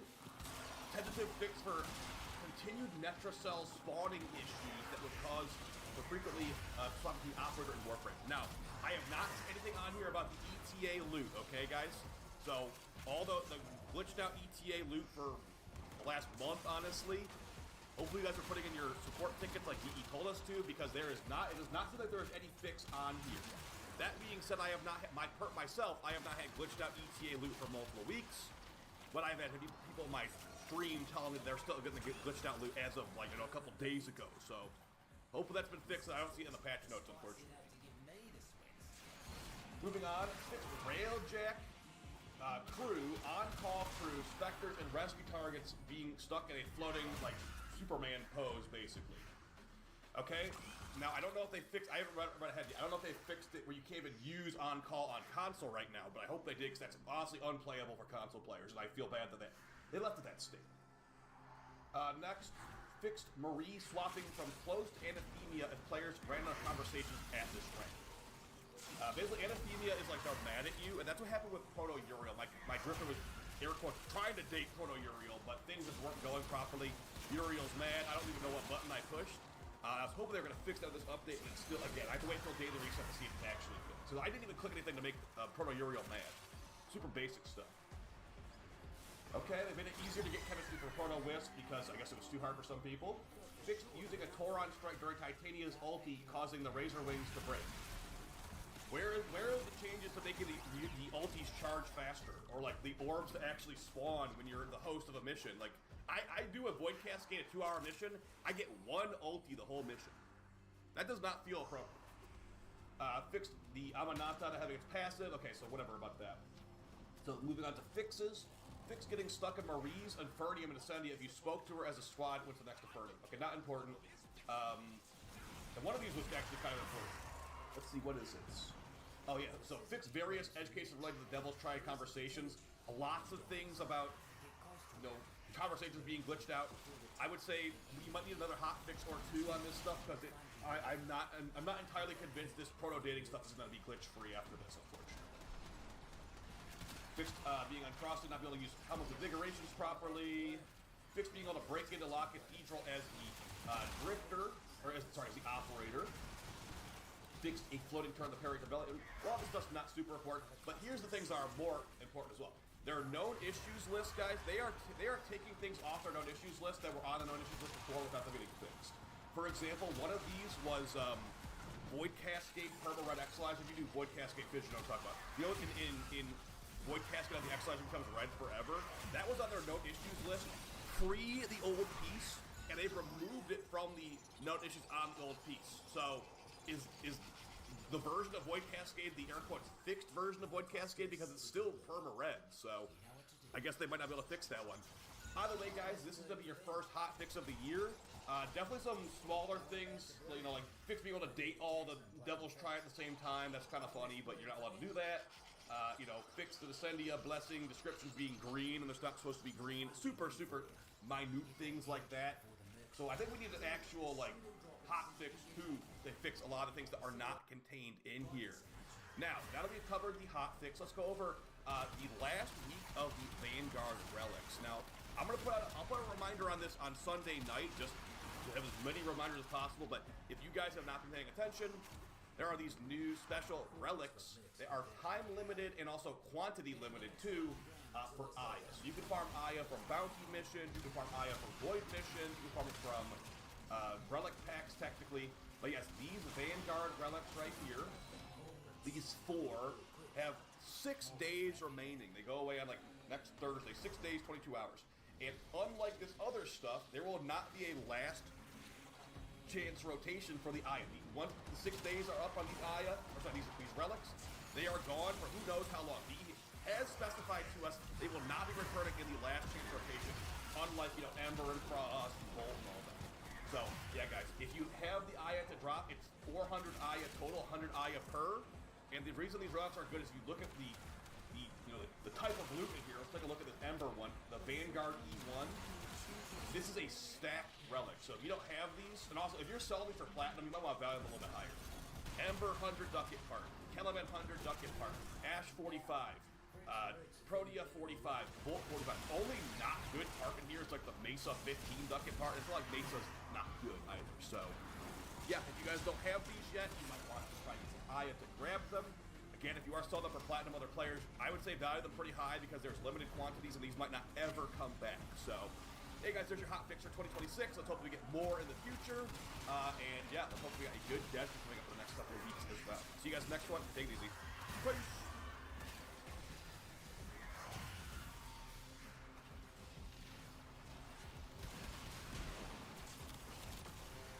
Ooh, imposter with Della. Uh-oh. Oh, uh-oh. Uh-oh. I'm just gonna do it. I'm just gonna do it right now. I'm gonna wait for my thing to charge up. I'm gonna do it.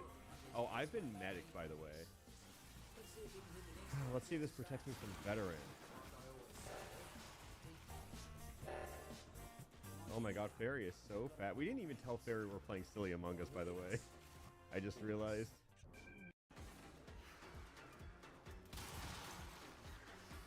Earthbugs are causing havoc left and right.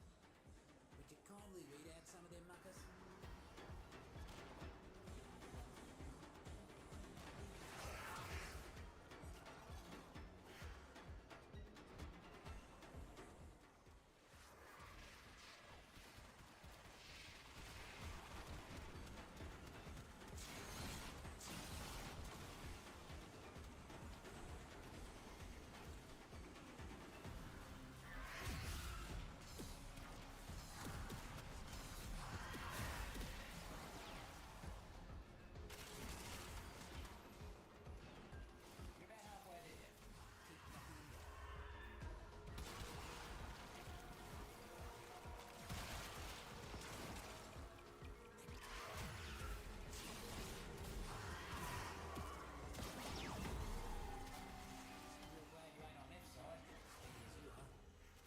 Heard something interesting from one of the taxmen before they croaked.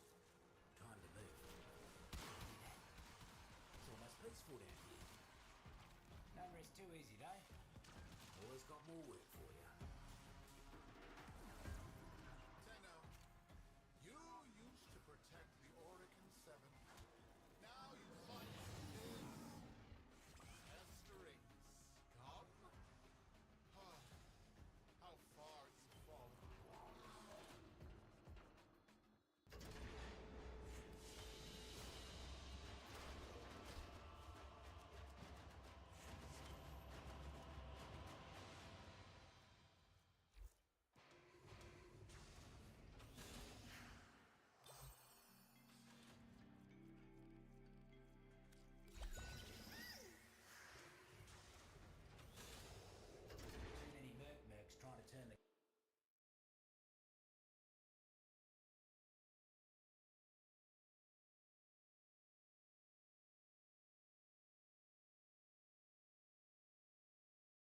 they can't move Gojo from...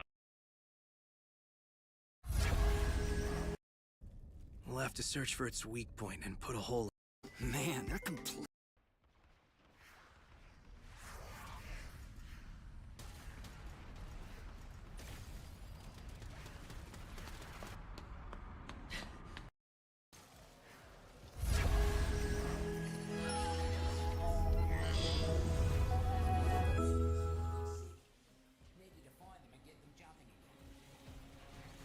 I don't get frustrated at my own failings.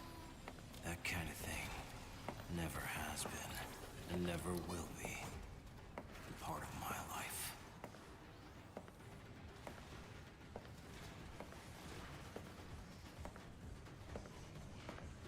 I simply confront the evils that force this. I hit my limit. I couldn't keep improving my physical abilities and enhancing my... This cares? I don't know.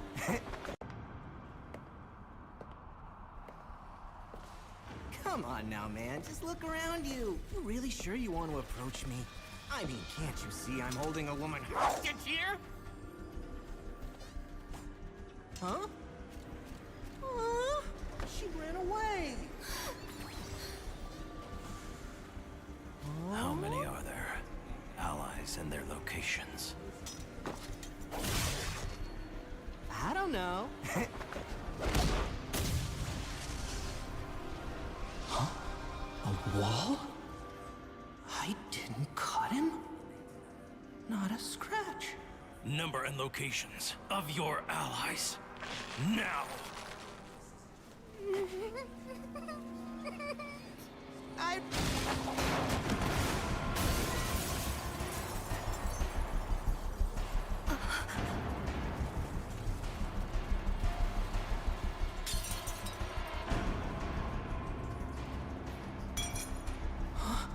I die?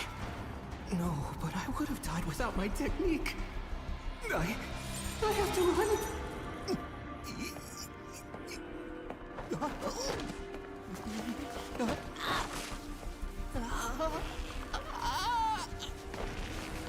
The number of your allies and their locations. I told you, I don't know!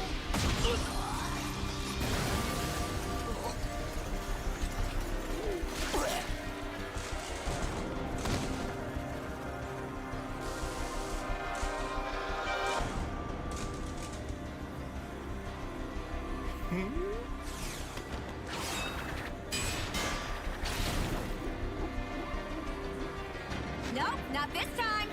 Hey, you weren't invited!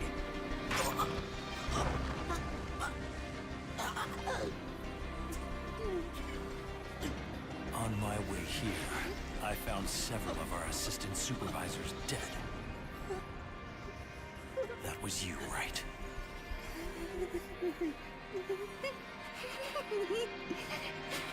I'm sorry.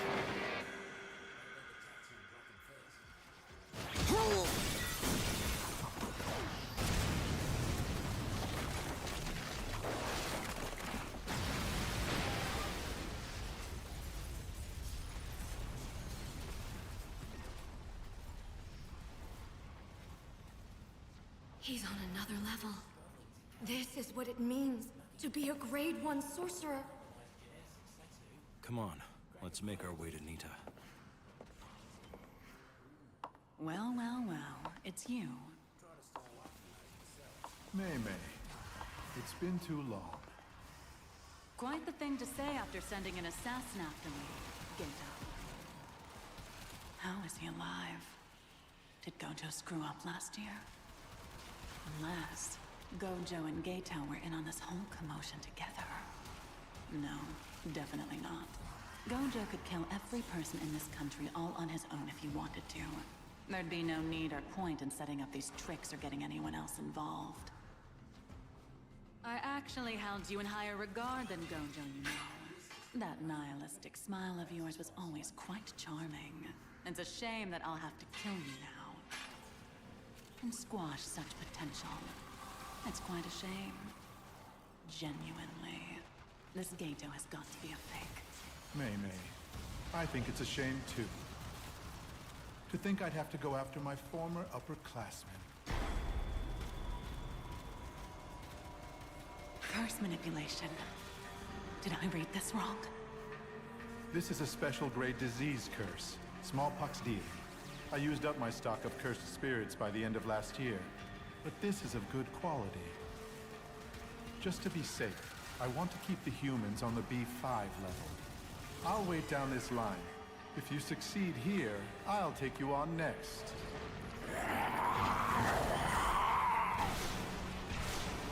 Domain expansion.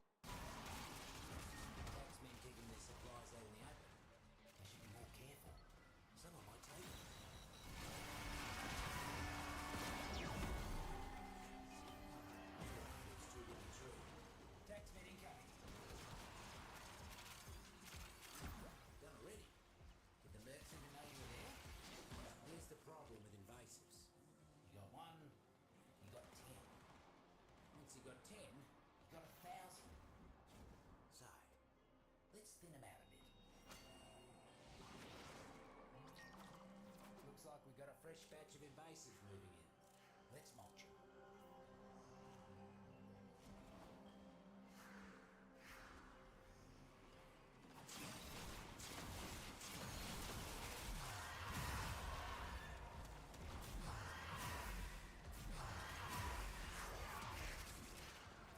Mercs ain't looking too hot.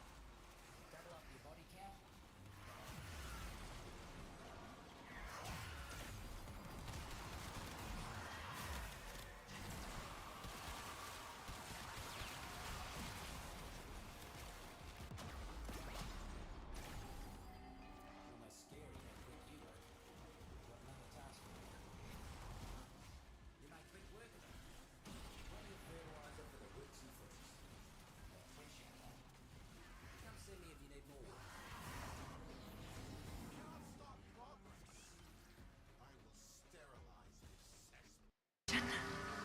Crowd trapped inside this.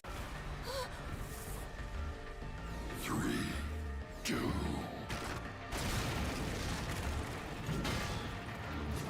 Well, how many years has it been since something has threatened my life like this? Big sis! This is a special grade disease. Wait.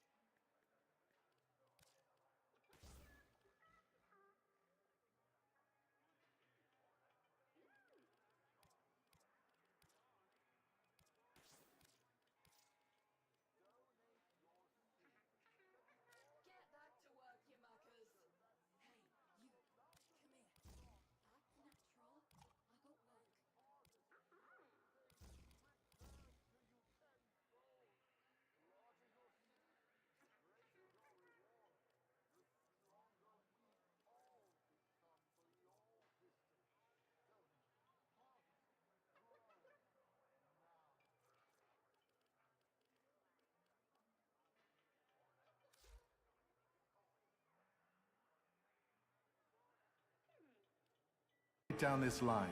If you succeed here, I'll take you on next.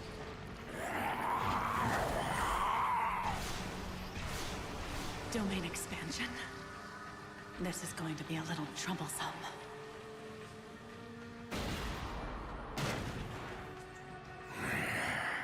I've been trapped. I'm inside a coffin, I suppose.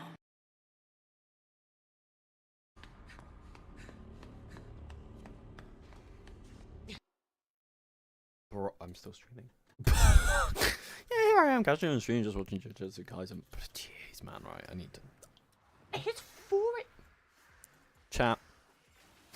There's no one here, but like, chat. I'm so fucking cooked. How did it get to 4?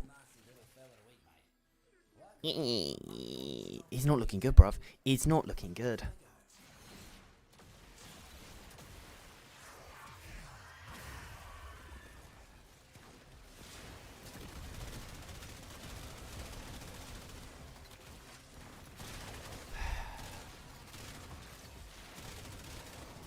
Yeah, I just fear this ain't killing as fast.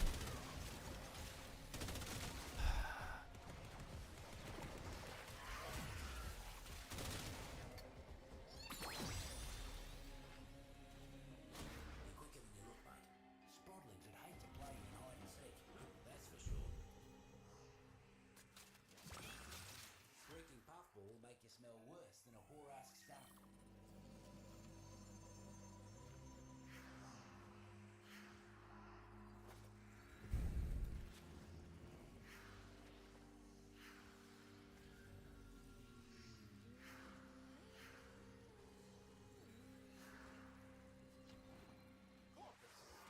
The void sees you. It sees you holding back. What more can you give? Remember, my success will be your success. Whether you find those riches here or in the great beyond.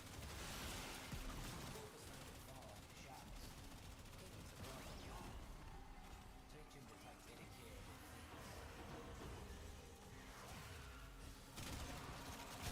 Looks like the mercs are onto us. See if he can make the next drop. Oh, mate. You ate a gamma berry, didn't you? Oh, well. Little radiation never hurt no one. Got a hunch that a few syzygy are about to fruit nearby. It's not as much. It's a decent-ish spread. Another cluster of syzygy. You know what to do.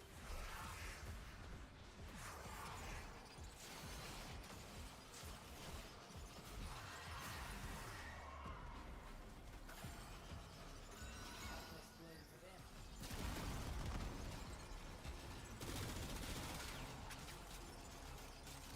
More about to bloom. Don't let the taxman pluck them first. Calm down.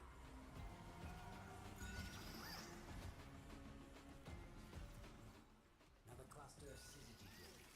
You know what? I've got a feeling I've just been really stupid about something. Fungi ready for you.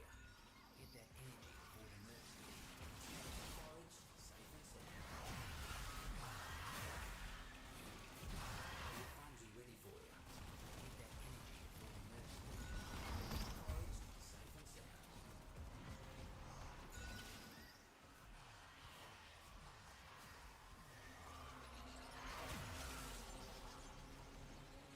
More about to bloom. Don't let the taxman pluck them first. One less bloom for them. One down. Imagine the look on their face when his merc showed up without a lick of cystic. A bit of tear, mate.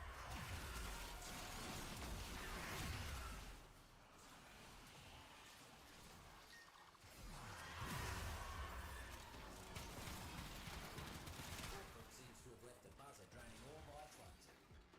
Could be useful for us. Knock it down.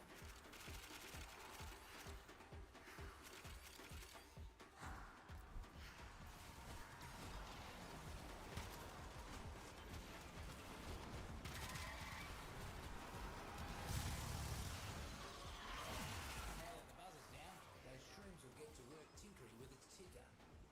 Any favour. Gamma's out.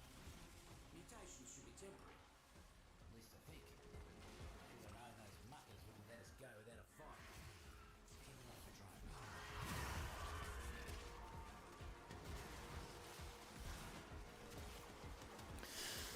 Yeah. I like this build a lot. I like using Soulgate. It's definitely feels.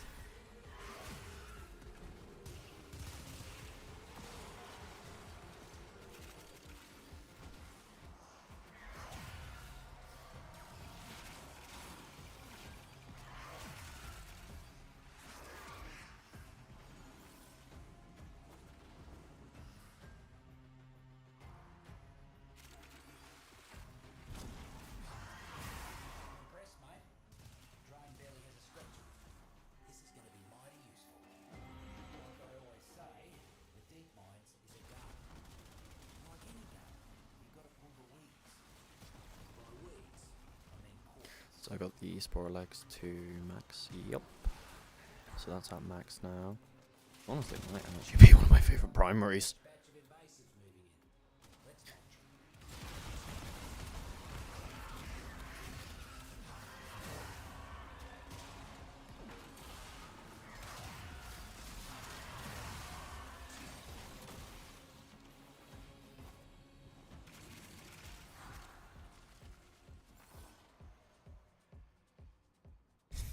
Because I think I've ditched energy conversion, haven't I?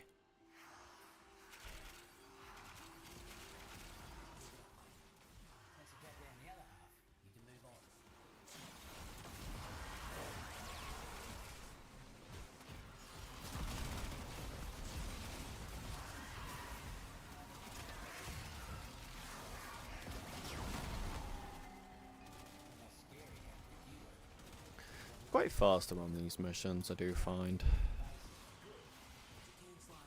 Like, quite enjoy them actually. At least this one. Like, this just seems like kind of quite chill. It's just like, you know.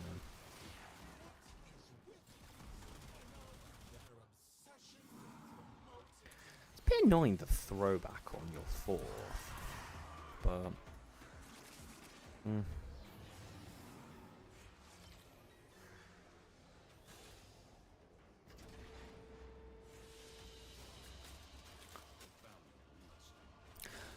Good thing is I've invested in more primaries. Like, we've got the Cedo now. I mean, the Burston is always a good go-to. The Torrid is whatever, but like, Basilisk. Tenno can make Galaxion, actually. Oh, actually, thinking about it, for the Galaxion, I believe I got a mod. Ooh, okay.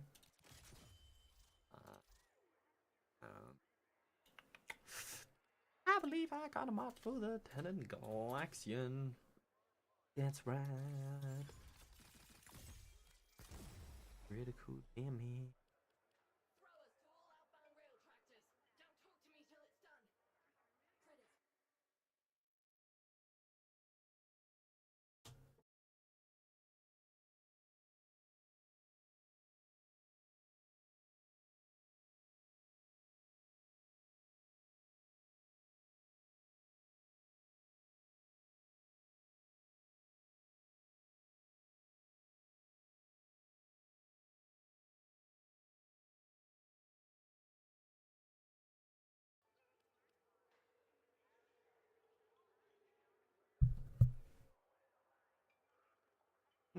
Maybe, I don't know.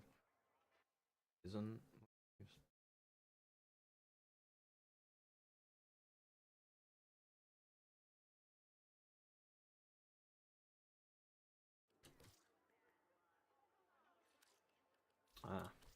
Look at this great progress we are making with Frostbite.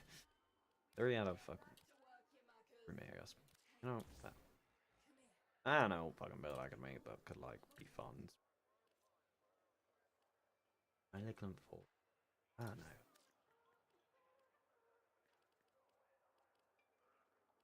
Cool.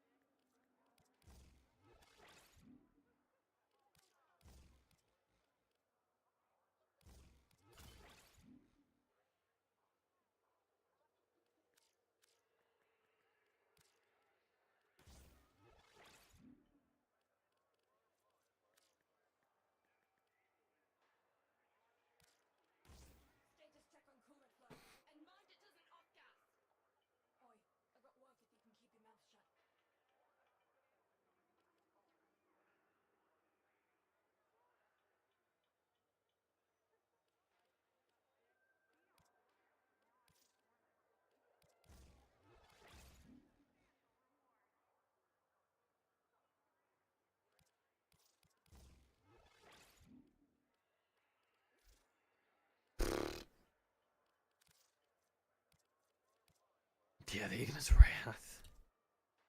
I always forget. Dude, actually, like, genuinely the worst Ogress you could ever get in existence. Like, I do not know how, in my incredibly horrendous luck, I pulled an Ogress so bad. But yeah, we did. Yeah. I pulled an absolute dookie. Anyway, one bomb, not much I can do about it. Yoink. Da-na-na-na-na. Bring my Crocs one. Do-do-do-do.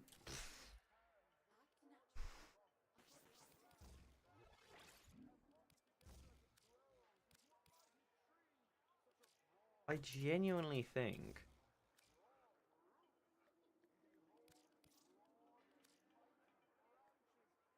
right. So I guess the thing is arguably we do now lose out on a bit of strength, but I could build over it. Oh, I don't know. Oh, whatever. What fucking ever.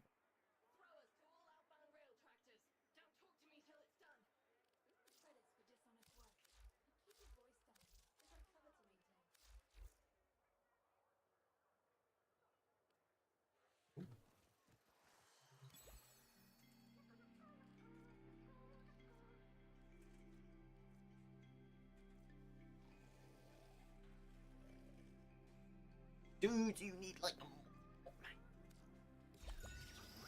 alright. Go. Give yourself the mushrooms.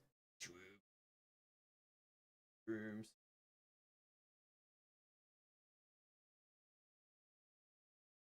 It is actually funny. Like, okay.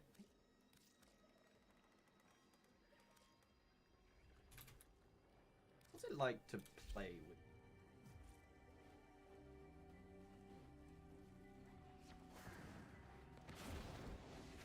One half gone, one half to go.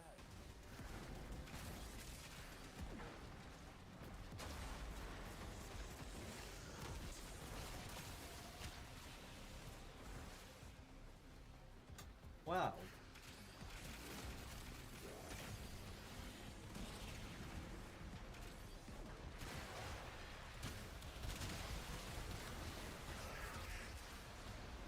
Unmet. Thing. That was I thought it was gonna be. Huh?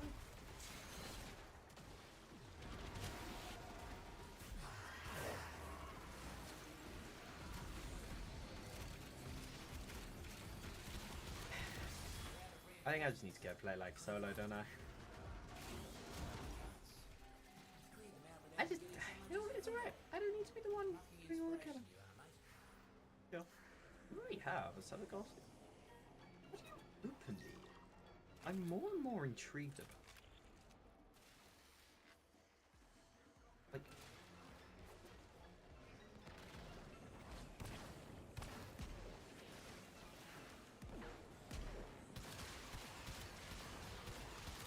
I don't hear the snipers go. The Tenno. Send reinforcements. Kill the betrayers. A violet's bane.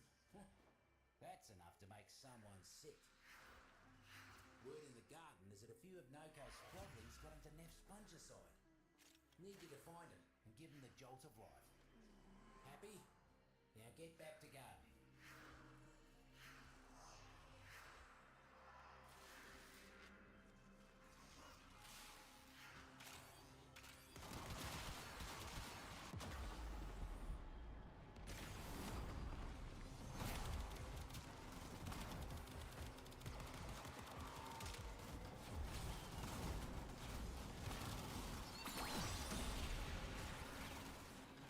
Didn't even blink before you healed them all. Mighty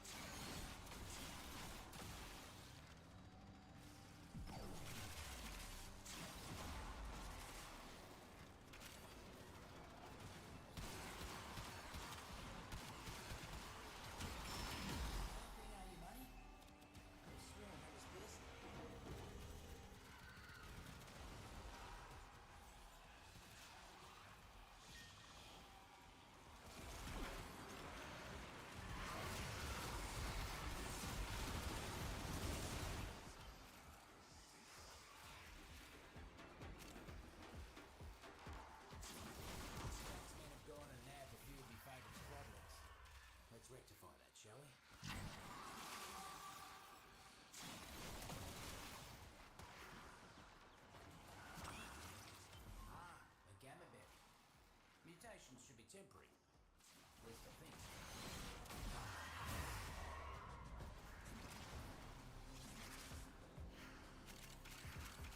Yeah, I think I'm the one kind of slowing them down.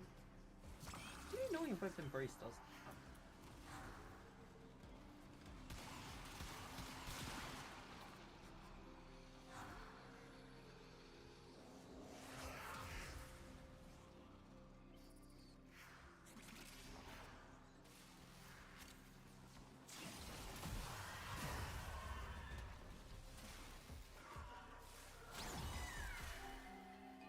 Good as the day they spread.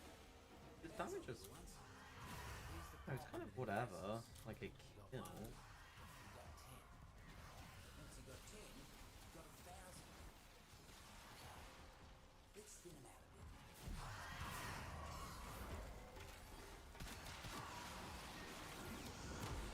Foxmen are getting too comfortable around these parts.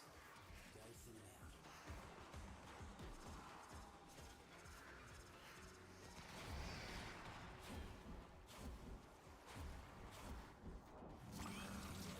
Call that a no-no-no. I want to stop once I... As in, I won't go near the things. Good luck. Iron does seem like one of the best helmets they've dropped. Double up your body count, and you'll be done.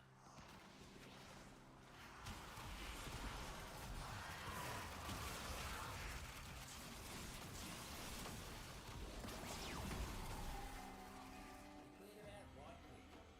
Mercs will think twice before they come around these parts. You make quick work of it. Plenty of fertilizer for the roots and fruits. I appreciate that. Come see me if you need more work.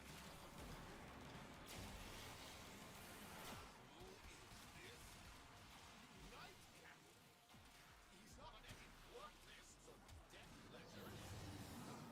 Find him and end him. And so we learn the importance of clarity and purpose.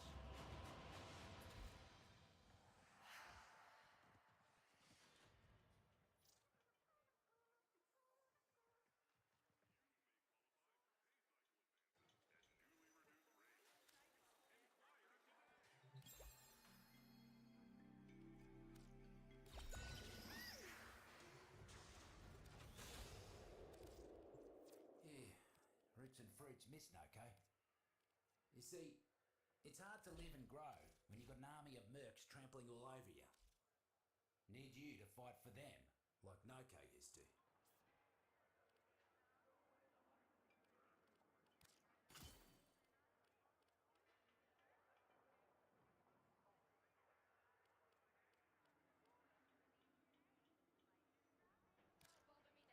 Bother me now. Talk to your supervisor. Warrior 1, get over here. Contracts. Understood? Dolores, who you think knows that I have plans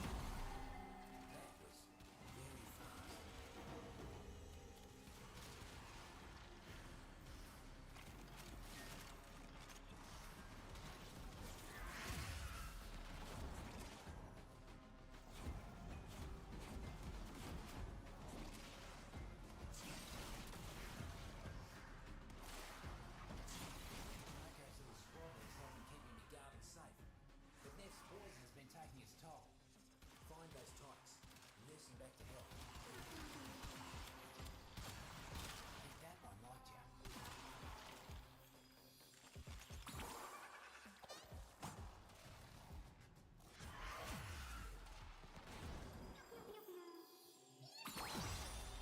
Yum yum yum yum. Yippee!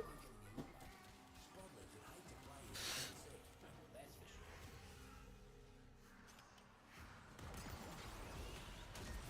The syzygy blooms for minutes, releases its energy, and then dies.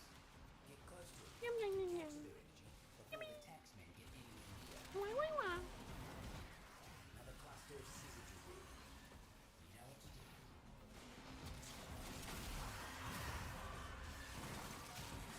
More fungi ready for you. Get that energy before the milk starts.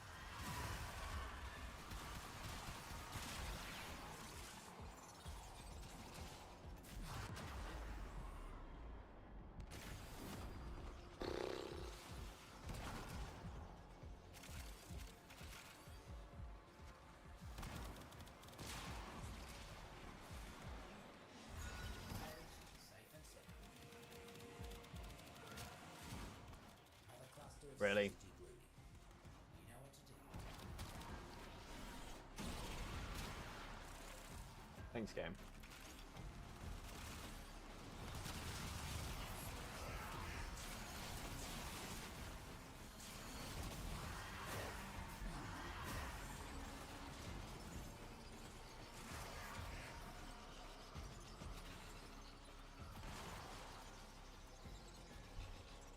One less bloom. Maybe this just isn't.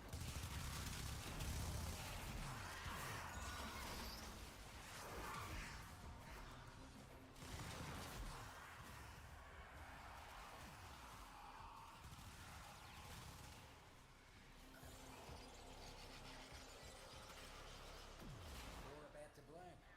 Don't let the taxman pluck them first.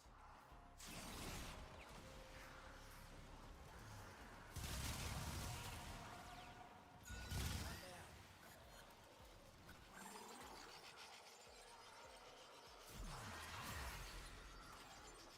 More about to bloom. Don't let the taxman pluck them first. One less bloom for them.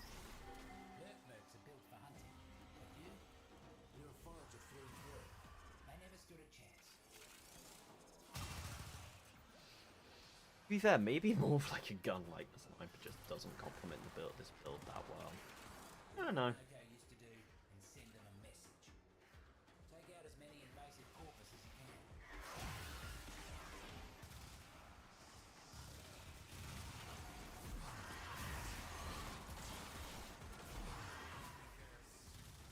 The Tenno. Send reinforcements. Kill the betrayers.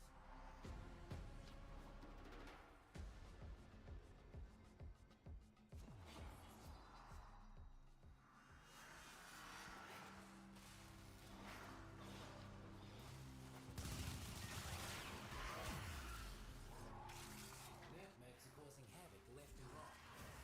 Would you kindly weed out some of them muckers?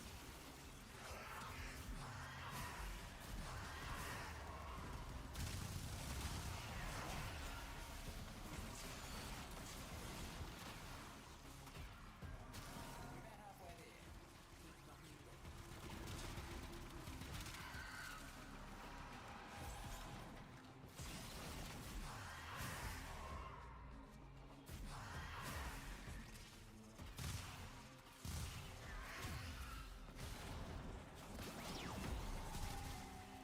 Real glad you ain't on this side, speedy as you are.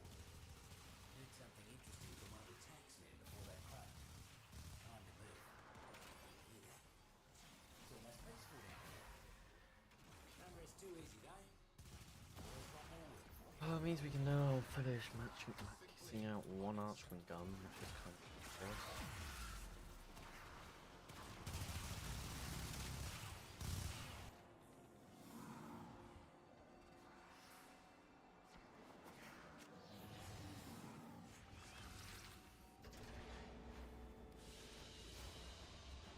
As you conquer the foe, so you conquer yourself.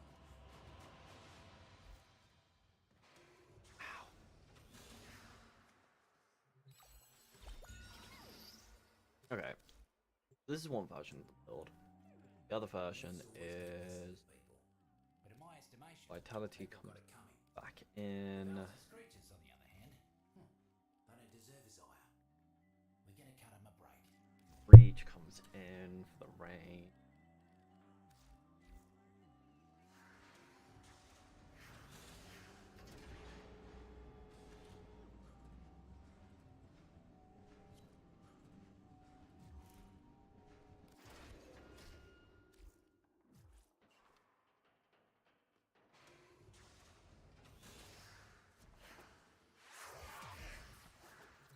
Mercs ain't cooking too hot. Double up your body count, and you'll be done. Clear them out right quick. Mercs will think twice before they come round these parts.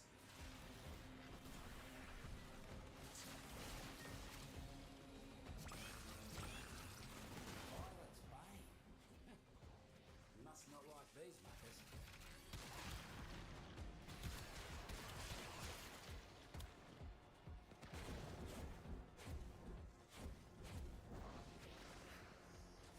Hello, Tenno.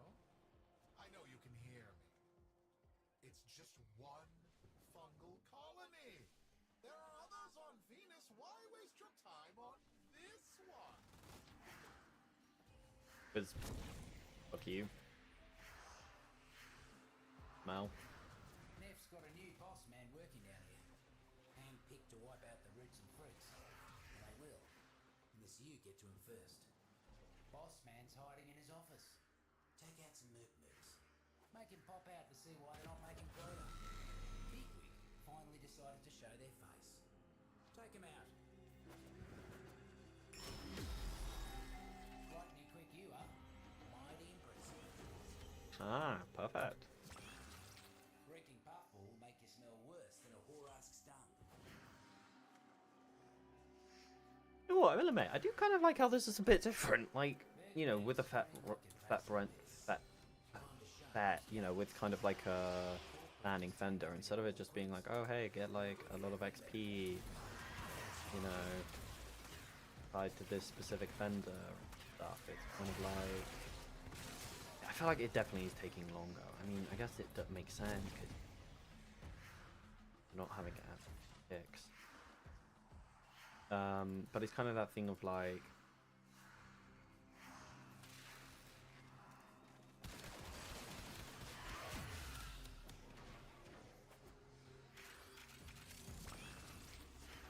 Got places to be. That thunder button will get you there. Quick. Down. Fruits and roots are feeling better already.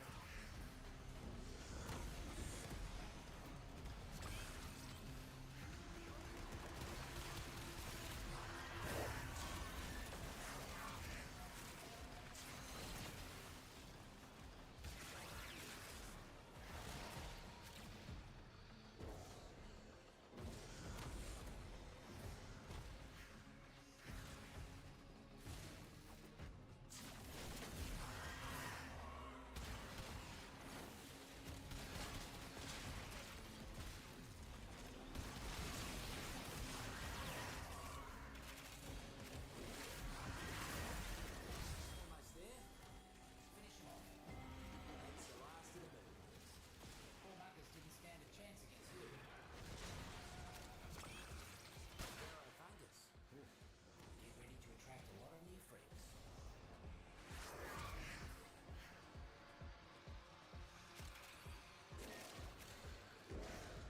Buzzer drones. Shoot them, flip them, make them do the opposite of whatever they're doing right now. Roots and fruits have control. Make sure nothing happens to our you know, it's kind of more like a. I like how the update. It feels like it leans into that kind of foraging aspect, which is, you know, like awesome.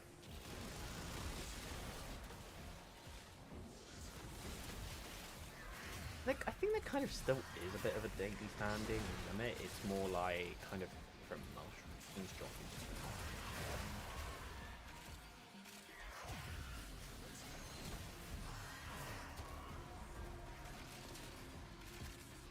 You got Sevigal fucking everything.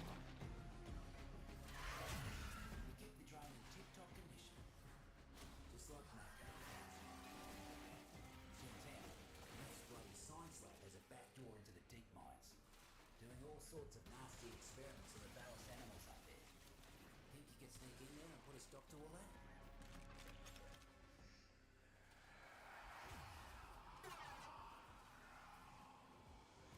Done.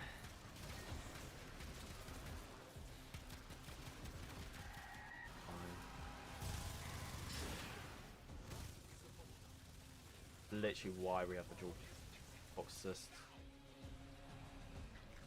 For that.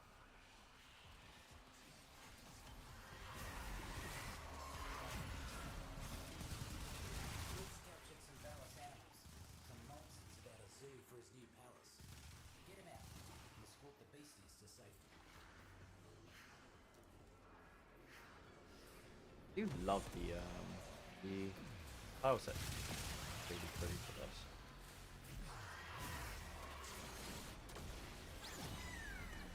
Oh.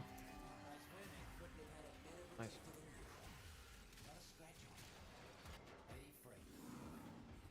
Who needs a zoo when you got the wonders of the deep mines? Corpus, do better.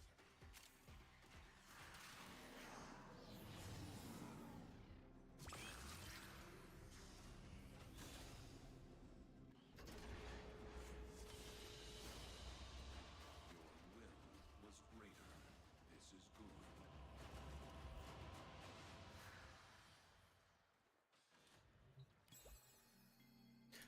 Changed.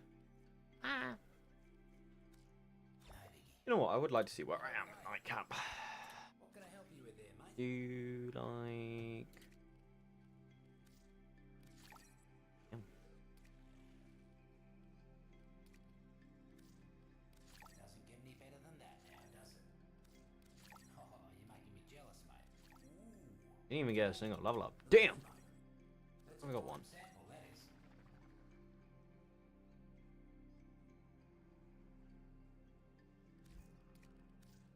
Whoa. Honestly, doesn't get any better than that now, does it? Ooh. Ooh. Look at that, mate. Whoa. I haven't seen one of these since, oh, you're making me jealous, mate. Out there in the wild. Oh, you're making me jealous, mate. Whoa. I haven't seen one of these since, ooh. Ooh. Look at that. Doesn't get any better than that now, does it? Ooh. Ooh. Doesn't get any better than that now, does it? Huh.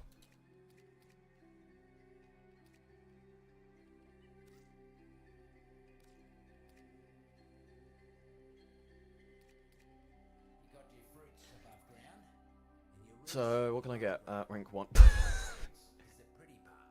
Mushrooms. Roots, though. That's where the magic is. Interesting.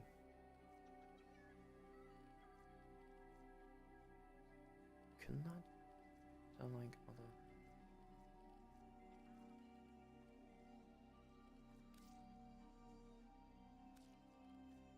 Appreciate you giving me, you know, existence on the hush-hush. Don't know exactly what dosh I owe, but, I imagine it's quite the sum. What with the miracle of compound interest. Neil, oh, the what idea? Echo? No septic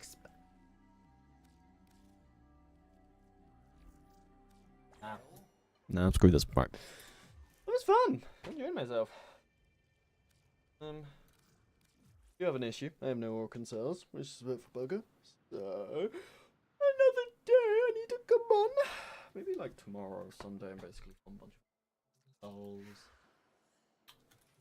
Because I'm out and I'm pretty sure that means I can't craft any more former. I can craft one more former! We're still in this! Anyway. I stayed up way too late.